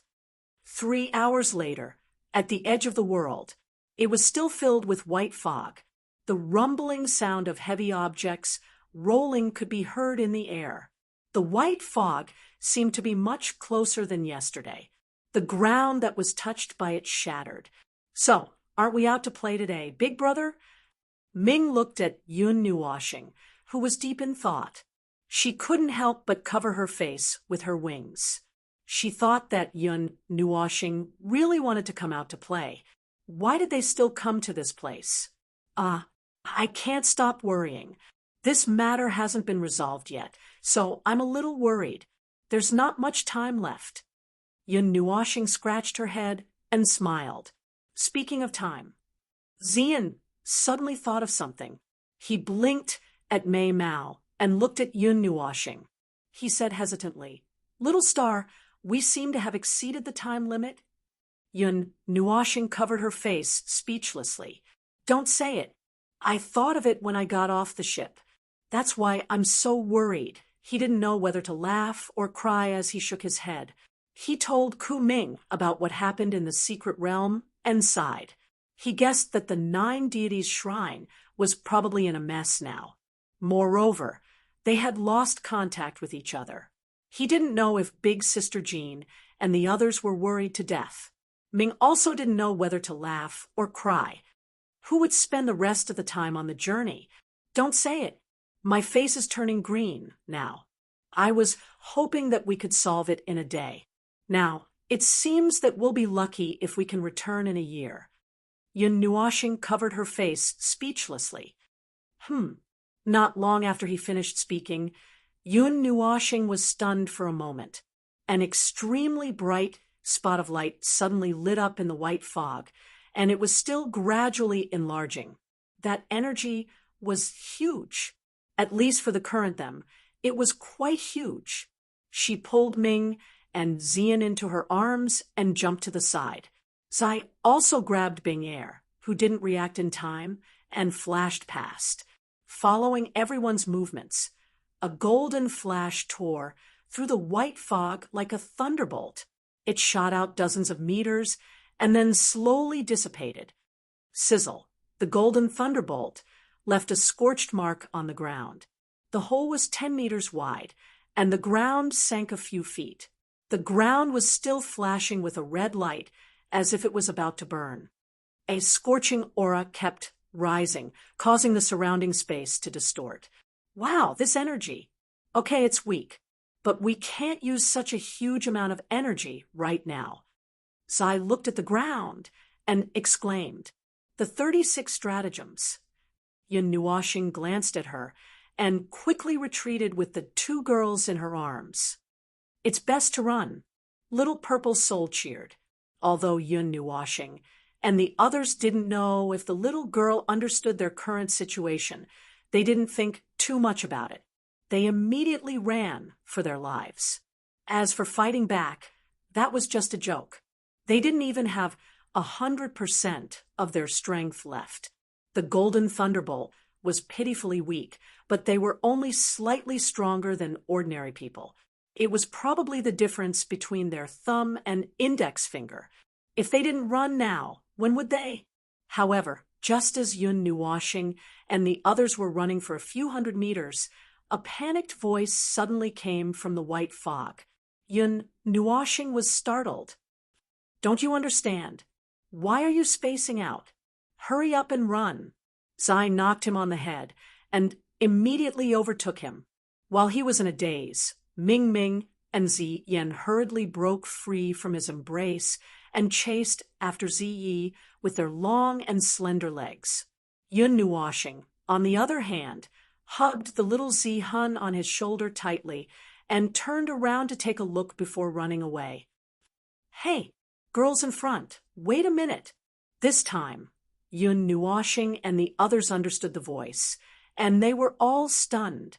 Of course, this language was not the common language of the God realm, but the language of this peaceful world. They learned it after sleeping, although they felt strange. It also proved that this world was indeed mysterious. Perhaps it was the effect of the interference, trying to mislead them into thinking that they had lived here for a long time, turning them into members of this world. No matter what, at this time, they did understand it, but the words that were shouted were a little, "Who's going to stop? Idiot. I'll wait my ass. Idiot." The first 2 sentences were shouted by Zai and Yun Nuoxing, but the last sentence came from the white fog. Both of them were startled. Everyone looked at each other and couldn't help but stop. However, they had no choice but to stop because 10 meters in front of them, a figure suddenly appeared. It was a petite and dainty young girl wearing a goose yellow shirt. Her fine black hair hung down from her shoulders, reaching her hips. Her appearance was dignified, and her charming face was thin and delicate. Her eyes faintly glowed with a golden light, but they were black. Moreover, there was a slight uneasiness in her bright eyes. Looking at her fighting posture and the path she was in, it was very clear that she was a tiger that had appeared halfway, although this tiger was a bit thin. When Yun Nuoxing and the others stopped, 3 or 4 people rushed out from the white fog behind them. One of them was bent over, and no matter how one looked at it, it looked like he was kicked in the stomach and was sent flying. Moreover, when he was about to land on the ground, one of the people who rushed out took a few steps forward and stretched out her leg, causing the person who was sent flying to crash into her slender leg. Then, the person fell to the ground with a loud bang. At the same time, a delicate jade foot domineeringly stepped on the person's chest. This gorgeous and strange entrance made Yun Nuoxing's cheeks twitch. She silently looked at the person who was lying on the ground and seeing stars. It was a handsome man wearing a light green windbreaker. Just from his appearance, he looked very heroic and tall. He had a head of short black hair and was about 20 years old. If one ignored the drops of light golden blood dripping from his nostrils, that would be the first impression. The person who had just stepped on the handsome black-haired man's chest was a valiant girl wearing a long black dress. She looked like a valiant girl in a dinner party dress. Her long golden hair was thick and flowed down like a waterfall, reaching her calves and slightly curled. The dark golden Mei Mao stared at Yun Nuoxing and the others in astonishment and curiosity. These people who suddenly appeared were more or less looking at Yun Nuoxing and the others with curiosity. The latter and the others were standing back to back, as if they were surrounded. At the same time, they were also curiously observing the former and the others. Good people don't come, but those who come don't come with good intentions. Chu Yingzhan shook her head and joked. Yun Nuoxing's face darkened. She gave her a knock on the head and said, "Can you be quiet?" Chapter 8:13. The atmosphere was a little heavy. Yun Nuoxing and the others looked around them seriously. In front of them was the weak-looking girl in a yellow shirt. Behind them was the mature woman with long blonde hair, and at her feet was a handsome black-haired man who had been seriously injured by his own people. They were blocked from the front and back. It seemed like there were only 3 or 2.5 people, but there were 8 of them. Including the little girl and the little white tiger, there were 8.5 people. However, their group's strength was almost 0, and the people in front of them had just burned a large area of the floor. At least Yun Nuoxing and the others couldn't do such an attack at the moment. "Girl, what will happen if we die here?" Yun Nuoxing whispered into Ming's ear. I haven't tried it before. I don't know." Ming looked nervous and shook his head. Purple Night and Mei Mao quickly circled around them and narrowed their eyes. "Little star, can you explode?" "Sorry, I can't. The rules of this world are too suppressive." Yun Nuoxing laughed bitterly. Then she seemed to realize something, and her expression became even more strange. "That's not right. We are all suppressed. Why aren't their powers sealed when they are so weak? Could it be because they are too weak?" The last sentence made everyone laugh bitterly. Maybe it was because they were too weak that they weren't suppressed. Instead, they could pose a threat to them. It seemed like these few jackals were watching a group of sick cats. There were many strange situations, but everyone was only concerned about one thing. Why would these 3 people who were only at the quasi-mortal stage, or even slightly weaker, appear here? Moreover, their powers weren't suppressed. The probability of escaping is 0. Then, can we only pray that the other party will be easier to talk to? Xian narrowed his eyes at Mei Mao and laughed lightly. Just as Yun Nuoxing was about to speak, he saw a figure rushing over from the corner of his eyes. The blonde Jujia had obviously noticed it as well. She calmly moved her jade-like feet away and took a step to the side. Wait, I have something to say." That black-haired man quivered and rolled up from the ground. Just as he opened his mouth to say something in a panic, a huge silver hammer came with a sharp whistling sound. The hammer smashed the black-haired man and sent him flying. Moreover, before he flew out, the golden-haired woman took a few steps forward and maintained her punching posture with her right hand. That poor black-haired man was directly hit in the face and fell to the ground again with the second hit. After completing this 2-part combo, the mature woman with blonde hair gave a thumbs up and grinned. Good coordination. After watching this magnificent 2-part combo, Yun Nuoxing and the others looked at the figure. It was a skinny girl wearing a khaki high-collared windbreaker. Her long black hair was tied into 2 ponytails and fell quietly. Her face was expressionless and her eyes were empty. She was holding a huge silver hammer that was bigger than her. The head of the hammer was 2 meters wide. From its appearance, it gave people a terrifying sense of oppression. Yun Nuoxing guessed that the man was not dead because of luck before Yun Nuoxing and the others could figure out what was going on. The girl with the giant hammer rushed over and kicked the man's waist very naturally. She bowed to the former and the others and said in a sincere tone, "I'm very sorry. Our family's super idiot has caused you trouble. If there's a need, we can provide whips, candles, a small stool, cumin, pepper, and white sugar." "That's right. Can we have a share later?" Yun Nuoxing saw the man twitch twice and lie back down with a gloomy face before he could get up. She couldn't help but observe a moment of silence for him. Who's an idiot? Who's an idiot? What's wrong with liking a girl? Just when Yun Nuoshing thought that he wouldn't be able to get up due to the too heavy injuries, the man shook off the golden-haired woman's jade-like legs with a bang. He bounced up with a mighty momentum and smashed his fist on his chest. I am the great general of the War of Origin, the guardian wing of the War God Court's 7 god wings. Lord Fur Guardian Wing. One day, I will also become a god and let my name resound throughout the endless void. Yun Nuoshing stared at him in a daze. She looked at Xian and the others in a daze. They all looked at him in a daze. They felt that this introduction was too long, and they didn't know where to start. They felt that there were too many problems that should be pointed out. After the man who called himself Fur Guardian Wing finished his introduction, he was answered by 2 white feet. She kicked him to the ground and stomped on him. The girl with the huge hammer calmly said to Yun Nuoshing and the others with a faint smile, "Please don't mind the words of this idiot. He has been saying this for tens of millions of years, and it still hasn't come true. Oh, right, we are from the Protoss. I am Harling Silverhammer. As you can see, I am from the Hammer Clan. May I know where these beautiful young ladies with huge energy values come from?" Protoss?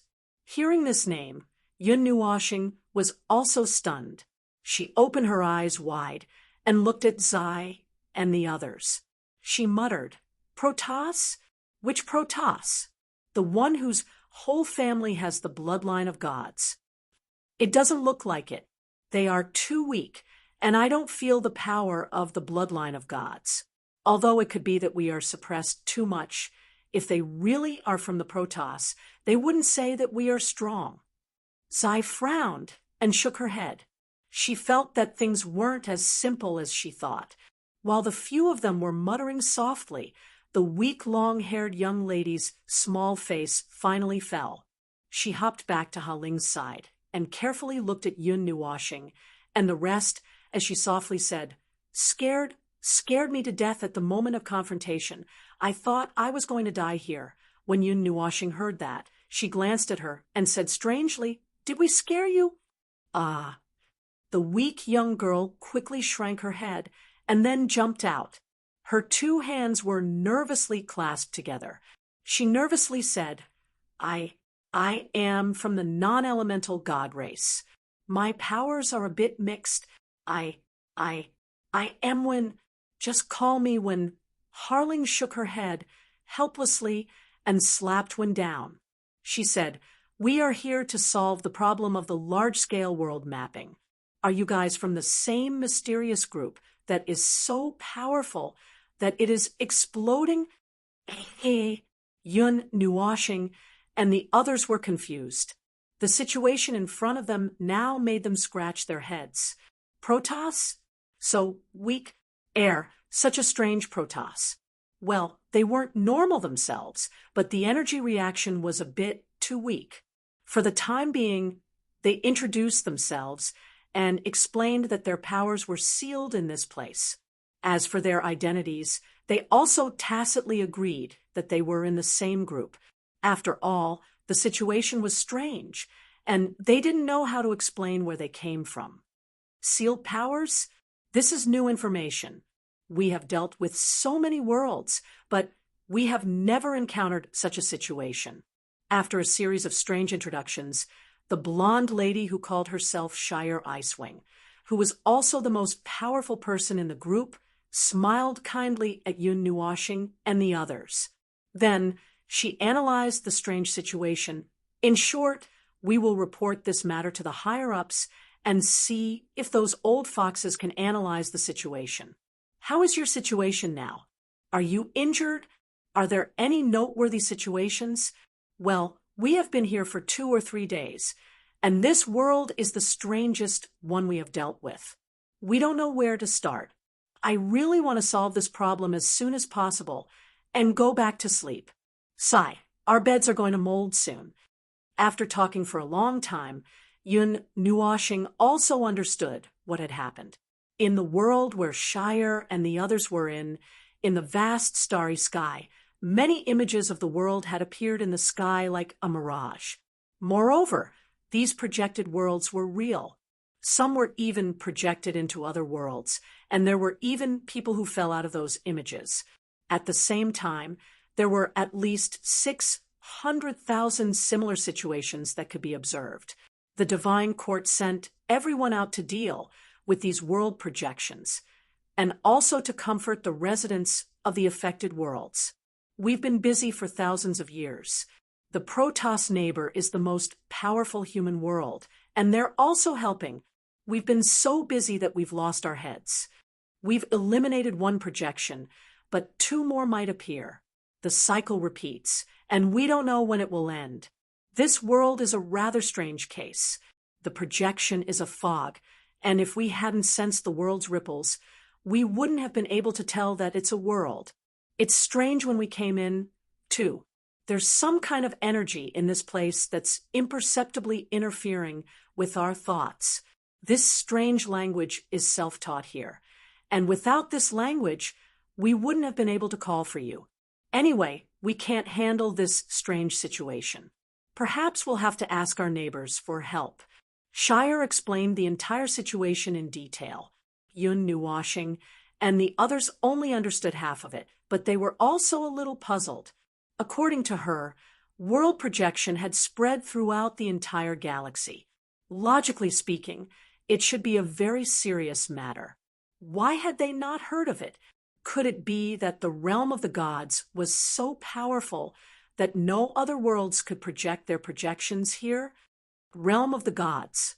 I've never heard of it, at least in the territory under my jurisdiction. There is no life-bearing planet with that name. Where did you all come from? Some worlds have very thick barriers that cut off all communication with the outside world. Although no one knows about them, they do exist, and they have nurtured such powerful people like you. I think it must be a very beautiful place. It will be nice to visit when you have the time. Speaking of the realm of the gods, Shire also expressed that she had never heard of it. Yun Nuwashing was silent. It seemed that the realm of the gods had been severely isolated from the outside world. However, he did not know what this world was, so he could not help but ask again. One world, one starry sky. There are countless life-bearing zones in the starry sky. You should be able to understand it this way, right? The space between the worlds is filled with endless void. Shire raised her lily-white hand and smiled faintly. Of course, mortals are more used to calling the narrow world they live in a world. We call it a life-bearing planet, or at most a solar system or something like that. Yun Nuwashing and the others nodded to show that they understood. In a primordial realm, there was not only one starry sky and one world. Countless starry skies looked at each other from afar and gathered together to form the entire primordial realm. The space between the worlds was endless void, and if one were to include the time axis, this number would be infinite. The difference between time nodes would form different timelines and different worlds, but there is one timeline that is the origin of all timelines, and all other timelines are divided from it. You can call it the origin axis or the 0-point axis. If the current time of the origin axis is 3 seconds, there would be another timeline parallel to it at a time node of 2 seconds. There, the stars that would appear at the same location in the void would not be the same. And even if the same stars would appear at a time node that is too close, the components within and the planets with life would not be the same. Even if the time difference is 0, 1 seconds, or a large group of 0. 1 seconds, there would be a difference, but ahem. Zai coughed, and Yun Nuwashing sensibly handed her a bottle of water. The former smiled sweetly and winked at him. After taking a sip, she smiled mysteriously. But this is an important point. It is very important to circle it. If no one crosses the time axis and discovers the worlds that are located at different time nodes, those worlds will not exist. In other words, they do not exist in the first place. Unless someone goes to that time axis node and encounters the worlds there, they will turn from nothingness into existence, and then continue to exist there. Violet Knight emphasized the words discovered will not exist and encountered. He was reminding Yi Zichen. Therefore, the world could be said to be infinite.